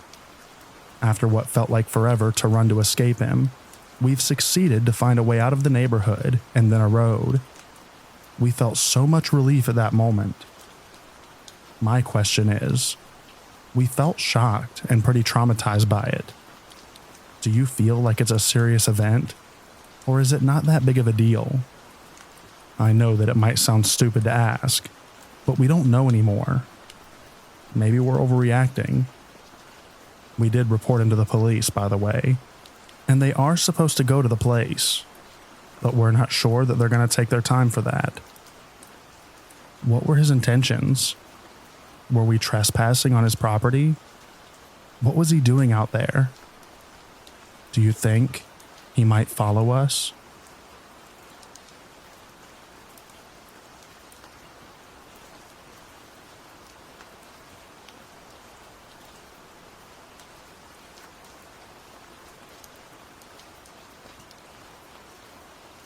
The whole thing unfolded today. Cops were involved. I almost had a panic attack. It was a whole mess.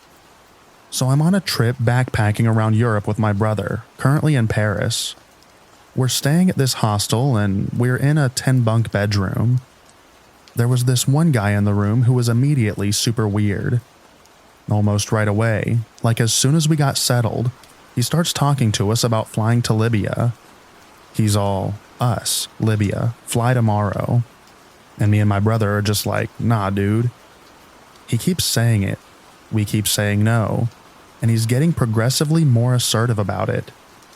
As me and my brother are going around doing sightseeing and stuff, I keep seeing this dude around. When we're at the hostel, he kept following us to the dining hall, out onto the terrace, and I'm getting more creeped out. My brother, ever the non-assertive soul he is, just laughs it off like the dude is joking. This goes on for 2 days. Well, this morning, we were going out to get breakfast, and I forgot my phone back in the room. So I told my brother to just go ahead and I ran back to get it. I go in the room and the dude is sitting there. There's no one else in the room, and I honestly contemplated just leaving it. But I didn't trust it alone in the room, so I planned to just grab it quickly. That morning, he was still going on about Libya, and was essentially bending over our beds going on about it, despite me repeatedly telling him to stop talking to us. I go in and grab my phone, when he suddenly just yells, "Libya, now, now, we go now." I'm very scared, since at this point we are the only ones in the room, and I just say, "Screw off, dude." And I go to leave, when he blocks the door and grabs my shoulder, still going on about going to the airport and flying to Libya. I shove past him and run away to where my brother and I were going to breakfast. I decided that we were going to switch rooms because this dude was officially creep level 100. We make it back to the hostel, and before we make it to the front desk, we went outside for a smoke and he shows up.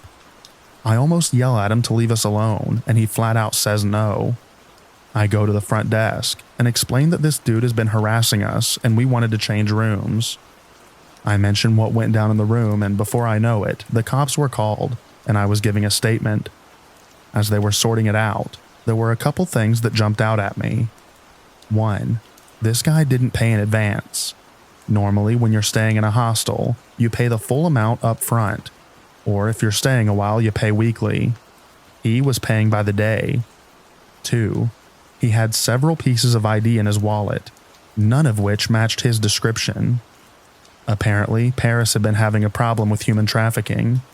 This guy was escorted out of the hostel by police. He was banned from staying there ever again. Me and my brother switched rooms and were given vouchers for free dinners for the rest of our stay here. And now, I'm terrified to go out by myself. I swear, if me and that guy had been alone in a more secluded place that didn't have cameras everywhere, I could have been shipped off to Libya. So, creepy guy from the Paris hostel, let's not meet again.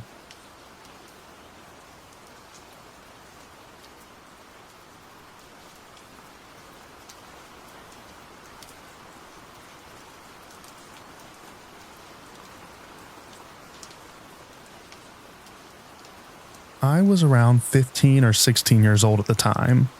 I'm currently 18. And my mom, dad, and I were on a family trip to New York City. It was a really good trip at first. We visited the Statue of Liberty, Madison Square Garden, Times Square, etc. And for the most part, it was a normal vacation. But towards the end of our trip was when everything went to crap. It was our last day there, and we were trying to get back to the airport, so we decided to take an Uber. A couple minutes passed and a gray Civic pulls up to the sidewalk that we were on. I remember noticing that he had a Lyft and Uber stickers on his car in multiple places almost excessively. It kind of felt like he was trying to prove that he was our Uber. It was just a small thing, but looking back, I really wish that I took more concern about how sus this guy really was. Moving on, we were running late, so I'm guessing that my dad didn't really pay attention to the license plate, because this guy was definitely not an Uber driver. He was a lanky African-American man wearing clothes akin to rags, and looked like he was drugged out, but at the time nothing seemed off to us. Again, we were running late, and what happened was the least of our expectations. The ride was normal until we got to the airport. We all expected him to get off the highway and let us off, but he didn't. Instead, he casually continued down the highway, past where we wanted to be dropped off. This was when my dad noticed that the man didn't have a meter or his phone set up with the Uber GPS open. We were starting to get worried, and my dad asked him in a stern voice, "Excuse me, where's your meter?" The man stayed silent. Flustered, he asked once more, this time yelling, "Where is your meter?" Again, no reply. But at this point, the man started dashing down the highway, weaving past other cars and driving very dangerously. We were all panicking. My dad was screaming at him to let us off. My mother was crying and praying with her rosary clutched firmly in her fist, and I was in shock. I froze up. I couldn't even cry or scream as much as I so desperately wanted to. I was completely immobilized. This continued for a while, driving down an unfamiliar road to God knows where, with the car only getting faster and faster. I started having those classic end-of-road type thoughts, like holy crap, this might be it, and there's nothing I can do about it. But luckily we were saved. I don't know if we passed by it, or if someone in a car we passed had called the cops, but we soon heard sirens blaring behind us, and we were being tailed at high speed by multiple police cars. One of the cops had a megaphone or something to amplify their voice, and screamed out for the man to pull over. Obviously, he put up a fight, and the police had to actually cut him off for him to finally stop. The police helped us out of the car and got all of our things from the trunk while putting blankets around us and telling us that it was going to be okay and that we were safe. At this moment, I felt the biggest wave of relief wash over me that I have ever felt in my life.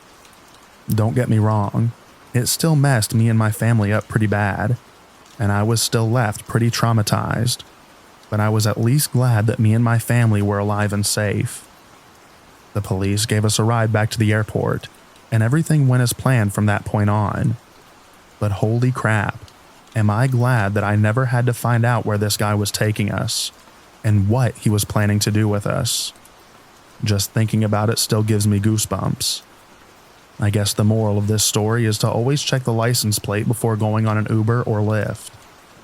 That feature on the app that tells you what it is exists for a good reason.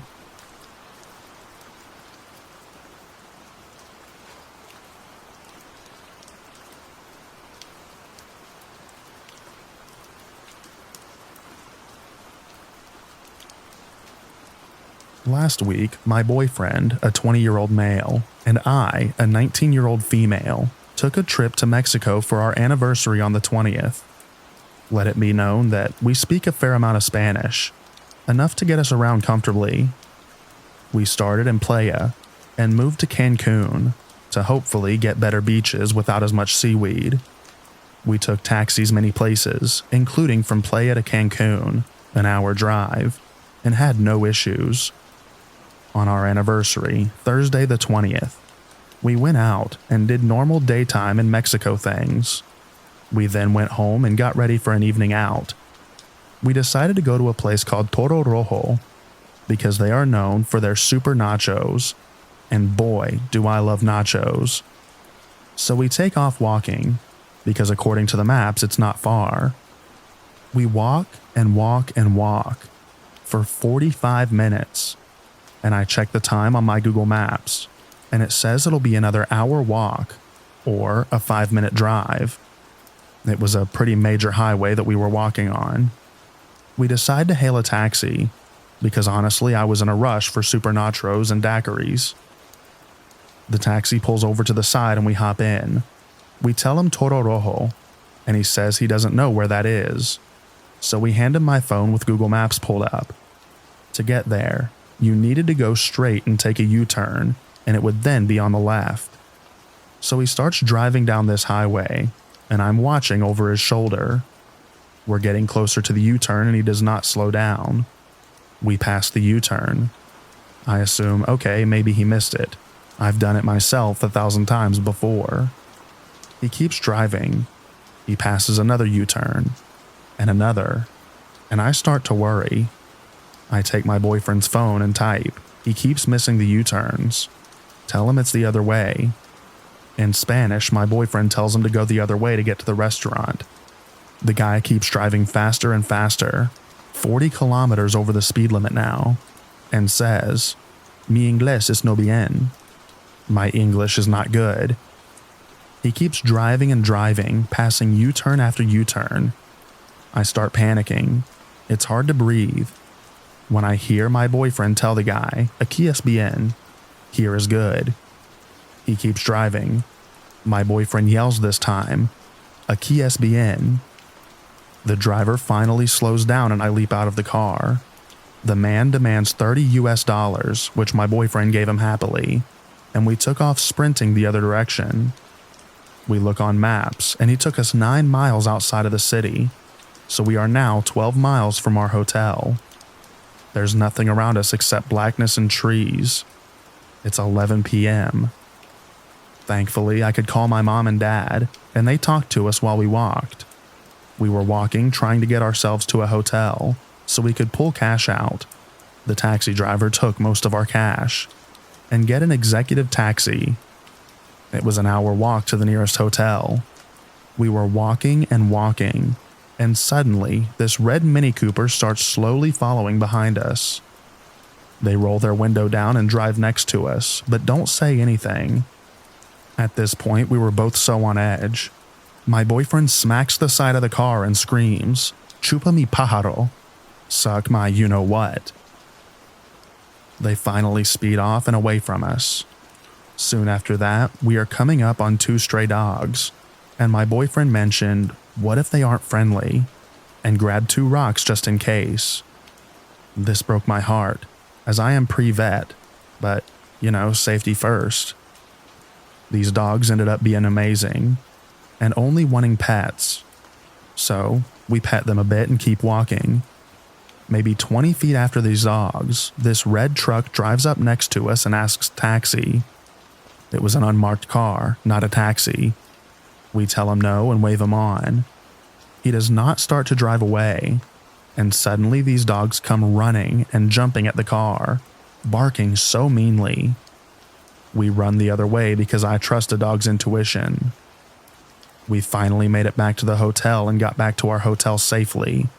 But frankly, I'm scared to go to Mexico ever again.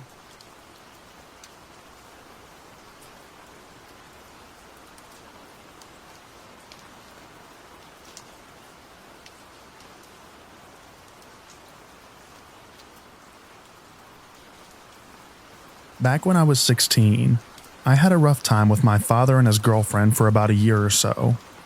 Long story that isn't really related to this. But I was trying to mend my relationship with my father, because before all that I had always been a daddy's girl. So when I was offered to go on vacation with them along with my siblings and step-siblings, I said yes. After having thought about it long and hard for a month. We went to Turkey. We would be living at an all-inclusive resort that was aimed at Scandinavians, so a lot of people we could talk to. The first few days were perfectly fun. I was swimming in the sea and the pools at the resort. Only creepy thing there was a waiter who grabbed my hand and slipped me a napkin with a message of meeting up with him. He spent the next couple of days lurking around me every time we would go to eat, until my father saw how uncomfortable I was and told him to buzz off. Yay, Dad. But one day, my stepmother decided that we should take a girl day of shopping, which meant my sister, my two stepsisters, her, and myself. I didn't really like the idea, but I decided to come along anyways. So off we went to the nearest bazaar. We spent about an hour there until we got to a small place that looked really sketchy, but they seemed to have some clothes that my stepsisters wanted to look at. So we went inside. I remember there were 3 men there, 2 older ones and then a young one in the beginning of his 20s. He called himself Oscar. I remember because that's the name of my dog. We were seated and they brought out Turkish tea and such to make us feel at home, while we were looking at dresses and the like that they wanted us to try on. In the end, I was pressured into trying one on and went to the dressing room. While I was there, Oscar came and asked if all was well. Thinking that it was just good customer service, I answered that I was fine. He might have understood something because he slipped into the dressing room, and before I could do anything, he had me cornered with his hands on my cheeks and leaned in to kiss me. My body froze, despite my brain telling me to scream and punch him. It took me half a minute before I managed to pull back and tell him to stop. I pushed him out and changed faster than I ever have. Luckily, I was wearing a dress as well, so it was easy enough. Once I got out, I asked my sister if we could leave, whispering what had happened. She nodded and had to force my stepmother to get her butt in gear. She was enjoying all the compliments. Once out of there, my stepmother was scolding me for making a scene. My sister told her what had happened because I was a sobbing mess. Stepmother's reaction? She grabbed my arm hard and said, "Do not tell your father," before she let go and marched out of there. I didn't feel like leaving the room the rest of the vacation, and stupid as I was, I didn't want to make my father angry, so I didn't tell him. To this day, he still doesn't know what happened, and to this day, my stepmother is still angry at me for ruining that vacation. So Oscar, from that creepy shop, I hope you get what you deserved, but let's never meet again.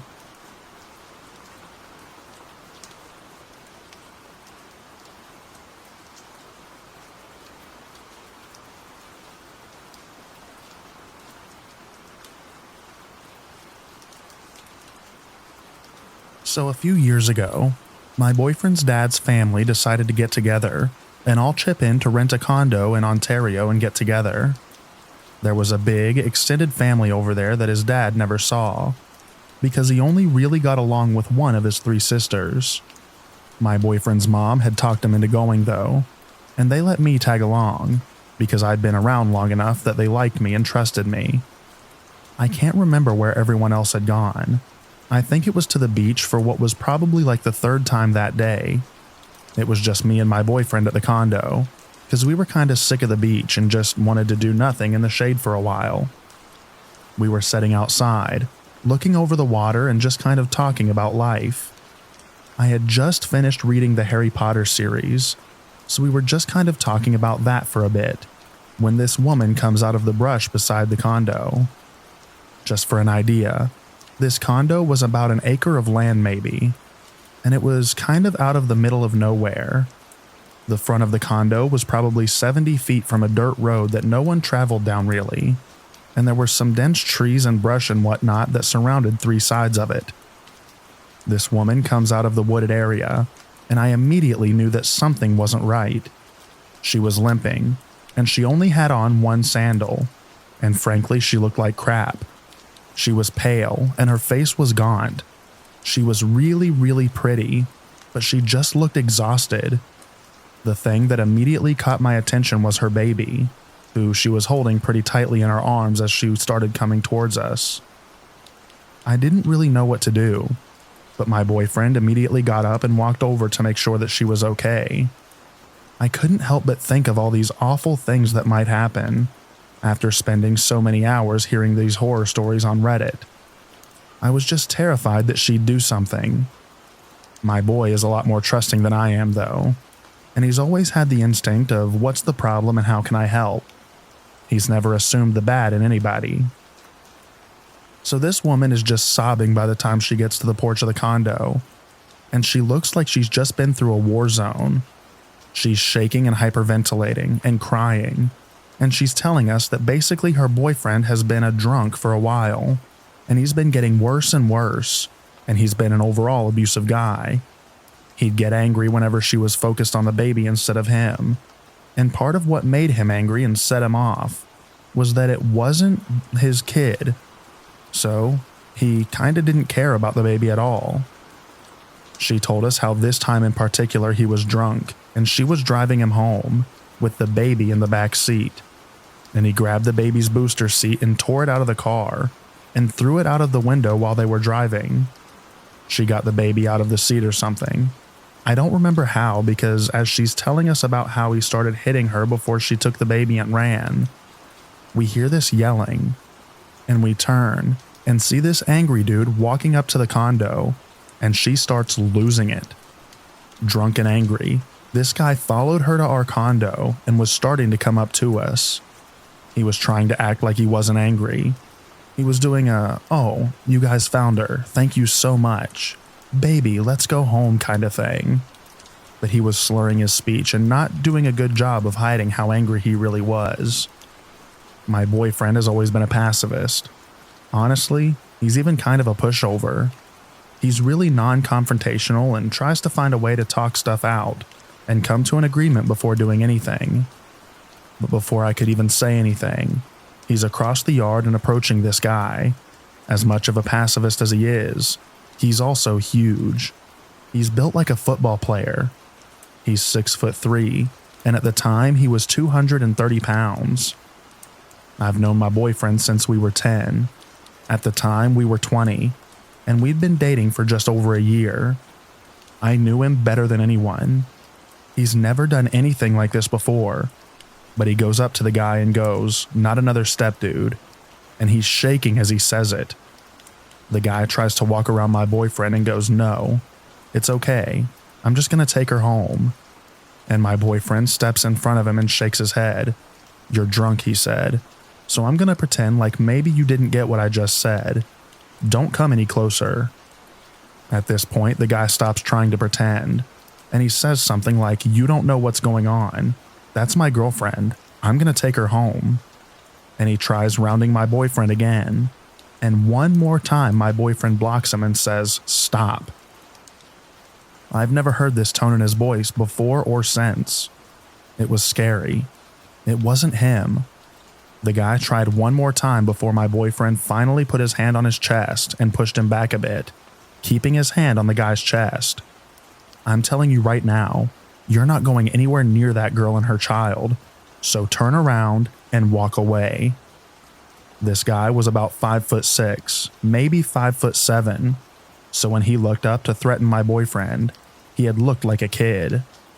The guy finally looks up at my boyfriend, and he says something that I couldn't hear. My boyfriend said something back, and then the guy stared at him for a moment, like he was deciding whether or not to do anything. My boyfriend finally pushed him away, and the guy stumbled back, and then started pointing at me and the girl as he was trying to say something. And then he started to walk away. I didn't learn till the next day, but the guy had told my boyfriend that he had a gun and that he was coming back, and that he'd kill him if we stopped him again. My boyfriend's response to that changes depending on who's telling the story. Originally, he told me that he told the guy that he'd feed him his own teeth, which made me laugh because he's such a dork and he got that from a movie. And ever since then, the line he tells everyone is, "I'll be waiting." The woman was sobbing, the baby was sobbing, and I was shaking because even though he didn't throw any punches or anything, I could tell that he was ready to hurt this guy if anything else had happened. We called the police, and they didn't really do much of anything outside of make sure that everyone was breathing and take the girl to her sister's place. We didn't really hear much from her after, but I know my boyfriend sent her an email once or twice, and she's married now to someone else and had another kid last time they talked. It was a really nice trip, despite that one part.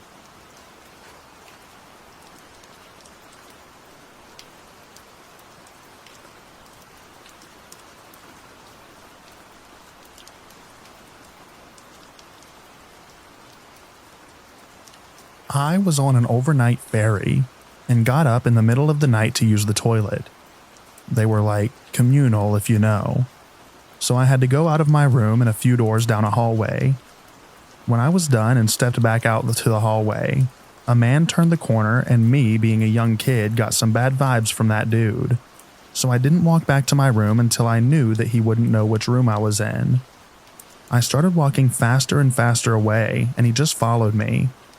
At some point, I started running, and finally turned a corner back to where my room was.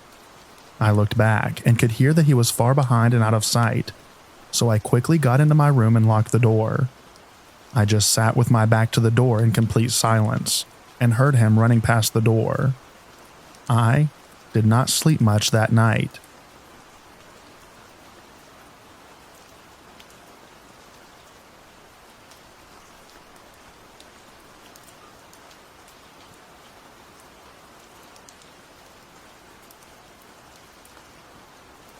I was around 12 years old.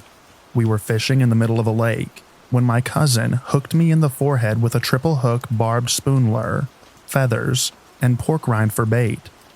My uncle detached most of the lure, but couldn't get the hook out, so I had to go to the ER in a tiny town. I came in with my hand over the hook. The triage nurse asked what was wrong. I removed my hand and she just said, "Oh." After I sat in the waiting room for a while, a resident came out, said I was making the other patients uneasy, and put a sheet over my head. Once they took me back and a doctor examined me, he asked for a scalpel blade. I thought he was going to cut my forehead open to get at the hook, but he just needed to remove the pork rind. He numbed me up and pulled the hook out rather aggressively. I had to get a tetanus booster. I have a needle phobia, and I had to get stuck twice that day. My mom and aunt are still laughing about it more than 30 years later.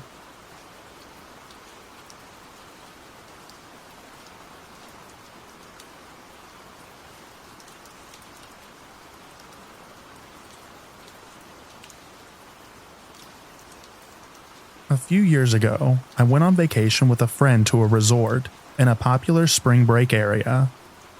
Although I was the typical spring breaker age, I avoided people my own age, and instead hung out at the adult pool bar. My friend and I frequented this bar every day, and became friendly with the bartender. But the bartender became a little too friendly with me, and would occasionally flirt and blow kisses at me. I took these gestures with a grain of salt, and saw that it was a way to get more business. But his gestures went too far at one point. The pool bar had a public restroom right next to it, so one day after having a drink or two, I excused myself from my friend to use the restroom. While going to the bathroom, I heard the door open and someone enter a stall. I didn't think much of it until I went out to wash my hands. The restroom was really dark, which made this situation even scarier. While washing my hands, I heard one of the stalls open behind me, and I looked up into the mirror only to see the bartender come out of one of the stalls. Besides him, I was the only one in the bathroom. At this point, every siren in my head was going off, but I was in so much shock that this man would follow me into a woman's restroom that I didn't know what to do. At this point, he tried to talk to me, but I dodged him and ran out of the bathroom. My friend later laughed it off, but I never went back to that bar. I should have reported his behavior to the resort, but I was in so much shock that I didn't.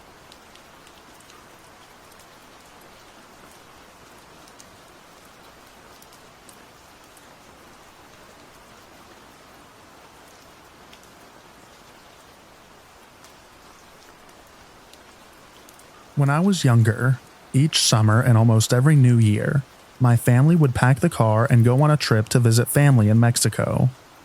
We never had any problems until one particular trip when I was 8. Like every road trip before, we left our home in North Texas around 6 p.m. in order to reach our destination the next morning. So around 2 a.m. we crossed into Mexico, and that's when things got weird. When you're on the only stretch of freeway in the middle of the desert, you don't tend to freak out about having the same car behind you for miles. It was practically pitch black outside with our car windows, the only visible shapes being the dotted stars and the eerie silhouettes of the cacti. We'd been in Mexico for about an hour, and still have a few more to drive, and I remember sleeping, but still being semi-conscious of what was going on around me, because I didn't have the skill to really fall asleep in a car. So when my mother suddenly spoke my dad's name, I heard her. Miguel, that car behind us, it's been behind us since we left Laredo. My dad peeked at the car, shrugged off my mother's tension. A lot of cars use this road. He's probably going to Reynosa or another city, and he left it at that. Despite his sureness, my mom kept a wary eye on the car behind us. By this time, my siblings and I were hyper aware of the car, and entertained ourselves with watching the car through the gaps in the luggage that blocked the rear window.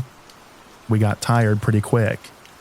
He's getting closer, my mother noted, and we turned to watch as the car inched closer and closer to ours. He's too close, Miguel. And she was right. By this time, the car was practically pressed against the rear of our car, and on a lonely stretch of highway in the middle of nowhere, with another few hours until daylight. It was downright crazy. We couldn't do much. My dad didn't slow down, didn't stop, and he didn't speed away either. He just drove, and the car followed. The next 30 minutes were the most tense we had ever experienced. The car would ease off sometimes, only to press its blinding headlights against our rear once more, like he knew that he was freaking us out and enjoying it.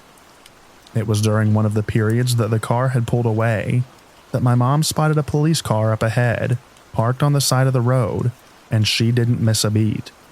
"Pull over, right in front of the police. Pull over now, Miguel." And he did, and the car kept driving.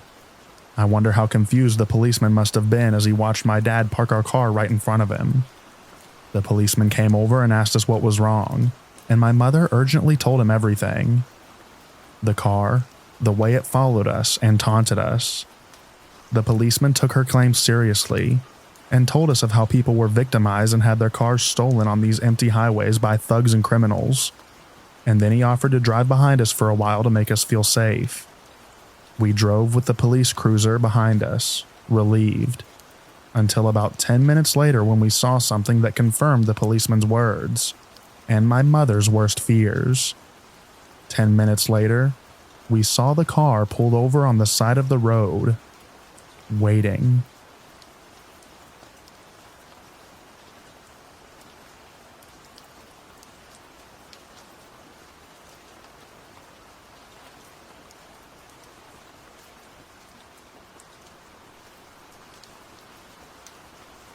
Like several other posts on this subreddit, this happened to me when I was a kid, 10 to be exact. I grew up in a military family and lived on the Middle East for a significant portion of my life. Because of this, we frequently traveled to different countries because of the low cost and proximity. On this particular vacation, we flew into Cairo, Egypt, the kidnapping capital of the world at that point in time, for a long weekend. We only lived like 2 to 3 hours away. It was late at night, and we were staying at the Marriott Hotel, which had a taxi and shuttle service that was supposed to pick us up. For some reason, our driver never showed, so we were forced to find a regular taxi to take us there, which took forever to find that late at night. We finally found one that was offering us a pretty good deal. They don't run by meters, instead they just give flat rates that they choose, and headed towards the hotel. Out of nowhere, another taxi basically T-bones us in the middle of the road, causing us to stop. There aren't really defined roads in a lot of Arab places, so it isn't really that surprising that we got hit. In Arab nature, the two drivers get out of their cars, each yelling that it was the other's fault, and looking like they were going to throw hands. Eventually, they got back into their respective taxis and parted ways. My family and I were completely taken aback. We had been in Egypt for less than 2 hours and have already had quite the adventure. We finally got to the hotel, exhausted as it must have been 3 a.m. by this point. Our driver helped us get all of our bags and we got settled, and told us that he felt so bad about the car accident that he offered to pick us up the next morning and take us to the Great Pyramids, which was on our agenda, for a super cheap rate. My parents agreed and decided on a time for him to come, though I can't remember when. Flash forward to the next morning. Everyone is ready for the day, excited to see how crazy it was going to be. Our driver was outside waiting for us, leaning against the car like someone in an old movie. Right when he said he'd be there, I'm a blonde-haired, blue-eyed girl that had a deep tan at the time, and being in Egypt, that was a rare sight. When the driver saw me in the daylight, he gave me the creepiest, most unsettling look that sent chills down my spine, even as a 10-year-old. I knew that something wasn't right with him. Nonetheless, we got in his taxi and headed towards the pyramids. He continued to try and talk to me and joke around with me the whole ride, something that I found to be extremely creepy and bold since both of my parents were in the car. We get super close, and there is an entrance that people can go through and walk the long distance to the pyramids, and there's an entrance that taxis can go through. You have to pay to see them. Strange but true. Our driver keeps making jokes about my blonde hair and blue eyes, and bringing up that he could get me into the pyramids for free, so my parents wouldn't have to pay the extra ticket price. We laughed it off and my parents paid him, said thank you, and began to exit the taxi. I don't remember how it happened, but at some point after I got out of the car he did too, and directed me towards his trunk. I was confused and thought we had forgotten something, so I stayed behind as my parents walked towards the gate to get whatever I thought we had left. The driver pops the trunk, but there wasn't anything in it. He grabbed my arm and put a hand on my back, trying to push me into the trunk, and said, "I'm getting you in for free," over and over again as I resisted. Naturally, I freaked out and screamed out to my mom and dad at the top of my lungs, terrified. When they heard me and noticed that I wasn't behind them, they started sprinting back to the car. When the driver heard me scream, he immediately let go of me, closed the trunk, and drove away, just as my parents started to run to me. I was crying my eyes out, terrified out of my mind, knowing that an Arab taxi driver tried to put me in his trunk and drove away the second I screamed for help. It's scary to think what could have happened to me had he been stronger and more prepared, or faster. He's the reason that I'm still terrified of taxis, Ubers, Lyfts, and any car service of that nature. So, Egyptian taxi driver, let's never meet again.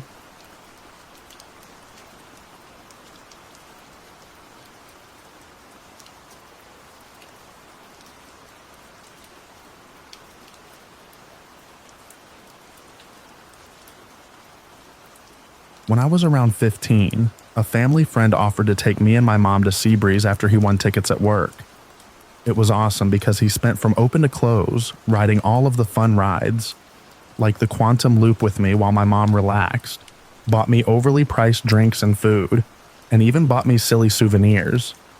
It was without a doubt one of the top 5 trips to an amusement park for me. Well, like 2 weeks later, we learned from his sister he was arrested for a string of robberies, along with murdering an elderly woman whose house who robbed a little while before he took us on the trip. Nobody could believe it until he pleaded guilty and was sentenced. He seemed like such a great guy, loved his family, gave money to charities, took his friends on expensive trips, which now we all know how he could afford it on a cashier's salary. All in all, a seemingly great guy. It just shows that even the most normal-seeming people can sometimes have vomit-inducing skeletons.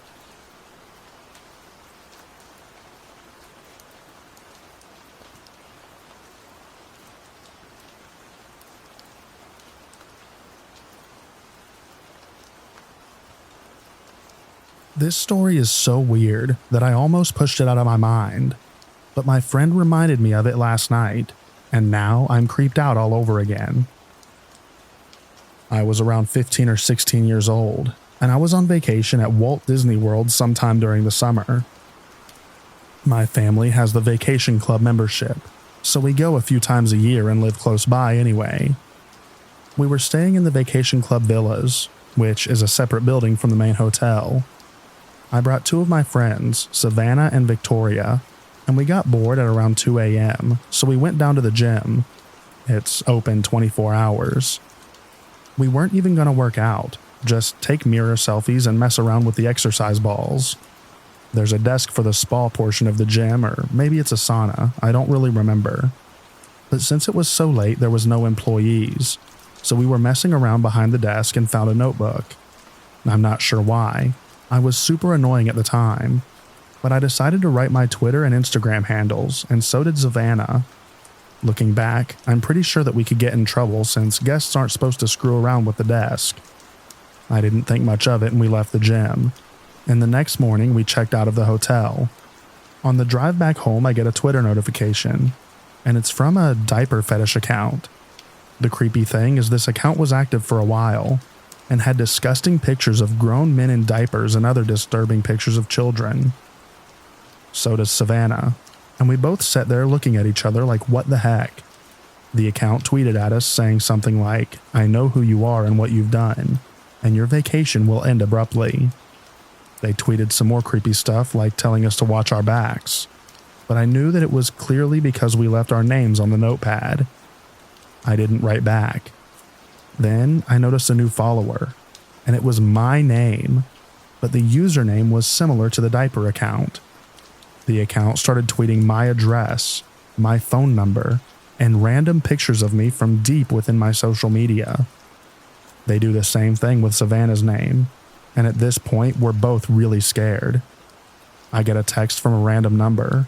I'm assuming they used a texting app, saying what they were watching us and knew more than we thought. They even started texting me about my boyfriend at the time, and asked me some really messed up questions about him. I told them to screw off and blocked it. I didn't get any more texts, but the Twitter account continued to tweet about me, and random details that I knew they had to dig deep to find. I blocked them on that too, and put all my accounts on private. I never got any more messages, but the Twitter accounts are still up to this day. So, to the Disney employee with a diaper fetish, please stay far away from me.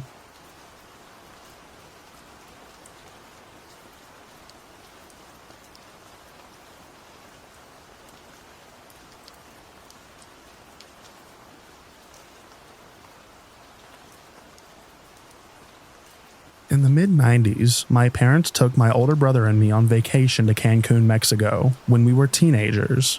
Me 13, my brother 18. My brother and I shared a room, and he was old enough to go out to the bars, leaving me alone in the room to watch movies and be bored out of my mind. My parents wanted to hang out with us the whole time, but we were too cool and tried to distance ourselves from them as much as possible. I was mature for my age, had previously had some underage drinks with friends, and felt that I was old and cool enough to go to the downtown parts of Cancun. When I asked my brother if I could join him, he laughed at me and told my parents, so I was bitter that I was stuck back in my room, or worse, forced to hang out with my folks.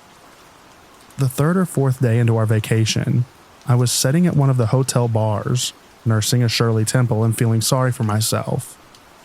A woman, nicely dressed in her mid to late 20s, sat down next to me and we started chatting.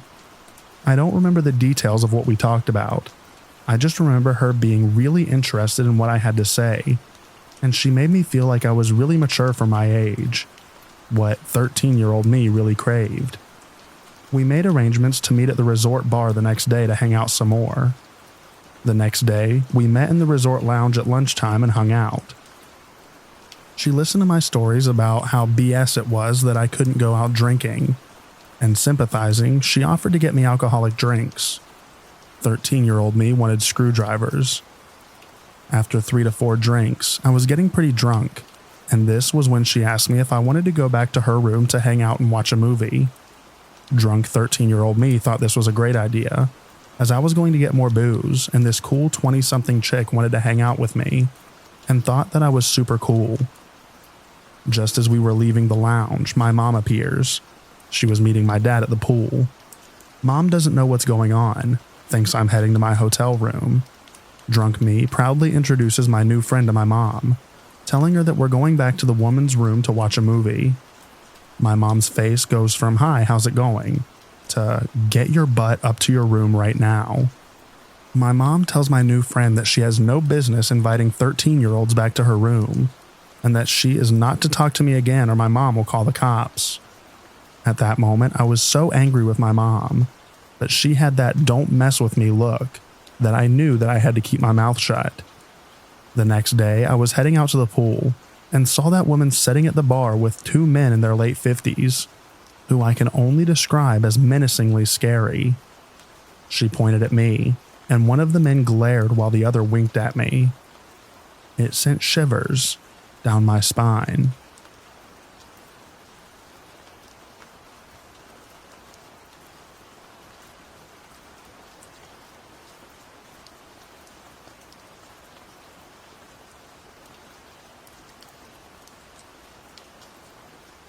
This happened about half a year ago, but finding this subreddit reminded me. So I get a message on a dating site from a girl. Not my type, but I check the message out. "Hey, you're super hot. Want to come over to my hotel room?" I was flattered, but definitely was not interested. However, she might be a good person, so I messaged her back. "Not really looking for that, but I'm down to chat." Her: "No, I really, want something else.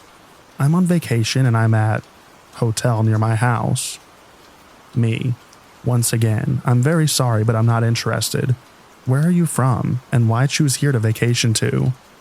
Her: "I live in the same town, but I'm at a hotel wanting to do stuff. Come over." At this point, I was sketched out.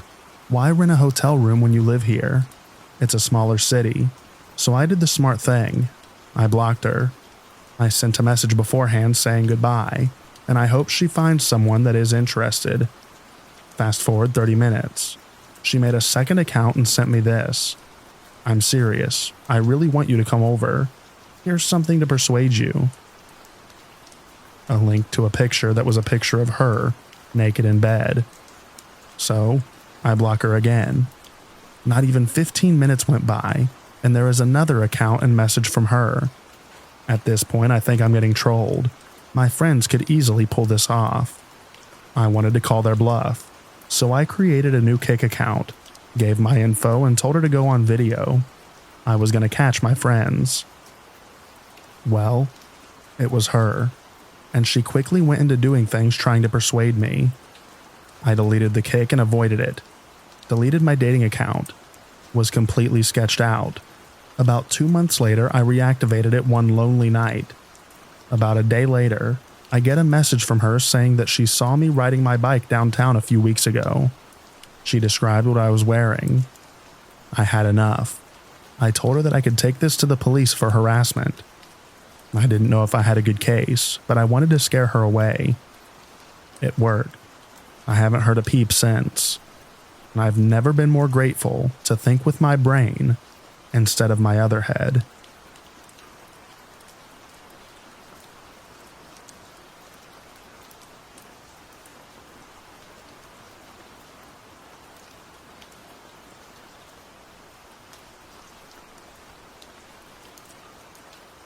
This is about last year, just at the start of October 2015. My dad thought that it was a good idea to take the family out for a little fresh air. I live in a small town, so nothing big happens except for the finish of Iditarod. I'm just going to skip to the event that happened in Las Vegas. I'm 17 now, and I was 17 then, so seeing a new big city was always fun and very exciting. We had a reservation for this fancy hotel and casino called the Mirage. Fancy to me, at least. I was pretty bored in our hotel room, so I decided to pass time looking out the window staring at this vague volcano. I decided to go for a walk by myself and told my dad that I was going by this water show or something. While I was walking on the strip, I was passing Caesar's Palace, and there was a walkway where most people weren't walking though. Just a select random way most wouldn't take. This may not be so believable, but this random man walked up to me and asked if I had any money to lend. He was a bit darker than me and had a cap on, and was wearing a Jimi Hendrix t-shirt and was wearing cargo shorts. I responded nicely and respectfully. He approved, and we went our ways separately. After about a few minutes of sightseeing and looking around, I noticed the same guy slowly following me. As I continued into a pharmacy and bought a Rockstar and some kind of candy bar, Can't remember. I noticed the same guy, but this time more of a distance away, so I decided to make my way quickly back to my hotel. After passing this water show that starts every 15 minutes or so, I did a check around. Pretty self-explanatory. I didn't notice him, so I kept walking onto the Mirage, which is now in sight. Walking distance to the front door of the Mirage, I hear, "Hey man," coming from behind me. As there were many people around, I just went on thinking it was to someone else. After a short walk through the weird stores, and in there I hear, "Hey yo dude," in the same voice. So I turn around and notice that he had asked me for some money earlier. I kind of felt bad lying to him, but I brushed it off because I didn't know him at all. As he was coming closer, I thought to myself, crap, too late to book it. So I went on with the very unnerving conversation. After some moderately friendly chat, he then asked again if I had some money to lend. So I pretty much thought that he saw me purchase my drink and candy bar, leading to the fact that I have change. After avoiding light questions like "got any change" and "can I have some money," I came in clutch and said that my dad was calling me. After I got off the phone with my dad, I finally found out the guy's name, Jerry. I knew it wasn't his real name because he hesitated for a good 4 to 5 seconds. I shook his hand and proceeded to the elevator, as fast walkingly as I could, as I can hear him jogging right behind me. I saw some ladies walking in a small group, kind of like how fighter jets fly. Best pilot in the middle, others slowly left and right, and I used my okay agility to sweep by and not get yelled at and managed to ditch him. And he started to run after me, but I made it to the elevator just in time, made it to my room and slept it off. So, scary dude, let us never, ever meet again.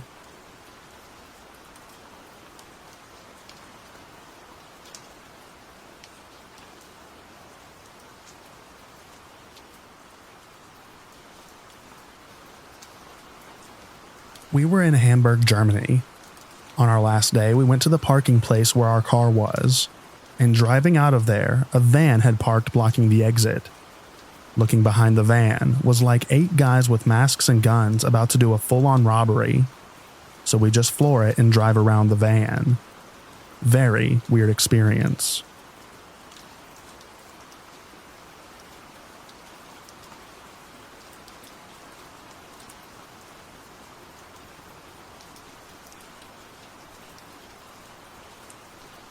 I went to Paris for the Japan Expo 10 years ago with my parents and a friend of mine.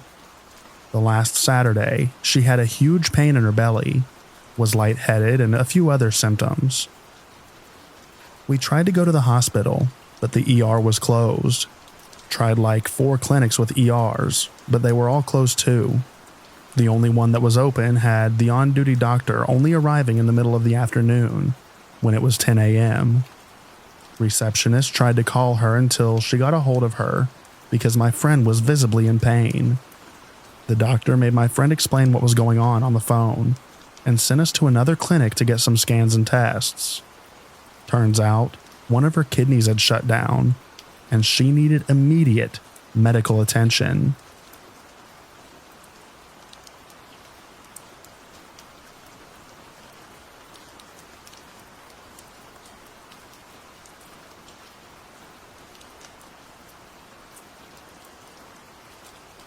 I was on my first road trip through Europe. Me and a friend were traveling extremely cheap for a number of reasons. We had terrible bank numbers, but we needed a getaway for a while. So badly, so whatever. We camped and slept in the car for most of the trip. We didn't have significant trouble. Maybe some homeless people or drunk bums forcing us out or landowners asking us to leave. But all good. Until one night in Romania, near Craiova, we set a tarmac in what seemed to be like a reasonably secluded stretch of woods and left the car 50 meters away. We woke up in the night because we heard some noises, and a random group of people were literally tearing the car apart by smashing it. We shouted and they began to chase us for a bit and then left, but we ran. We fled as fast as we could, slashed tires. reported it to the police, and sorted out the papers to scrap my buddy's car. They didn't even steal anything, just damaged the car to a point where it was a lost cause. We took buses and hitchhiked back home.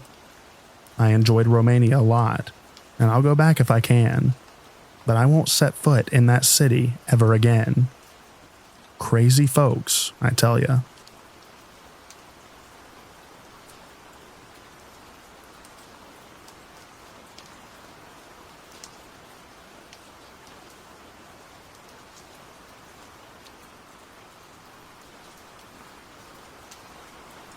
Hello everyone. My name is Minister K. I'm a non-denominational preacher here in Alabama. I haven't always been a man of God though. I've had my share of ups and downs, as life is merely a learning experience where we are all forced to make mistakes in order to learn and achieve our God-given potential. Life is one big fight. Life is filled with many battles. One of my many battles took place in August of 2016, a battle that quite frankly would change my life forever. When I was young, I lost both of my parents tragically. My mother died in a house fire, and my father of a heart attack. This caused me to be very rebellious at a young age. I'm not sure if many of you can relate, but growing up without parents will cause a child to be forced to stay in some pretty sketchy places, surrounded by some pretty sketchy people. It's almost as if these types of individuals take advantage of the fact that you don't have a guardian to protect you, and the world is filled with real monsters who prey on the innocence of children, as well as children whose parents have failed to protect them, so to speak. As far as myself, I was forced to experience what I can only describe as a living hell, and had been inflicted with a deep-rooted trauma, some of which I carry still to this day. Anyways, I was 25 years old at the time of this story. I did not have any support at all and began using drugs in order to cope with my trauma and to support my addiction and lifestyle. Honestly, at the time, I was a tattoo artist. When you deal with tattoo customers, the majority of them are in the criminal underworld. Criminals just love tattoos. Bikers, gangsters, you get the idea. I was, however, smoking marijuana though, and some of my customers were weed dealers. I would trade in tattoos for weed, sometimes half a pound or more at a time. I would smoke on it for a couple of months, and when I ran out, I would do the same thing. Call the dealer and ask if he was ready to trade for some ink. I couldn't eat the weed, so sometimes I would get rid of some to my close friends. It just so happens that my close friends were the ones to take away my freedom. One evening, they came over to hang out. We smoked a bunch of weed and we talked as usual. I noticed that they were on edge, and when I asked them what was wrong, they told me that they were having personal problems at home. I had no reason to suspect them of anything else. We had been friends for over 2 years at this time. Sometime during that evening, they asked me if I would sell them a 20-sack. I was a tattoo artist and piercing professional at the time, and at this time I was making great money swinging in, and I had no reason to deal drugs. But I've always been a really good friend, and I have a good heart, and in this particular case, it would be my downfall big time. At the time, I did not realize the length that some departments go through in order to catch a person selling drugs. They'll send multiple confidential informants to purchase from you. They use the dirtiest tactics imaginable. They even provide the cash to the informants and wire them up with hidden cameras and devices, stashed in stuff like ink pens, hats. I've seen cameras on the buttons of a shirt even. This particular day, I was out of marijuana. I wanted to smoke and I was going to get a sack anyway. 2 friends of mine came over and asked me if I wanted to smoke with them and if I could get some weed. So I called up our weed man. The weed man pulled up and I went outside. I purchased 2 $20 bags of weed from them, and I came back inside where these 2 friends of mine were waiting. I put the weed on the table and asked them to pick whichever one they wanted. My friend put the weed in her pocket and went straight towards the door. She was acting so strange. I told her to wait. We could smoke my bag of weed for free. But she was in so much of a hurry that she turned it down. And I knew that was strange, because nobody's gonna turn down free weed. Nobody. I didn't recognize the vehicle they came to my house in. It was all just wrong. I didn't recognize all of these signs at the time, because you don't suspect someone that you've been loyal to betray you so savagely. This caused the narcotics squad to have enough as evidence to form a secret indictment and warrant an arrest. I went to jail on a secret indictment for selling weed. 2 days after they left my house, about 15 vehicles pulled up in the front yard, and about 25 narcotics squad officers and the sheriff's department proceeded to kick my doors in. All of them were carrying automatic AR-style machine guns, bulletproof vests, the works. They put my elderly uncle on his face with a gun and began to tear our house to pieces as I sat in the back of a cop car and watched them proceed with the search warrant. In Alabama, on a secret indictment charge, they'll give you one chance to turn 3 other dealers that you know personally over to them on indictments, and they will dismiss your case. Because I refused, they had the judge and the district attorney place a bond hold on me during the entirety of my case, which was almost 2 years. This means that I was being held without bond. While I was there, my cellmate was a known serial killer. He was responsible for the death of at least 17 people that they knew about. His name was Wilmore Wiggins from Camden, Alabama. Although he was responsible for at least 17 murders, they only had enough evidence on one of the murders to actually prove it. This man had been terrorizing our community for years. I mean years. He was a voodoo practitioner, as were the rest of his family members. One night after lockdown, I was just staring at the roof of my bunk. He was on the top bunk and I was on the bottom. We had already been locked down for a few hours. It was so quiet that you could hear the building settling if you listened intently. In jail, you have nothing but time to think about life, about the direction of your life, about life in general. I was doing just that one night. I did not realize that he was still awake. Through the deafening silence, I heard a voice ask the question, "Hey Big," which is what they called me, by the way. "You ever killed anybody?" I didn't even have to think about it and responded immediately, "Never." He asked me if I ever thought about killing anyone. I responded, "No sir, never." That is when he began confessing to one of the many murders that he had committed. One here in my hometown that he was never even charged with. A murder that took place that is now a cold case. A murder that's never been solved. First off, as I said before, he practiced voodoo, so he began to describe in detail how he got away with his 17 murders. As I began to squint through the darkness of the cell, I noticed in the mirror above the sink that he was now sitting up on his bed. He was looking for someone to talk to in order to release his burden. I was more than happy to listen, as I'm not only into true crime, but also I have always been an understanding person. I'm also a really good listener, and this was something that was very intriguing to me at the moment. It even kind of resembled a horror story or something like a scary movie. It had me on the edge of my bunk. I couldn't move a muscle as I listened with the fullest of intent. Anyways, as I sat there listening, he told me that his voodoo allowed him to get away with the crimes. He said that if you want to get away with murder, you should plant a rose bush in front of your house. He said you can go and get a piece of that person's hair, the person you wish to harm, and bury it at the foot of that rose bush. When you take a piece of sewing thread, and he would tie it and run the thread from the stem of one of the roses and tie it to the doorknob of his home, which was about 15 to 20 feet away. He told me that as long as the thread is in place, he could go out and commit any murder or crime that he wanted, and there would be no retribution. He told me that there was an entity named Zombie. This entity would come inside of him and possess him, giving him supernatural knowledge, wisdom, and insight in order to conceal evidence after his murders. Personally, I am an ordained minister now, And I can tell you from experience that not only can God supernaturally empower a person, but also Satan can as well.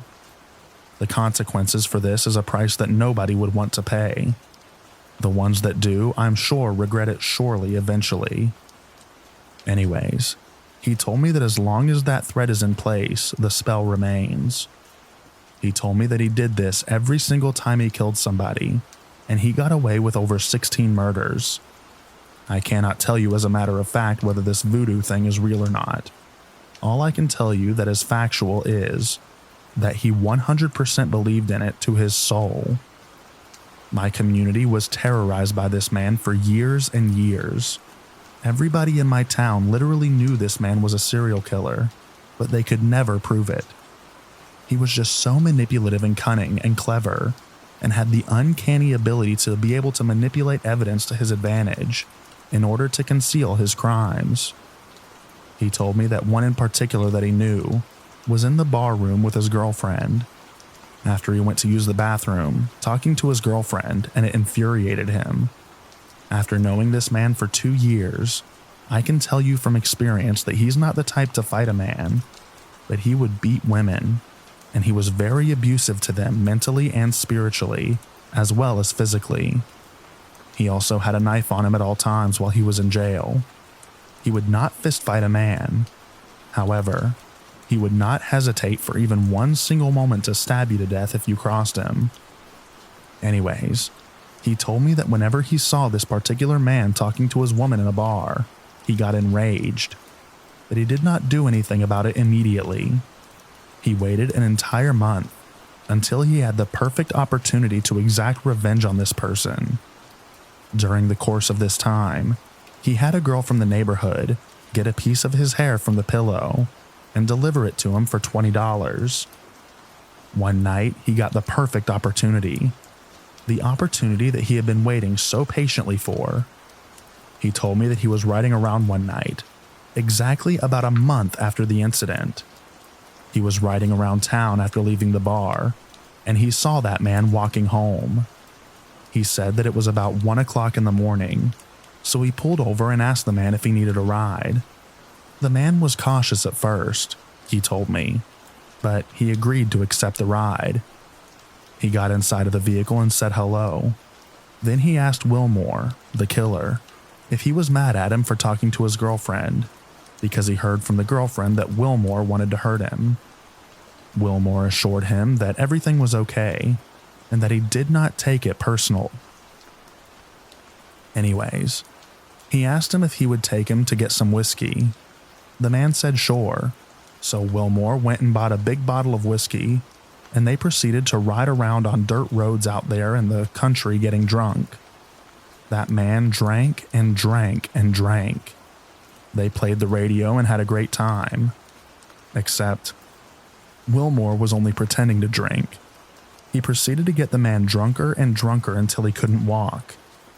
That's when he pulled over in the country and told the man that he needed to urinate. The man said that he had to as well.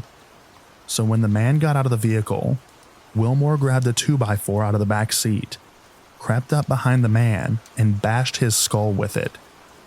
As he's explaining this to me, all I can do is listen in horror. I cannot believe my ears. This man is confessing a whole homicide to me in the most intimate detail. I got chills all over my body. I could not believe that I was listening to something that too much resembled to be something like a horror movie to me. He told me that he hit the man so hard that the board had knocked him out instantly. Then he told me he bashed the man's head at least 25 times after he was dead. He threw the board in the trunk of his vehicle and grabbed a hammer and proceeded to bust this man's teeth out of his head, one by one with the hammer. Then he shaved all of the man's hair off of his head, including his beard and eyebrows, and put it in a bag. Then he reached down and grabbed the man by the legs and drug him off into a cow pasture in the middle of the country and left him there. I was in shock, utter disbelief. I almost didn't even feel real.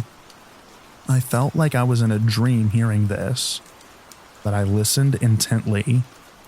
People will tell you everything you want to know about them plus more if you could only just close your mouth and open your ears. Most people do not have this ability, but it is a gift that I have been given. In this current situation, it seemed to be a curse though. Anyways, this man's family was looking for him. I was a tattoo artist at the time this happened. I remember it. I was really good friends with the brother of the man who was killed. He used to come and get tattoos from me, and he would cry because they could not find his brother anywhere. They looked for this man for months, but to no avail. Here's the craziest part of all. One night, my friend's mother had a dream. God came to her in a dream and told her where to find her son. Like I said, their family literally had search parties with hundreds of people looking for this man and could not find him anywhere. Anyways, my friend's mom said that God came to her in this dream and told her that her son was in the back of a cow pasture in Possum Bend, way out in the middle of nowhere. She got out of a dead sleep, called her entire family and told them to be waiting outside. She drove by their houses one by one and picked them up in a minivan and drove them out to the exact location that God showed her in the dream. He was right there at the tree in the back pasture, almost nothing left to his remains. When I say that he beat this man's skull flat, it's an understatement. As I said before, I was truly disturbed when I heard this. It still haunts me at night, even today. He told me about a few other murders that he did that he never got caught for. They are truly disturbing. His final victim, a woman and her baby, were burned alive in a trailer. That's not the disturbing part, though. The woman had been dead a week before she was set on fire, and he actually positioned her sitting upright in his car with the seatbelt on. As he drove around, so they could be seen together as if she was still alive. He was a master at manipulation and confusing times, dates, and locations of the murders that he committed. He was also an expert at manipulating evidence and disposing of it perfectly in order to conceal his crimes. I spent hundreds of hours alone in a dark cell with this creepy psychopath. I'd love to share the details if anyone is interested in listening. He is still alive and in prison somewhere here in Alabama. He was actually given life without parole after being held in the same jail that I was in for almost 4 years. I have most interesting experiences to share. During the daytime, we would be released from the cell to move freely throughout the day room, watching TV and taking showers. But at 8 p.m. each night, they would lock both of us in a 2-man cell, and the door would not be reopened until 8 a.m. During this time, we had a lot of free time to talk, and it was always dark in the cell at night. The details of some of the crimes he committed are so disturbing that I still take sleeping medication and am currently still seeking psychological help to this very day.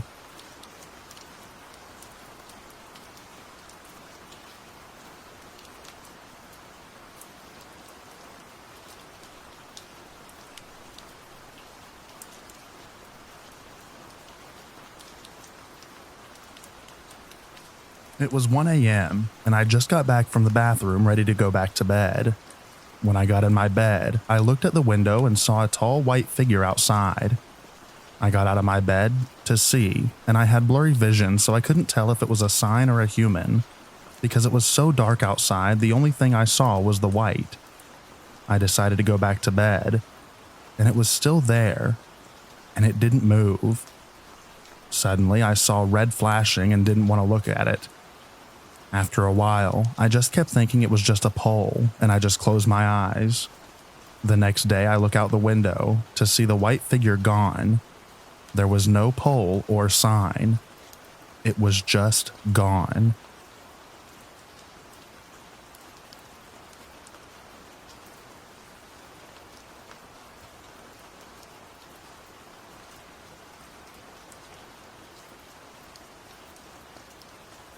I still remember this day pretty vividly. I was around 14 to 15 years old, and my parents had just gotten invited to a wedding.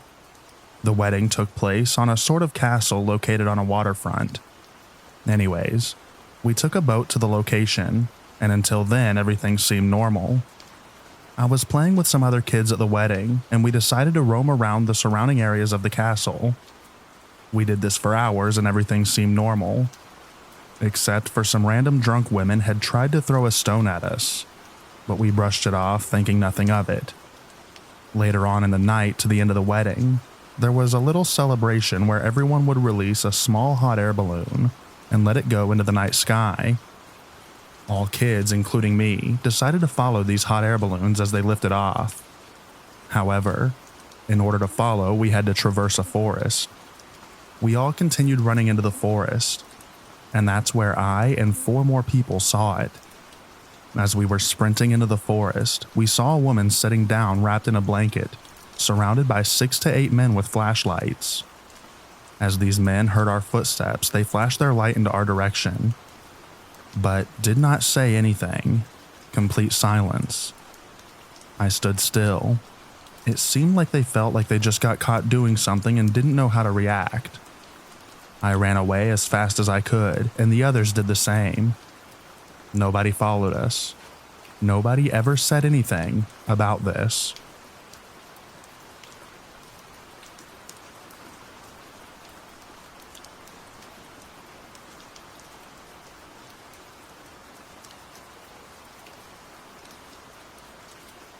I was invited to a huge family reunion in Florida, and weirdly enough, we were supposed to wear name tags to identify ourselves, but I went with it. There was going to be a lot of distant cousins, and the idea was to wear name tags to make it easier for everyone to know who's who. I stopped at a grocery store to pick up some ice cream for the reunion. I was sitting in my car checking my texts for a moment, when I noticed suddenly that it looked like someone was blocking the sun. I looked up, and might as well have jumped out of my skin due to the shock. A man in his 50s or 60s was putting his tongue on my windshield. While I'm not sure how he was able to see my name tag, he grinned and asked, "Is your name my name?" I didn't really answer. I just nodded and quickly thought of something to say. I said I was just leaving. Then he asked me where I was going, so I said I'm going to a different store, because they didn't have the ice cream that I was looking for. He said okay and then just walked away. As stupid as this sounds, I decided to drive away and go to a different store nearby because my nerves were rattled. I honestly think what happened was pretty funny in hindsight, but I felt terrible when it was actually happening.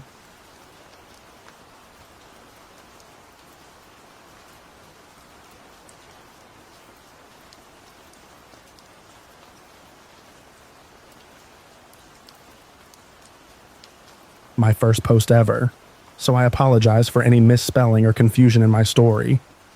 I don't know if this will bring me any peace of mind, but I definitely need to get it off my chest. I had plans to meet up with family after they got off of work, and I didn't want to be pent up in the house until then, so I went to a Ross that was halfway between our meetup spot. I'd rather not give out my actual location. I started off in the men's athletic section to look for things for my husband, and then went to the women's section.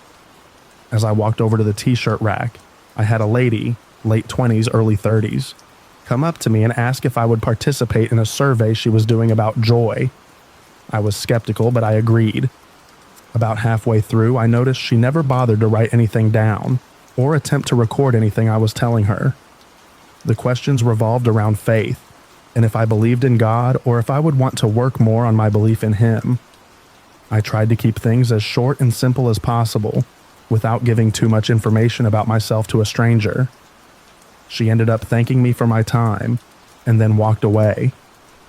I want to note that she had nothing in her hands, so she wasn't doing any type of shopping.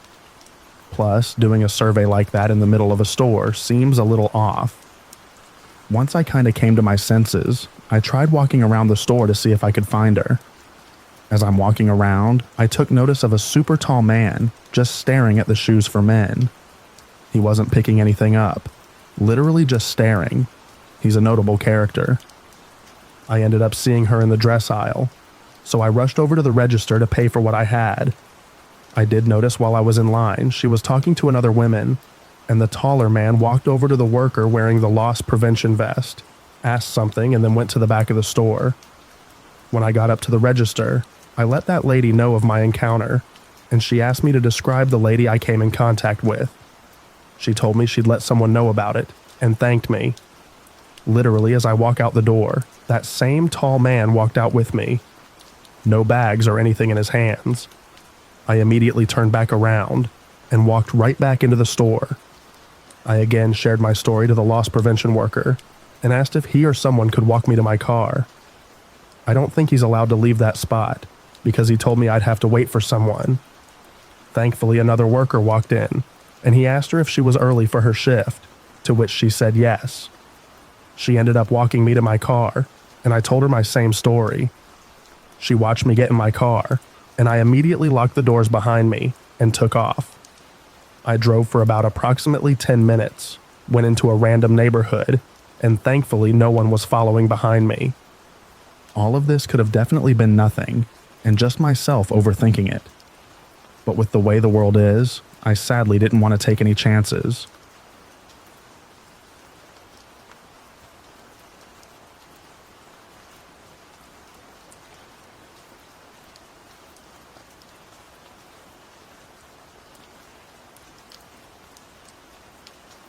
I am a 19-year-old female, and I was out to eat with my boyfriend, and the place we were eating at has a live show right next door. We decided to listen outside to some of the bands playing once we were done eating. It was around 9 p.m. at this time. Shortly after going outside, this girl comes up to me and starts talking to me about all kinds of things.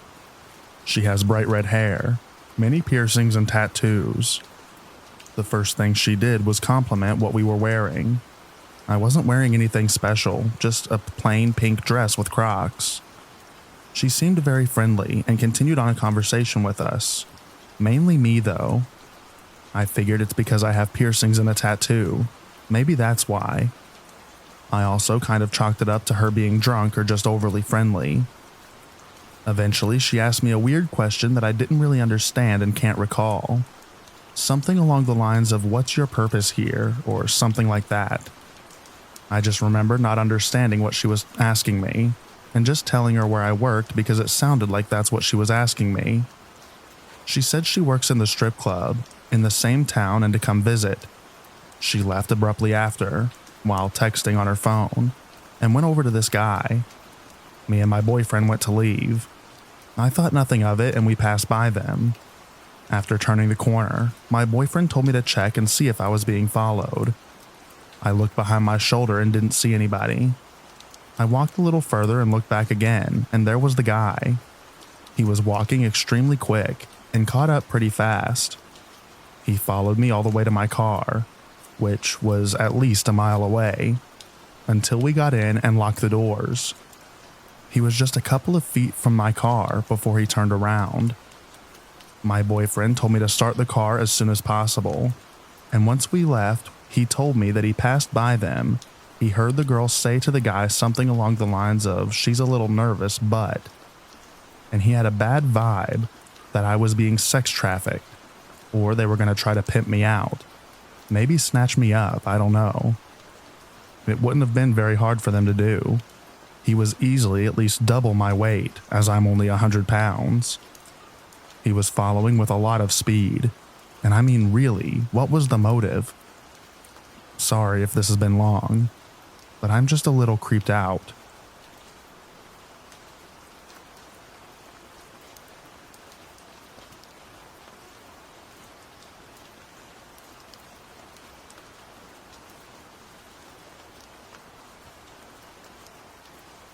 Before I got my car in my freshman year of college, I would use Lyft to get to work pretty much every day during the summer.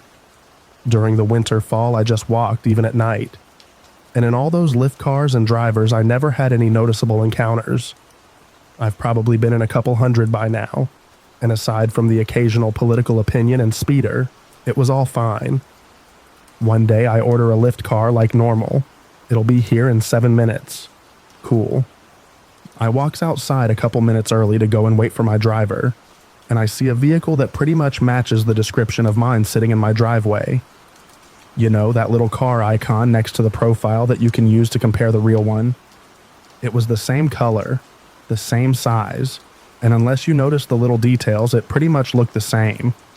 But my driver was still 2 minutes away. I choose to ignore him, thinking it's just a funny coincidence, and maybe he's a friend of a neighbor or something. But then he rolls down his window and looks at me, so I go up to talk to him. Maybe he's just lost? And by the way, a different race entirely from my actual driver, so I know for sure this isn't him. But similar skin tones and age. He tells me that he's my driver and pulls out his phone that has my profile like how your driver has to make sure it's you. So in my naive and innocent teenage mind, I think to myself, oh, Lyft must have accidentally sent me 2 drivers, and tell him that he's not the driver I was told I would meet. Right as we were talking, my actual driver pulled up and rolled down his window. I explained the situation and said, I'll probably get in the first guy's car because he was here first. Then my actual driver says that I should probably go with whoever is on my phone. That sounded pretty logical to me and made sense. But before I could turn around and tell the other guy I was going to go ahead and pick the other guy, he drove off. Tinted windows, by the way. It wasn't until I got into the car that my driver brought it to my attention how weird that was. He told me in his 10 years of being a Lyft driver, nothing like that has ever happened to him or anyone he knew. Then it suddenly dawned on me about what might have just happened. The similar car appearance to my actual driver. The fact that he had my info, but I didn't have his. The fact that he was there a couple minutes early, so if I did get in, it wouldn't have intercepted my real driver. Everything. And I almost got into his car. Went to work and I was totally shaken up. I tried making a report to Lyft, but without any evidence or information other than a basic physical description, there wasn't much I could do. My Lyft driver said he would go ahead and tell the story to some other driver friends on a social media forum, Facebook probably, so they can spread the word. So that makes me feel a little better. That driver might have saved my life. I think about that a lot. And hey, my dad heard about it and got me a car, so at least I got something other than trauma. Edit. I've also only told a couple people in real life due to the traumatic and scary nature of the whole thing. Looking back on it now, it was most likely a trafficker, kidnapper. These guys probably have access to Lyft's servers and look for repeating customers like me. I've since deleted the app and my account. Always check the license plates.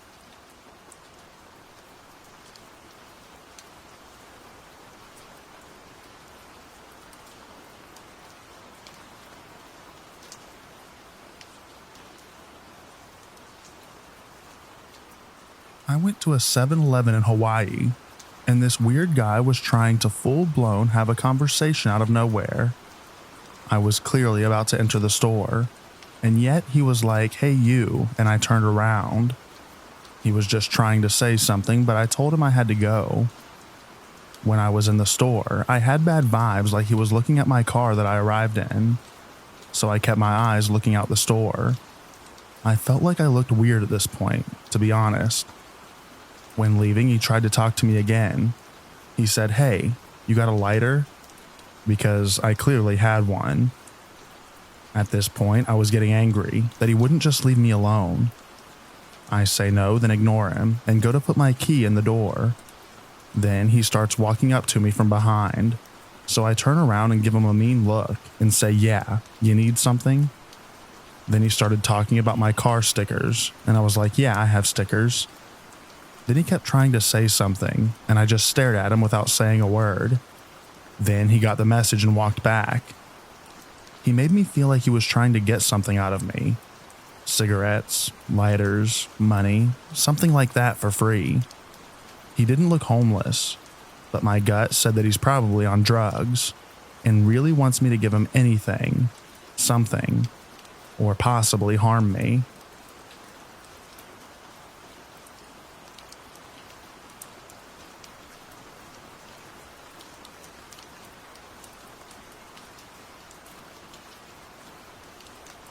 This was back in January early this year. My friend and I had just started working on our film project, and were getting ideas of locations to shoot the film. We drove to a swinging bridge about an hour away from our hometown. It was your usual, unsturdy bridge that was about 400 feet long and 60 feet above water. This bridge was only meant for walking, no running, biking, etc. Across it, it was parallel to another bridge, one made for vehicles. My friend and I got a couple shots of the bridge itself before we made our way to the other side, where there were train tracks and a neighborhood. About halfway across the bridge, we heard yelling coming from the other one. We looked, and it appeared to be a lady waving her arms like she was trying to get our attention. She called out a name what I thought was Hayden or Aiden, which both of those were neither mine or my friend's name. We yelled back, "We're not them," thinking that would be the end of the conversation. The woman just stood there, staring at us. We tried to shrug it off as we thought it had been settled, but then the woman takes off full speed running across the bridge, in the same direction we were going. We thought it was a strange, but we just laughed it off and carried on. We made it to the other side of the bridge and began shooting footage near the train tracks. I know it's unsafe, but this was a regular crossing point for the bridge trail. While in the middle of a scene, I heard a familiar voice yell from behind me. It was the same woman yelling the same thing. She stood on top of the hill of that neighborhood across the tracks. Again, we yelled back that we don't her and we're not who she thinks we are. This woman takes off running once again, but this time towards us. This frightened us because why would this woman need to get to us that bad? My friend and I quickly grabbed our things and headed for the swinging bridge. Even knowing we weren't supposed to run across, we walked super fast, which made the bridge sway. It's like our fight or flight kicked in. The lady had caught up to the start of the bridge by the time we made it halfway across, still yelling, but this time it was in a hatful voice. This was when I turned around to look once to see how far the distance between us was. The lady had stopped there at the start of the bridge, and I noticed she was holding something behind her back. Even though she had stopped running after us, we continued to bolt across the bridge. We turned back once we reached the other side to see the woman still standing there, fiddling with something in her hands. My friend pulled out her phone and began recording the woman. This made her turn back immediately and walk the other way. We never found out why she chased us or what she was holding in her hand. Sometimes I think back and wonder if maybe she needed help. But why not scream for help? I just find it strange that after we told her multiple times that we weren't the people she thought we were, and she still followed us. I had difficulty sleeping about a week after this incident, as I couldn't get the idea out of my head of what this woman wanted to do with us. I had never been so scared in my entire life.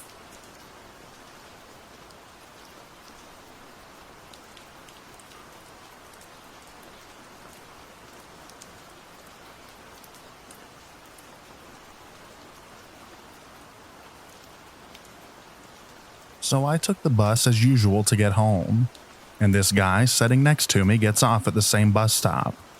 I know pretty much the entire neighborhood, and I don't think I ever saw anyone of his nationality. During the way home, I was at the phone speaking another language, so this guy, after we get down from the bus, makes a sound to get my attention and asks me where I'm from. I should have just walked away, but in this situation I get scared and don't act rationally. So I answer him. Then he asks me where I live, and I tell him where I live without pointing to my house. Then he proceeds to ask me if he can get with me to do something, which he says in another language. At that point, I start to laugh hysterically and keep telling him I have a boyfriend. I know I should have just threatened him to call the police or something, but I got scared and kinda didn't want him to turn violent for not telling him what he wanted to hear. Then I try to leave, but he followed me. Then I stop to confront him, and he wants to give me a hug and say that I'm so beautiful. I keep replying that I can't, to which then he offers me to shake hands, which I nervously agree just to get out of the situation. Then I change paths in hopes that he wouldn't watch me, go home, or return back after. Should I learn how to stop acting like a total idiot in these situations? Yes. Should I be concerned? That he will begin to stalk me? I don't know.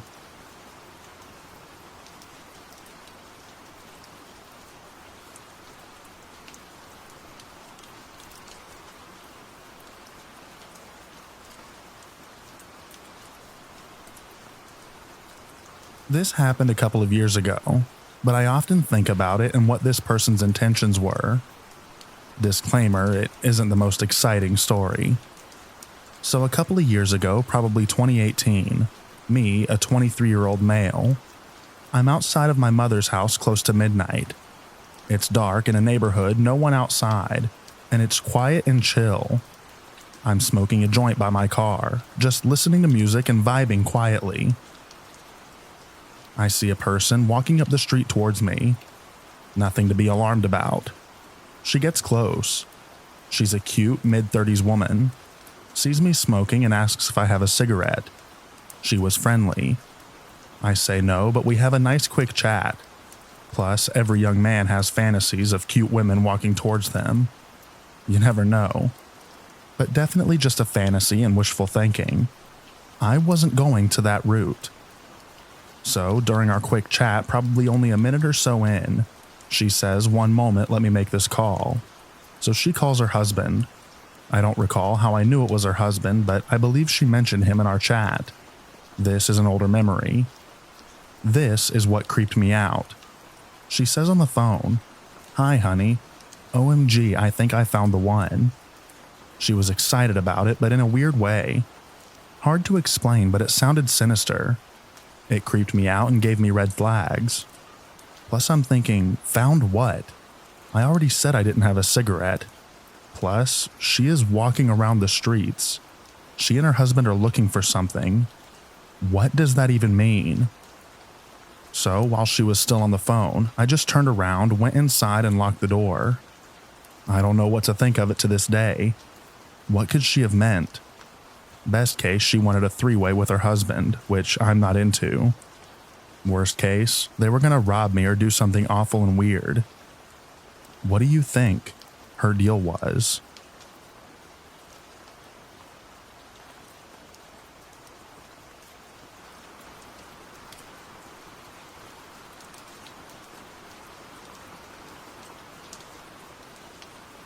So I work at a bar that has a back alley that leads to a small secluded parking lot.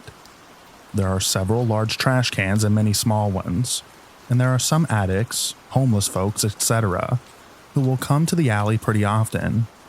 Usually they're pretty harmless and just look through the trash or ask for $1. But sometimes they aren't. Tonight was one of those times. I went out the back to throw out a bag of trash when I noticed a man walking quickly by the farthest group of garbage cans from the back door, which also happens to be the house, the one that I use. He looked in my direction. I don't think he knew I could see him. And then, as he saw me walking toward him and the trash can, he quickly and quietly hid himself in the dark behind the trash cans. I didn't see where he ended up, but it scared me so much.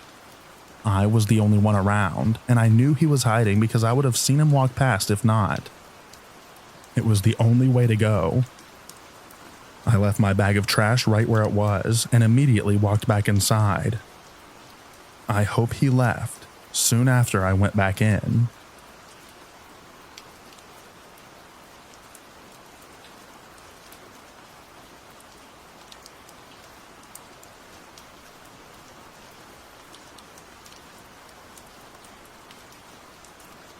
Yesterday, after leaving the public restroom, a man who had exited the men's room started to follow me.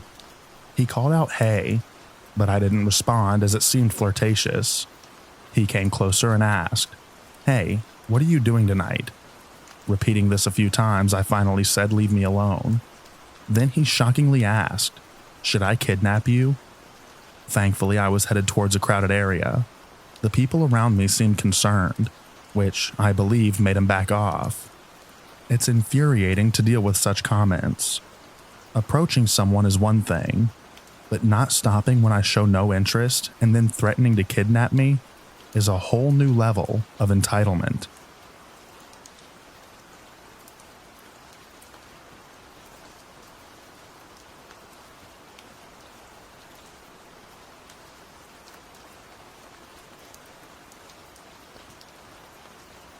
I'm a 24-year-old female, and I moved into my first apartment by myself. I usually have roommates, but my last situation, I was harassed by two guys in my house, and also by a 60-year-old woman who was a severe alcoholic and drug addict. Long story. I've been here for 2 months, and it's been good. I love the place, the apartment, the location. But yesterday, I got the crap scared out of me when I received a knock on my door at 3 a.m. I live on the top floor of a 25-floor building and was the first to move in after renovations. So, there's only 4 to 5 people on my whole floor. I had no texts, no calls from anyone that I knew about coming over. First they knocked. I was silent. They knocked again. It sounded like a man knocking. I called my mom, telling her this situation and that I was utterly terrified being a young woman. They waited a few minutes and knocked again. My mom called the police for me, and 2 women officers came up. I told them what happened, and they were super kind about the situation. The only person who I could have maybe expected to knock, the only person who had access, was the doorman. This doorman in particular has always had a strange vibe. He never talked much, but he was always watching me. I'd go to the elevators and he'd get out of his chair to stare at me, waiting for them to open. He is a 28 to 32-year-old dude. I'm not sure exactly how old. And he's a pretty tall African-American man. He'd always check me out, and while he wouldn't say much, he'd flirt. 2 days ago, I was going out with some girlfriends, and I was dressed in a tight and short black dress with black boots. He seemed really interested in me at that point, and definitely spent some extra time staring at me. I don't really think much of it. So after talking to the police, I went downstairs and asked him, "Hey, so I got a knock on my door at 3 in the morning. Was that you by chance?" And he immediately said, "Yeah, it was." I was like, why were you knocking on my door at 3 a.m.? And he says, "Well, it wasn't 3 a.m. It was more like 2:30. I was just checking up on you." I said, "Why?" And he mumbled something under his breath. I'm like, "What did you say?" He said, "I don't know." I gave him leeway and I said, "Because you thought I wasn't okay?" And he says, yeah. And I said, "Why wouldn't you think I was okay?"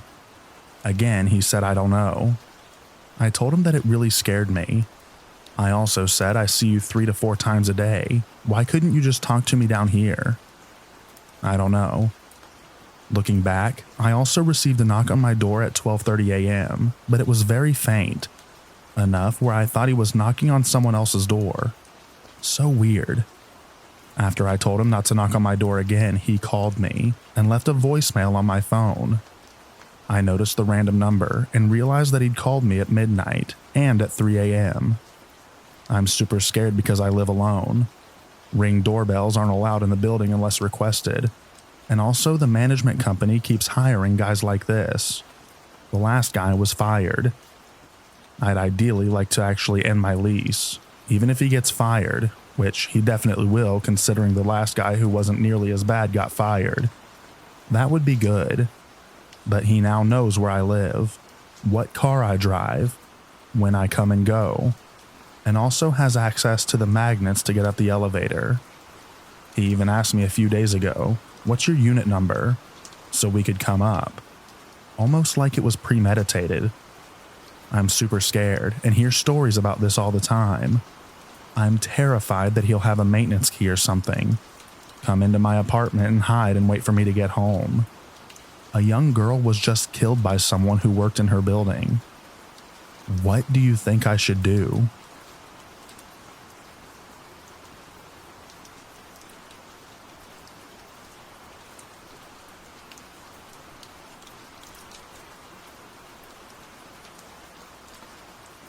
I wasn't sure which sub to post this to, but since it's not exactly my story, even though I was involved, I'm posting it here.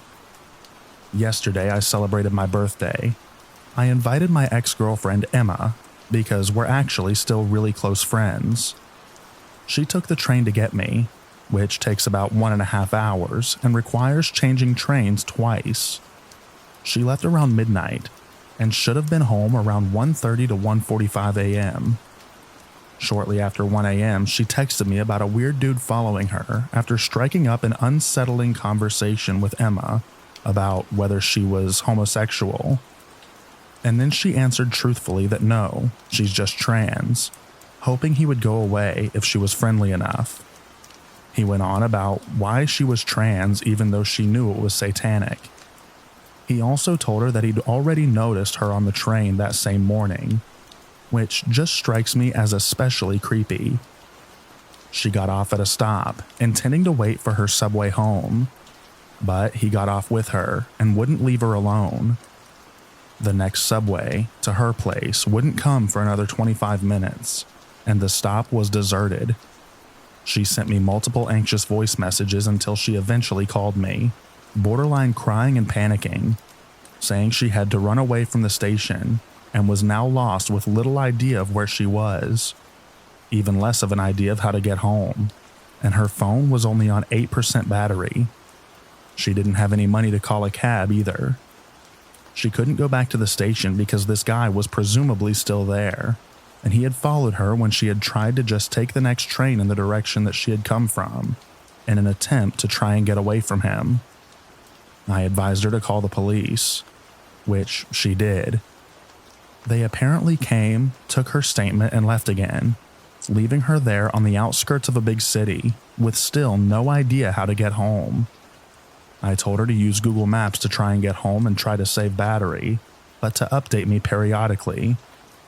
She called me again a few minutes after, saying that she was 45 minutes away on foot from her home, but that thankfully she had managed to reach her mother, and she was coming to pick up Emma from where she was. I stayed on the line with Emma until her mom got there. I'm so angry. Emma already struggles with severe anxiety and agoraphobia. The fact that she managed to make it to my birthday party was an achievement for her. This isn't going to help at all. Why do people like this even exist?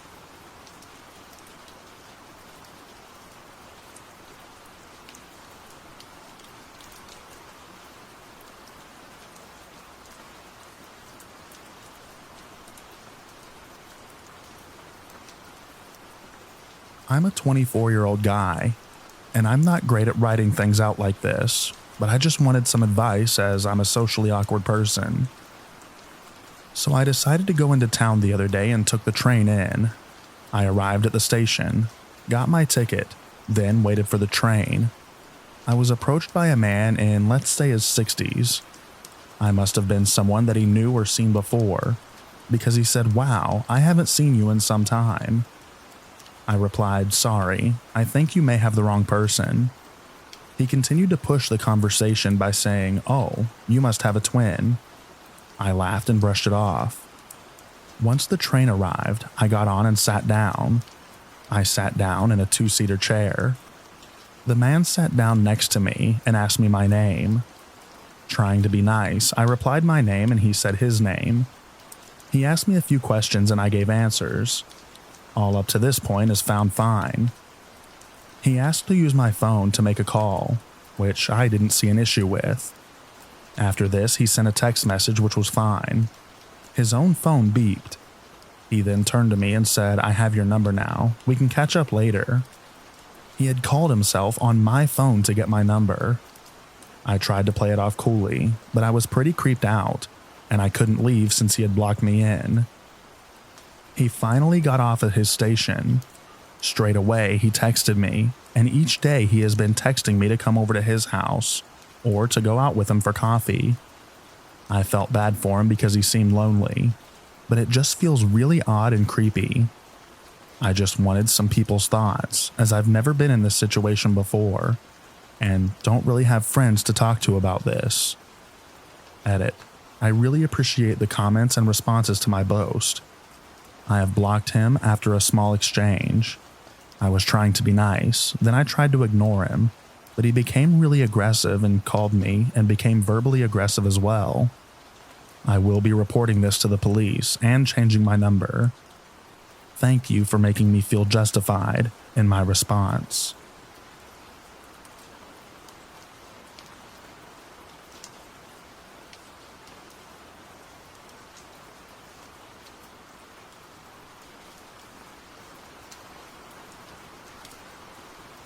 Transportation in the Philippines were made easier because there are motorcycle taxis here, and they are much cheaper compared to Uber or Grab cars. You just need to book a rider through an app, just like how you would book Uber in your country. I'm used to taking them whenever it's not raining, and it's a faster way to get to my workplace, but that is just the tip of the iceberg to my story. One particular night, I was craving for something to eat. It was around 1 o'clock a.m. It took me an hour or two of scrolling through my phone to look for food to satisfy my cravings, when I decided to just go to 7-Eleven, which is just a few blocks away from the village that I live in. I decided to just walk. The evening breeze was nice.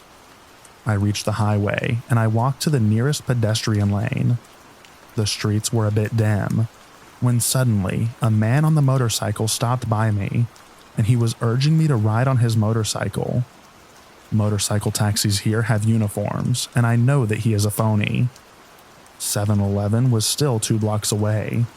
I politely brushed him off and said that I want to walk. He took off, and I felt a rush of relief. I enjoyed the rest of my walk. When I came to this block, where only one street lamp was working, and the light from it was not a big help, my heart suddenly beat fast and I was sweating.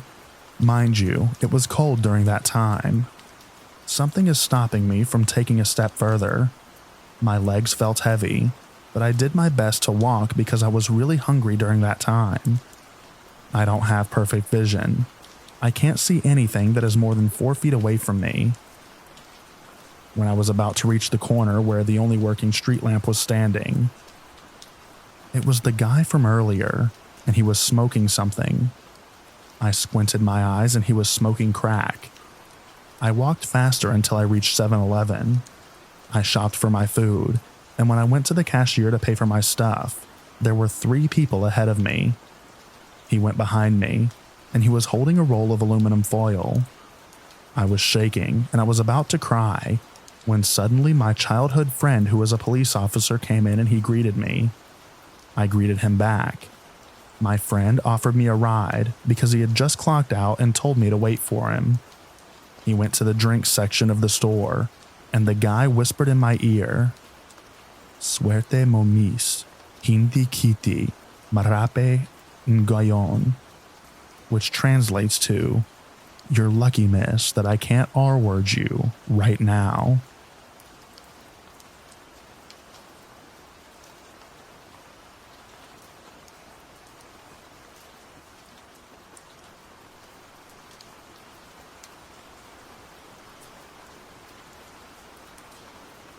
Jordan Valley, Oregon.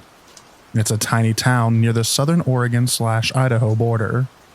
My family and I are from California, and we would drive up to Idaho to see family. Once we'd stopped in Jordan Valley to get gas. We pulled up to the gas station and waited for the attendant to come out to pump our gas. Used to be an Oregon law that you couldn't pump your own gas, I think. The attendant saw us, got up, and went to walk outside. Then we saw him squint as he tried to read our license plate. I'm assuming he saw the California plates because he quickly closed the blinds and never came out. My mom thought the town was charming, but my dad and I got a really creepy vibe. She wanted to drive around a bit and see the town. The whole time we didn't see a single person, other than the gas station attendant. No one walking around, no one driving, no one at the elementary school, nothing. Years later, I did some research and found out that there had been human and bovine mutilations there that are still considered unsolved. People and bulls were found with their blood drained, genitals cut off, and anuses removed. I think the FBI got involved, but I'm not sure what happened. The local police claimed that it was a cult thing.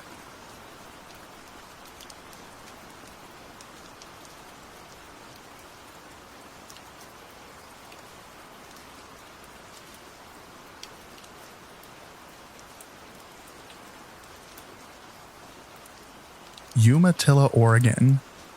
Back in 1941, it built a chemical weapons depot to store our own supplies of VX gas, HD blister agent, and other nerve agents in preparation for World War II. After the war ended and chemical weapons became forbidden for use in war, they set up the facility to destroy them in 2004. My grandfather was one of the engineers in charge of overseeing their destruction. Every month or two, you'd hear air raid sirens going off, a test of the emergency system in place to warn people to start stealing their homes with plastic sheeting and duct tape and don their gas masks, if you had one. Chemical weapons have all been destroyed as of 2011, but I grew up in that town from 2004 to 2007. It was always pretty worrying being woken up by the sirens and wondering, is it just another test, or has there been an accident? The worst time I can recall was the local McNary Dam was using explosive to do some sort of expansion in the middle of summer break, and then hearing the alarms going off shortly thereafter. I was home alone and started sealing windows as fast as I could before a fire department vehicle came rolling through the streets, announcing over the bullhorn that it was just the dam workers doing their thing.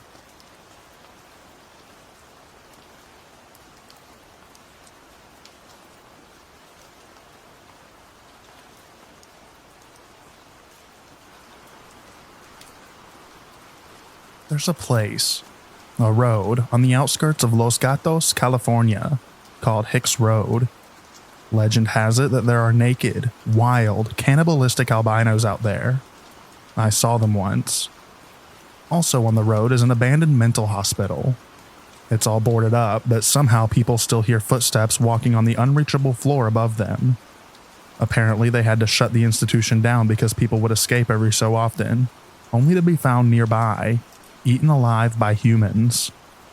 There's something called Hell's Gate. I guess it's an evil rock or something. There's also a little town at the top of the road. First, screw that place. Second, double screw that place. There's maybe 13 trailers and hand-built houses up there. They all have Confederate flags. The few people I saw looked more hillbilly than I could have imagined. They just stared at me. They all had very few teeth and overalls. Scared the ever-living crap out of me. Every time I tell someone about this, they want me to take them there. No.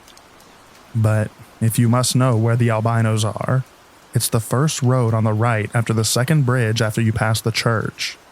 Make a left at the fork and drive up a bit. But don't say I didn't warn ya.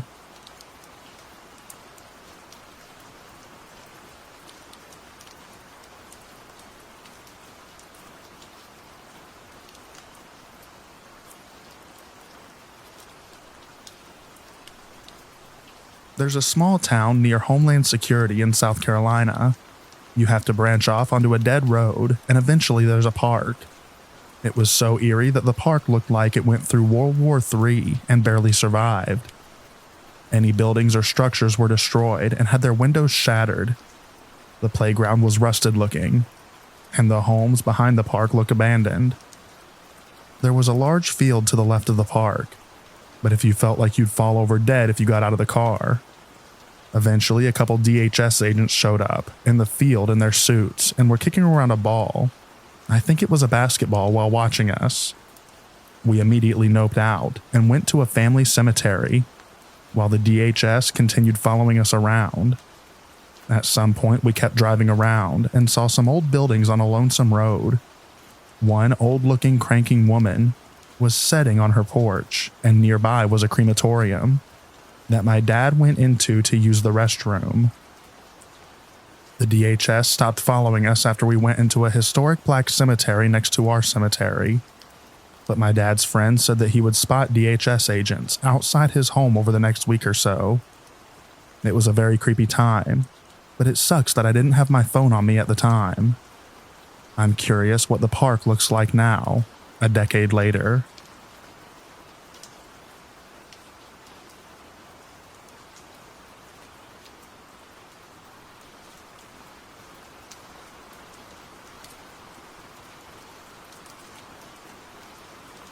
Centralia, Pennsylvania.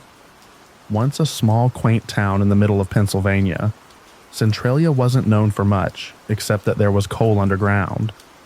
Like most coal mining towns, if you lived there, it's probably because you worked for the coal company.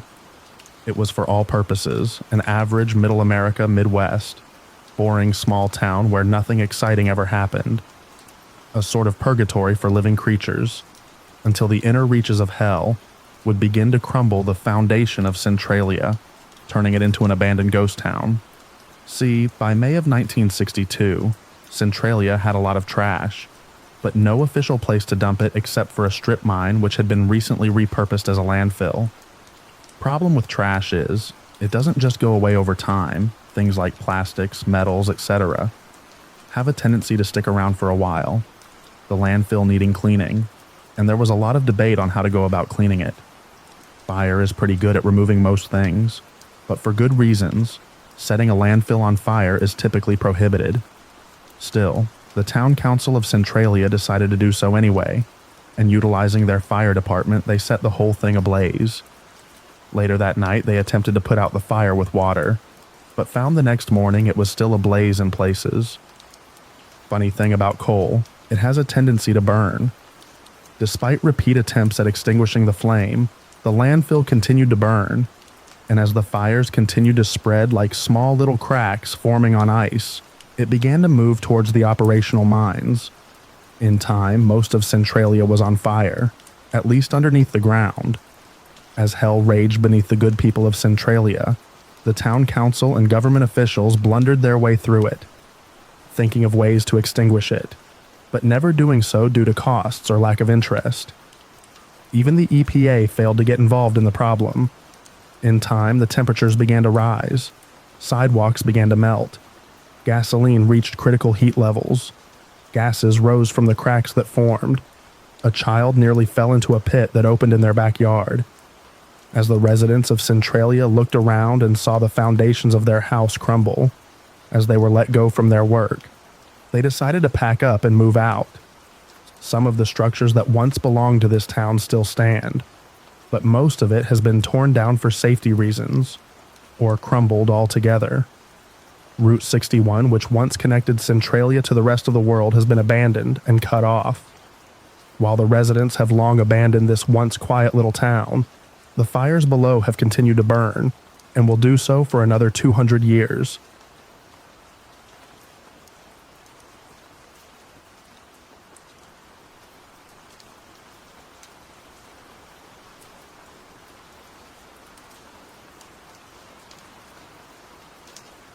So I realized I actually have a couple stories here.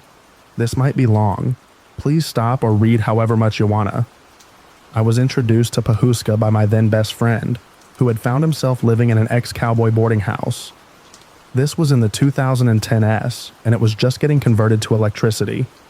It had many individual rooms, and the one my friend and I stayed in was the furthest from his roommate, and had a window facing the desolate yet picturesque downtown. The room had a hand-painted 1900s Coca-Cola advertisement on the wall, preserved by the hasty addition of the room to house an overflow of long-dead cowboys.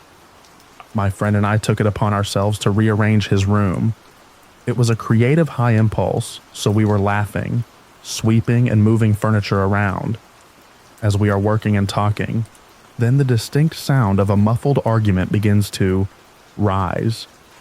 We had heard it faintly before, but it hadn't fully registered until the sound began to get louder. A dog began barking. The argument was between a man and a woman.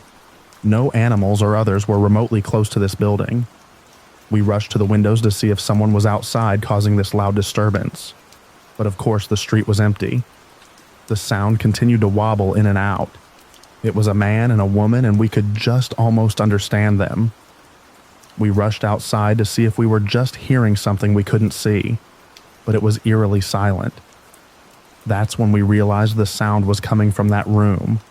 Spooky, but somehow, with the help of lots of weed, we slept in that room that night. Story 2, I came to visit him a second time. I arrived late and we ended up falling asleep early. We shared his massive bed because partially, I was a little too scared to sleep alone. Each dorm in this ex-boarding house was scarier than the next. So yeah, I slept with him in the aforementioned ghost arguing room. So we both fall asleep fast until I wake up at 3 a.m. I kid you not, my heart pounding. I look at my phone in disbelief at the devil's hour as my heart continues to beat hard and I feel fear crawl up my spine. I'm begging myself not to look into the main little living space of his room, but my eyes are immediately drawn there. It's strangely cloudy in there and dark, but so I tell myself it's my eyes unable to adjust. My head, however, is still screaming something's wrong. Something's not right. So I watch as more white cloudy fog rolls into the room. It was like some imaginary fog machine was on, and some rock and roll madman was determined to fill the arena. This fog didn't drift on the air, though. Oh no, it was thick like cotton candy and stayed in place, filling the room. It was like giant storm clouds. I expected a crackle of lightning any minute. The energy was palpable. I immediately began reciting a Buddhist prayer in my head, while simultaneously internally screaming, "Don't show yourself to me. I'm scared. Please, I can't handle this." I am also desperately trying not to pee my pants. I'm so freaked. It's 3:30. I'm watching this mystical energy. Clouds fill the room before my eyes and no blinking or eye rubbing is making it go away. I keep repeating the prayer and my "leave me alone" mantra until I just finally wake up in the morning. Story 3. Different setting. Outskirt of this town. So my friend is a Great Gatsby type. Someone who is charming, talented, and intermingles with rich people until they end up rich. He wasn't a thief or con artist, but he was learning to work the system from old money. I was his poor hometown friend who knew him as he really was, and was sometime taken on these rides. He house sat for a rich man's ancestral family home, expertly hidden in Pahuska. The man lived in a major metropolitan city, but still kept up with the old home. Rich people strangely love this town. I guess that's how Ree Drummond ended up there. The home still had all the family heirloom furniture from the 40s in its original places. Gorgeous antique lampshades decaying on the pole. Everything was beautiful but slowly disintegrating from time. We were instructed to sleep upstairs, but the rooms were even worse. They had kept the rooms from his and his sister's teenage years. He was a gray-haired old man, so these beds were from the 50s or 60s. The only decor was old designer furniture. All extremely nice stuff, but all finally succumbing to time. The place looked like something out of a horror movie. It was almost comical. Then we checked out the attic. Even more priceless antiques stacked and decaying. It looked almost exactly like that scene in The Conjuring, where they find the basement full of old creepy furniture. It was so creepy it was nearly comical. The one redeeming factor to this house was we got to watch 3 adorable dogs. And there was a recently built addition apartment to the building that usually housed a tenant. The tenant was out of town, and we were told not to spend too much time in that area. It was unfortunately the only area of the house that felt normal. We tried to avoid it, but we always ended up over there. So night rolls in. My friend is determined to sleep in our assigned bedrooms.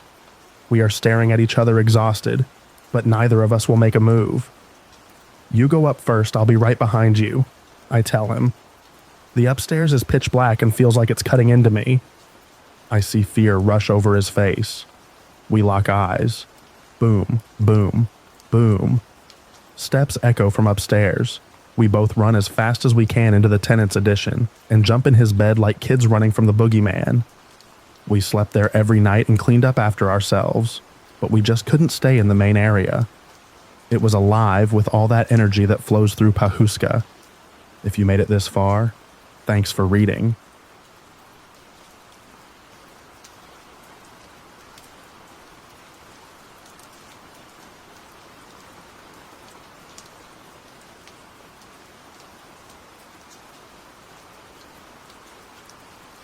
This will probably get buried in the comments, but I'll share anyway, since it's the creepiest moment I've ever experienced in my life. We were on a road trip that started in Wisconsin, and the end goal was to end up in the Canadian Rockies. We started out west with the goal to get to Montana, then head north about where Calgary is, then continue a bit west. We had done lots of camping in the South Dakota, Wyoming, and Colorado areas, and were used to seeing and stopping in small rural cowboy towns, as we like to call them. Well, nothing quite prepared us for our stop in Montana. We assumed Montana would be like Wyoming, few big cities but mostly small rural ones, and lots of land of nothing in between. We had often stopped in smaller towns since they usually have KOA campgrounds that we can stop in for the night for cheap, then keep going early the next morning. It was getting to be about time to stop for the night, and we were a bit west of Billings, about to start heading north towards Glacier National Park, where we wanted to do a little vising before crossing into Canada. We found a small town. I can't remember the name of it now, because we didn't end up staying long, but the population sign about 200-ish. Can't remember exact number. And we saw a campground, a hotel, one gas station, and one restaurant. We pulled up to the gas station, and while we were filling up, we didn't see a single person on the street or anywhere, and it was early evening, about 5 p.m.-ish.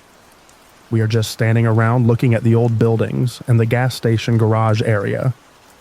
Suddenly we saw movement in a window. The blinds were down but open, and we saw what looked like a child in the corner, but he was bald, and he quickly moved away when he saw we noticed him. We were going to go into the store area to buy some food and drinks, but decided to keep moving. Creepy as hell. It reminded us of being in the Hills Have Eyes or something. Same landscape, same creepy gas station. We finish filling and then get back in the car and stop about 2 blocks away at the only restaurant in town. It was a dinky little place, named Pat's Diner. There was 2 cars in the parking lot, and the open sign was on. So we figured, hey, it's the only place here and we gotta eat, so let's go. As we approach, we can hear lots of people talking and laughing inside. Seems like a nice place. What happened next was both the most confusing and disturbing thing I've ever been a part of. I feel like I walked into some B-horror movie. As soon as we open the door and step in, everyone in the whole place instantly stops talking, moving, doing whatever they were doing, and turns around and stares at us. The place was packed. I figure there were probably 10, 15 tables, but like 50 plus people in this place. We just stood there in silence for what seemed like hours, but was probably only 10 seconds. All of a sudden, this very old lady in the booth right in front of us slowly turns her head around, wearing 2 eye patches, and says in a creepy old voice, "What do you want here?" All of us immediately turn around and literally ran back to the car, got in, and got back on the road. We didn't know what the hell had just happened. It was like a crossover scene of No Country for Old Men meets Hills Have Eyes. I feel like if we had stayed, we would have been murdered or made into couches. We didn't stop until we got out of Montana and into Canada, where all we saw was bears and mountains for days.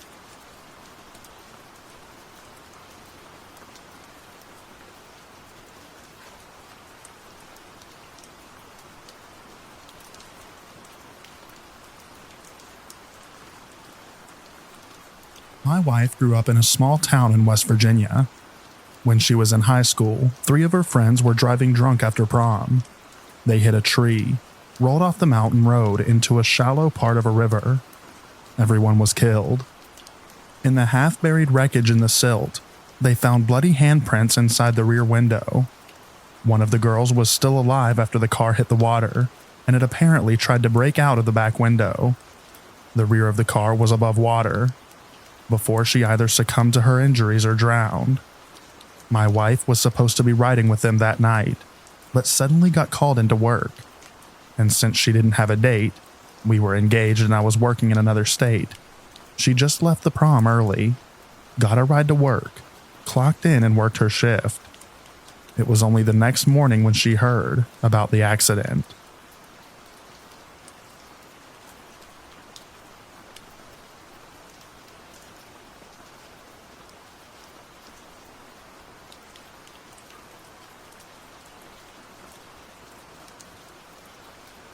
A wife kept her dead husband in the house for I do believe 8 years with their children. She convinced them that Daddy was in a diabetic coma, brought him to the dinner table and everything. She was an RN, and they of course never questioned why Daddy didn't eat for 8 years. My aunt bought the farmhouse for a really good price. Crazy story too. Wife came up missing, purse still at home. Teenage kids that I went to school with kept asking where Mom was. They were told that she got mad and left. The oldest son knew that something was wrong and kept asking questions. Dad was spending quality time in the basement. Well, oldest son looked into the window and seen parts of his mom. He went to the police and they started inquiring more. Come to find out, he killed her and chopped her up with a blender and buried her in the backyard. And then took the blender back to Sears for a refund because it wasn't working properly. There were bone fragments, blood and hair lodged into the motor.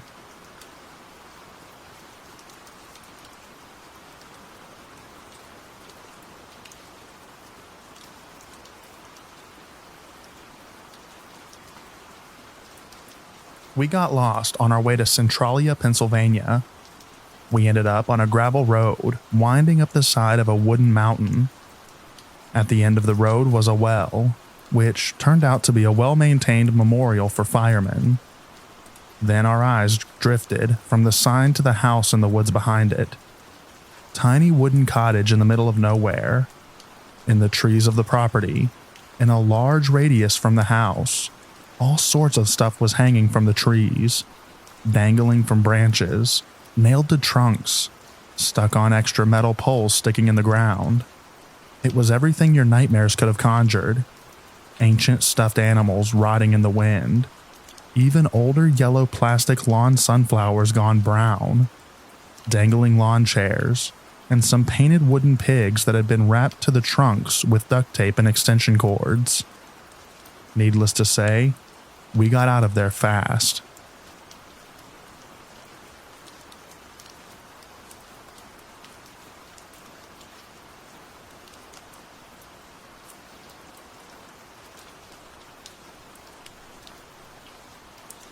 This kid I knew, his name was Sandy. We watched the movie Warlock dozens of times and became convinced if he drank the fat of a male virgin, he would get the power to fly. He was about 13 years old when he murdered a 6-year-old boy. He waited at a playground, then told a kid to follow him into the woods, where he attacked him with a rock. They found a slice of the kid's fat boiling on his stove at home. That's it in a nutshell. I don't even know if I need to read any other comments.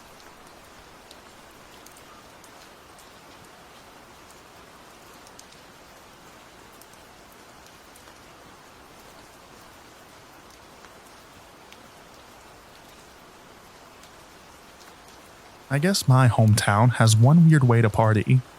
Once every 2 years on the first Thursday of the year, we build up a 3 to 4 meter tall statue made of paper. It represents the devil, and we often make its eyes glow and make it throw fire from his mouth. So during 7 days, we disguise ourselves.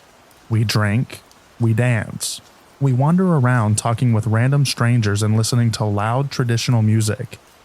Then we burn the paper statue. By the way, this is in Colombia.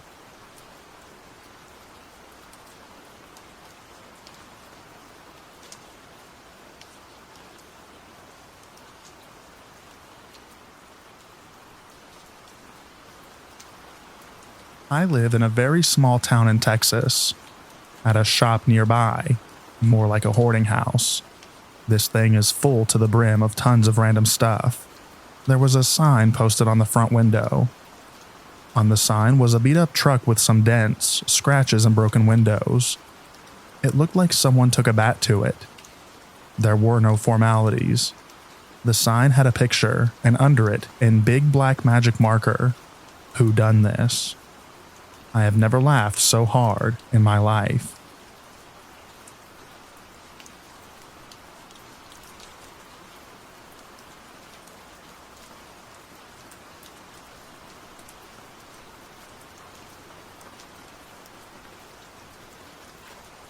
This one time, I came across a town that was run by a cult. As soon as I arrived in the village, someone immediately asked me for a donation. The really weird thing was how everyone was really into the color blue. Like, all their houses were blue. Even the trees were bluish. Cult members actually wore all blue, blue masks included.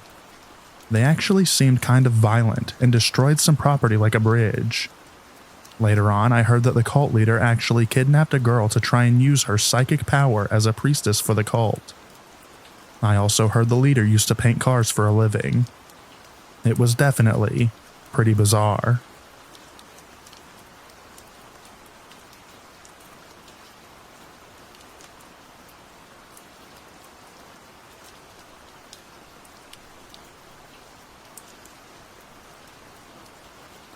The area around Manly, Louisiana.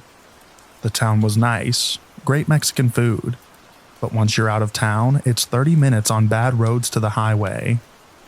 I was sent out there for a job. Nothing is paved.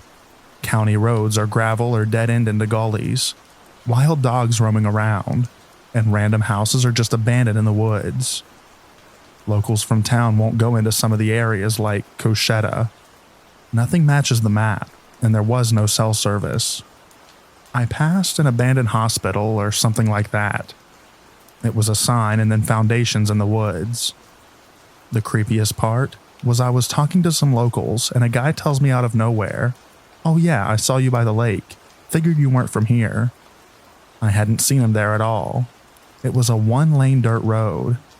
He kept talking, and it turned out he knew where I'd been all day. He and his friends had kept tabs on me, and his smile scared the ever-living crap out of me.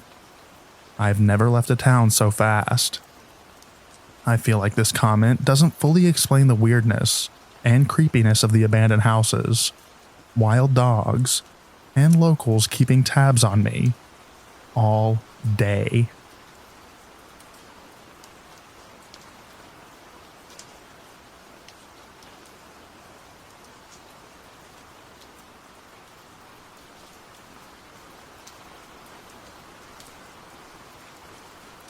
Orange Cove, California. A few years back, my wife and I were traveling up to the Sequoias, and we took a new shortcut route as we had a new baby, and were looking for a park to stop off at so she could nurse him and we could give him a change. Google showed us this park at the end of a cul-de-sac. We drive in and we're chatting and not really paying attention, because we've gone to the Sequoias for years, and it just seemed like business as usual. But little things on the street are starting to register with me almost subconsciously. There are like 10 or 20 dogs just roaming free on the street. Every house is barred and chain linked, and a few people are starting to come out of their houses to watch as we drive. We get to the park, and it's completely broken down and overgrown, but we're still talking, and we get out to go sit on a bench so she can feed the kid. As we get out, I notice there's a large dumpster sitting wideways in the street next to the park that looks out of place and purposeful. Then as we sit and start to lay out the changing pad to change his diaper, I look at the graffiti on the picnic benches. There's the normal, inscrutable writings and various forms of penises, but then I notice these incredibly brutal depictions of, like, dismembered cops. It just felt like they were warnings, and not just drawings. Right then, this truck pulls up, past the dumpster that was in the road, and then backs up until it's almost touching the dumpster. And I immediately realize why the dumpster is positioned like that, so that no one can see that truck from the main street. The men just stay in the truck looking at us. My wife is still talking and I say, "Let's go. We need to get back to the car." Normally she'd question me or say some banter about me telling her what to do, but something about my tone and she immediately got up and said, "What's wrong?" I said, "Let's just get in the car. No car seat. Keep him in your lap." I open the door and get both of them in, move as quickly as I can to the driver's side, get in, and make a quick U-turn back down the road. As we're driving out, the truck starts following us, and almost every house now has people standing at the front of their chain link fences, watching us. We get back to the main road, turn off, and the truck stops following us. We pull over a few blocks down and take stock of the almost ghost town this main road goes down. We put our kid back in his car seat, do a quick Google search for Orange Cove, and find that at the time it had one of the densest gang populations in California, and vow never to go back there again.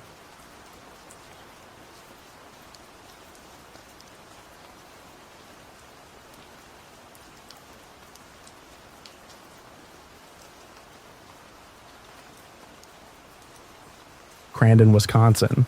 Some pretty messed up stuff has happened there. In 1979, a troubled teenager stabbed a woman and her toddler and infant to death.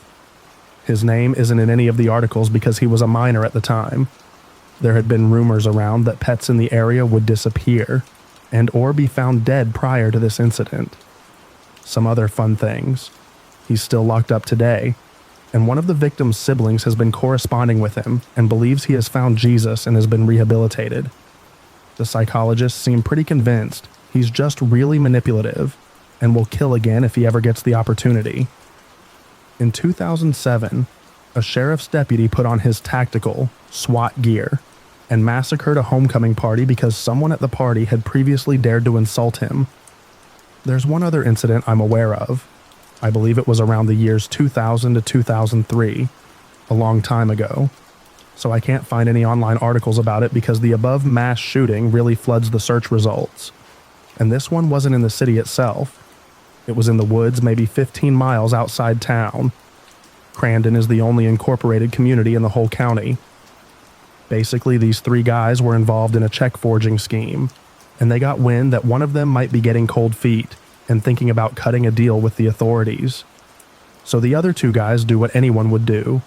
They invited their buddy to go hunting. I think they were from a different part of Wisconsin. But Forest County is popular for hunting, and quite isolated and rural. He won a Darwin Award that season because he accepted the invitation. I was pretty young at the time, but I remember on the news they found the body not long after it happened, as I used to hunt in this same area with my dad. They were under a mile from us on opening morning. It's virtually a guarantee we heard the shots. I remember distinctly, just before dawn, a couple isolated shots, maybe 20 to 30 minutes before the usual flurry, after the deer get up and start foraging for the day. It's chilling to think of the possibility of bumping into people like that. We all have guns, but you're not there with the expectation of people using them on each other. If someone does decide to turn hostile, the element of surprise usually guarantees the gun doesn't save you. There was an incident around 100 miles away from there, another year where a guy was trespassing on someone's 400-acre private land. They told him, rudely, to vacate. He killed like 6 of the people who were hunting there in retaliation. Anyway, haven't been to the area in a very long time. The majority of the people there are honestly super friendly and decent. But when someone gets a screw loose, they really get a screw loose. Plus, I just think maybe the fact it is so rural and out of the way that a certain element might feel it's a good place to put more space between themselves and the scrutiny of others.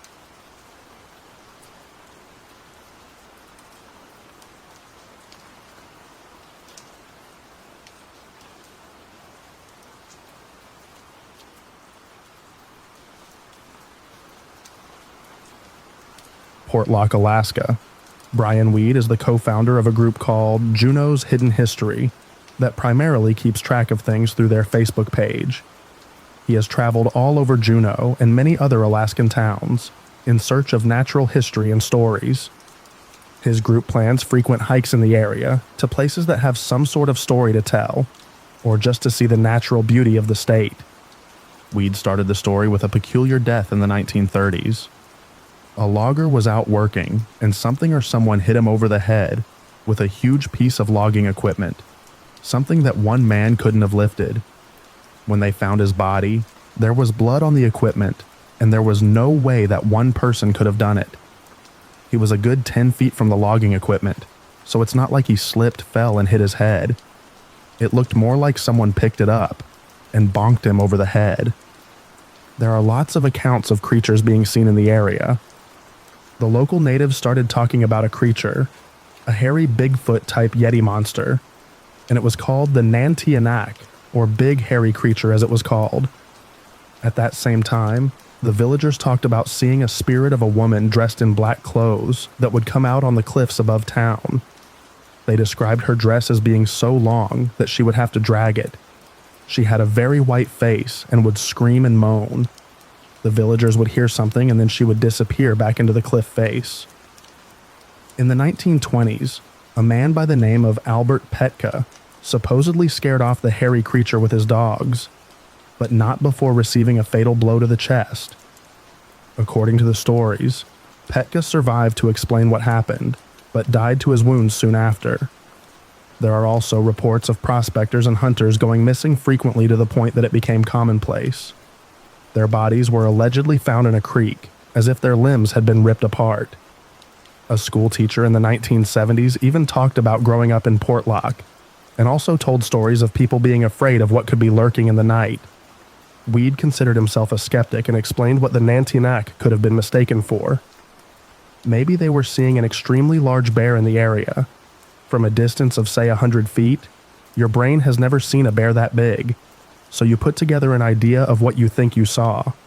If the bear is standing up, say in the 10 to 12 foot range, it may be the biggest bear you've ever seen, and so your brain may not put together that that's a bear.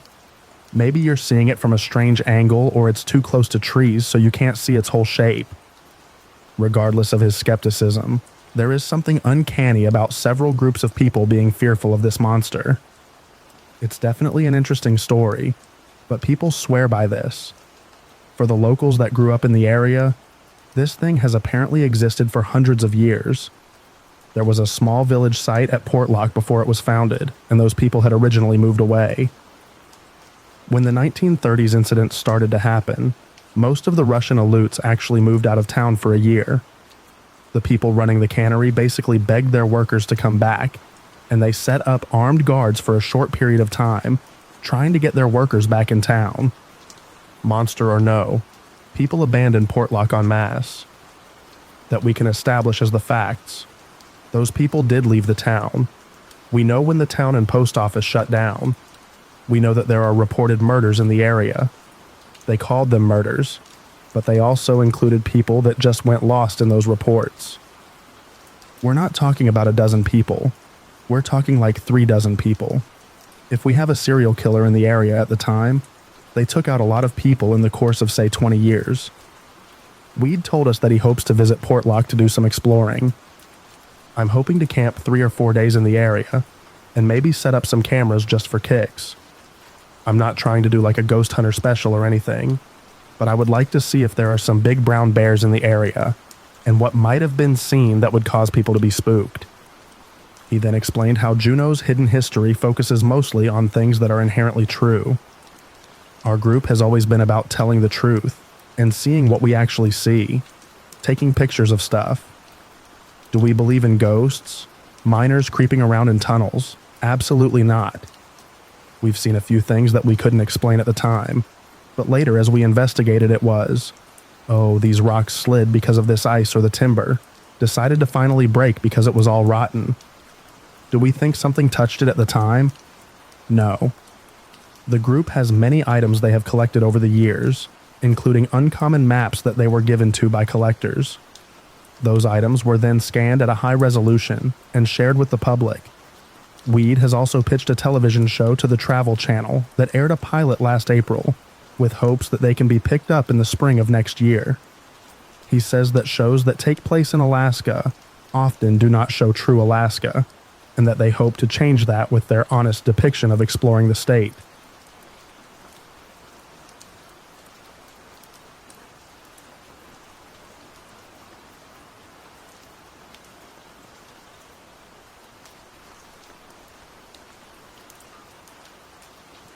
I was visiting Cooperstown when I was about 13, on a boys' trip with my dad, uncle, brothers, and cousins. We spent a few hours walking around doing the Hall of Fame thing, etc. When we got hungry and wanted to stop for a quick lunch, my uncle stopped a guy walking down the street who was clearly a local and asked if he knew of anywhere to stop for lunch. The local guy said, "Sure, what kind of food are you looking for?"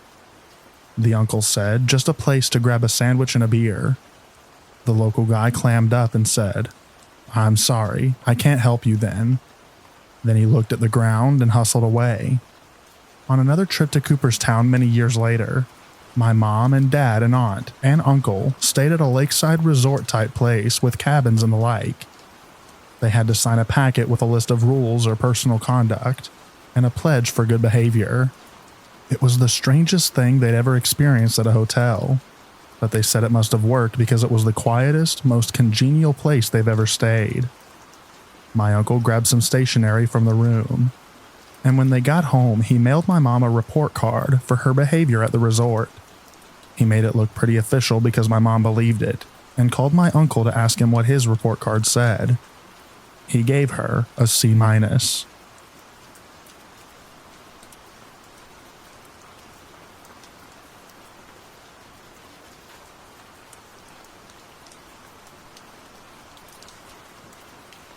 I am from the Pittsfield, Newport area of Maine, and this is the area that inspired a lot of Silent Hill, especially 2.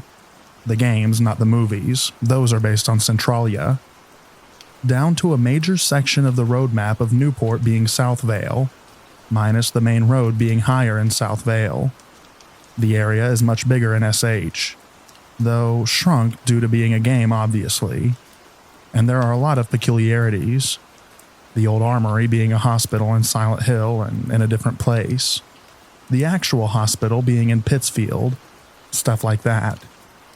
Incidentally, Ashfield, based on Bangor, should not have a subway. It's far too small for that.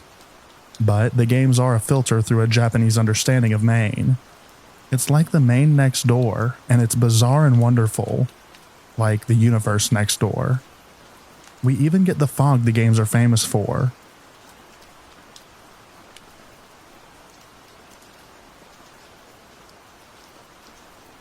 Particularly the apartments in 2 being analogous to a complex in town. So while on the surface this place isn't that bad, on a really, really foggy day, I often find myself humming Null Moon.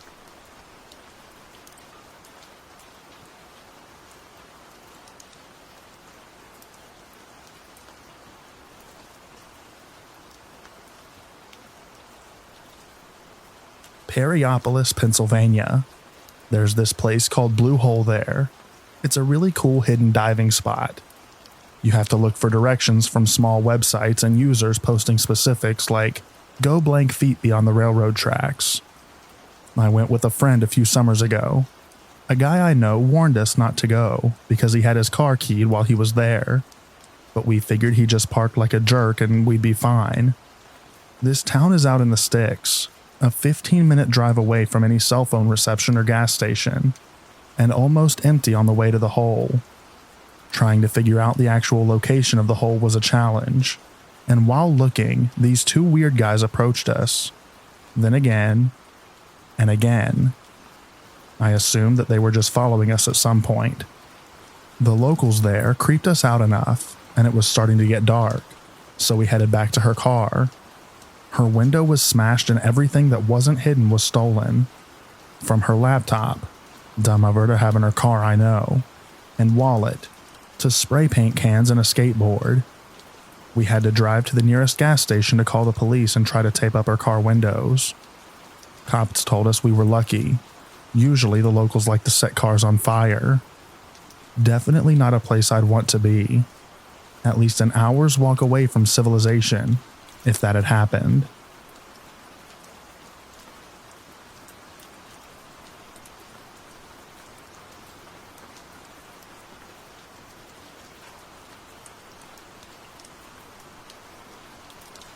This is a long time ago, late 90s. When I was 19, I moved from Oregon to Florida to be with my boyfriend at the time. Don't ever do that.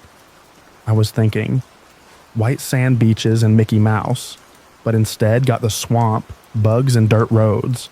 It was a huge shock to the system. We lived in this dinky little town called Hawthorne, just outside of Gainesville. Don't ever go there. Very small, 1 stoplight and 4 stores. Dollar General, Steve's Market, Eckerd's Pharmacy, and Sonny's BBQ, whoopee. Anyway, I got a job at the now defunct Eckerd's in the middle of town. It was next to the grocery store, so everyone shopped there. After about 3 months or so working there, I walked in to start my shift one day when the manager pulled me into his office. Laid out on his desk was about 40 opened letters, all addressed by hand. To me.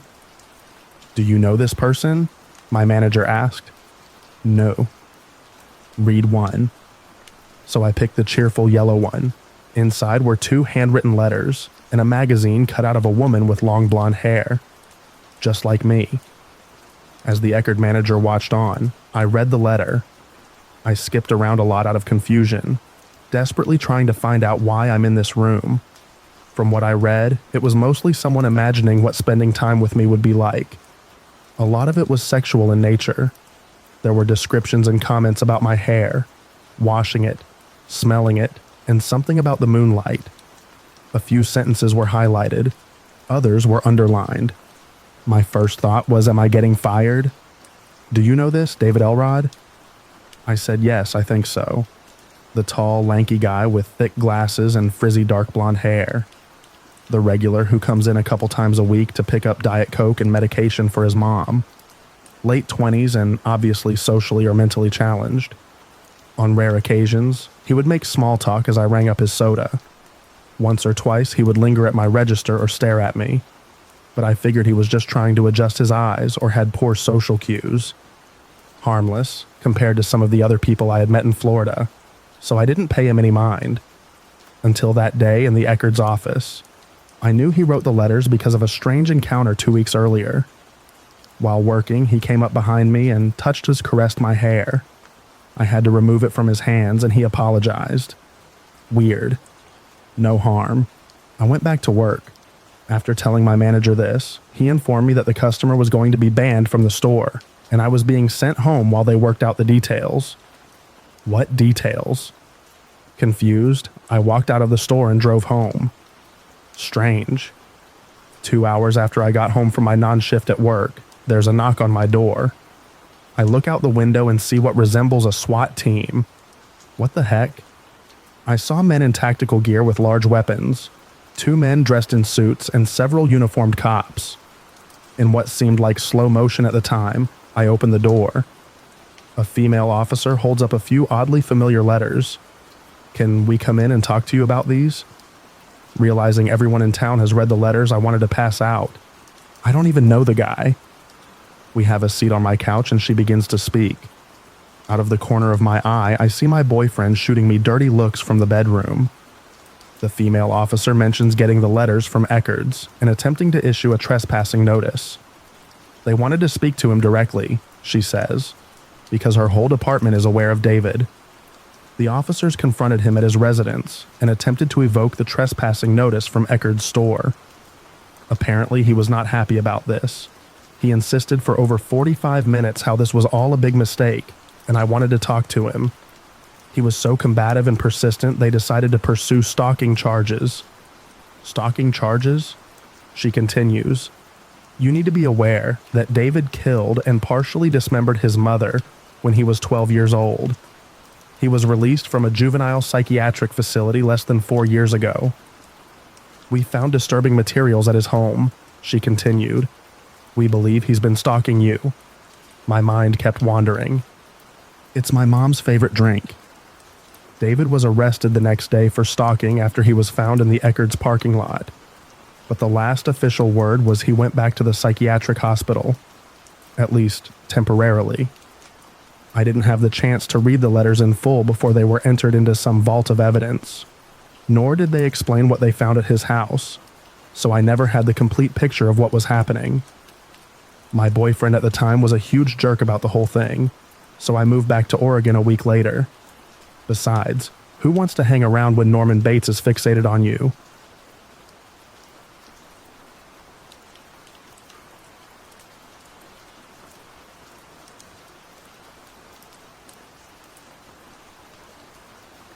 For the sake of the story, I don't recall every word of my conversations in this story. It was 15 years ago, so I will do my best to recreate them to make the story flow, based on what I do remember. I was about 19 when I was offered a job by my cousin to work for our uncle's glass business. They installed giant glass windows in tall buildings and skyscrapers. Not that it's too relevant to the story. The catch to the job was I had to temporarily move to Destin, Florida from Tampa. My cousin lived up in Russellville, Alabama, and I wanted to go visit the family there and leave with them together to go back down to Destin. This was my first trip long-distance road trip, and my first trip away from my immediate family. Back then, I was driving a puke green Mercury Sable, a car barely capable of getting groceries back home. But in my invincible youth, I didn't care about that. I was just so pumped to be spreading my wings and getting out into the world that the risks didn't concern me. My mom and dad tried to get me to plan and pack better, knowing the trip could have its pitfalls, but it wasn't like the trip was going to take days, and fast food exists, so I wasn't stressing out about that. I mean, I'm not stupid. I packed for the trip and staying for a few months in Destin, but they wanted me to bring food, water, emergency supplies, etc. I declined because it wasn't the 1930s, and of course there are gas stations at every exit, and I had a Razor flip phone. My thinking was, what could possibly happen on two busy interstates? It wasn't like I was going to some far-off country with no cell service. Anyway, fast forward to the trip. I'm a Florida boy. I had no idea Alabama could get so cold, and I had no idea the heat was broken in my car. I had never used it. At first, I'm thankful because by the time I reach Alabama, I'm tired as hell, and I had made a lot more stops than I anticipated. I still had a few hours to go, and the cold air was keeping me awake. Finally, I pull off of the interstate and start heading through these smaller numbered roads. The roads didn't have conventional names like in FL. They were just numbered, which I found odd. After driving on those a bit, I started being sent down gravel roads. This was the days of MapQuest, so I didn't have a GPS guiding me through just paved roads or rerouting me around roadblocks.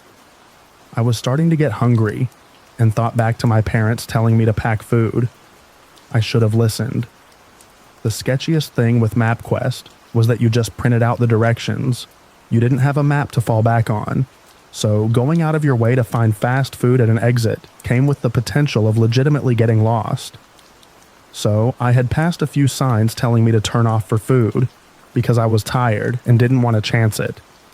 Instead, I was looking for something off the side of the road that I could easily pull in and pull back out with no fuss, and more importantly, no risk of getting lost. My prayers were answered a little down the road when I saw a beat-up old country grocery store on my right-hand side. It didn't even have a name. It just said grocery across the front of the white building. I pulled in because the light shining across the grocery sign was on, but found it odd that most of the lights inside were off. This gave me the creeps a little, but didn't stop me from going up to the door. I was starving, and maybe this was a 24-hour place. I saw a shadow move across the back of the long aisles as I approached the glass door, and surprisingly opened it with ease. At this point, I half expected them to be closed, due to the lack of lighting inside, and hoped an owner would take pity on a tired traveler and let me grab some snacks. I called out, "Hello?" No one answered. I said something along the lines of, "I saw you when I pulled up and was hoping you're still open." Again, no answer. Now this was really naive of me, but I assumed maybe the owner was older and couldn't hear me. There was a constant buzzing sound coming from the back. Or maybe he was deaf, so I went further back into the store. It honestly didn't smell great inside, and I hoped they had at least some chips or something. At least those are sealed. Suddenly, a man emerged from the back. "I'm so sorry, we were just about to close. How can I help you?" he asked with a smile. He nearly made me jump out of my skin at first, but he seemed friendly enough. Not the old man I was picturing, but actually a younger guy, maybe in his 30s. "Yeah, I just came up from Florida. It's been a long drive. I was hoping you guys had something to eat for the trip." "We have plenty. What are you looking for exactly?" he said without taking his eyes off of me. The guy had a weird, unblinking stare that put me on edge. But what made me the most uncomfortable was his smile. He smiled big, but his eyes never moved. As in, the only way you could tell he was conveying an emotion was by looking at his mouth. The rest of his face stayed the same. Most people, you could tell they're smiling, even if their mouth was covered because you smile with your whole face. Not this guy. Just some chips, maybe a Coke? Do you have Doritos? Of course, he said, walking past me. He locked the door behind me before turning and smiling. Don't want anyone else walking in. He chuckled. Him locking the door was creepy, but I shrugged it off because the reasoning was sound, even though it felt off. Follow me, the guy said, as he walked towards the back of the store. I was young, but I should have been smart enough to know that store owners generally don't give their customers a tour of the store, but I had lived a pretty sheltered life.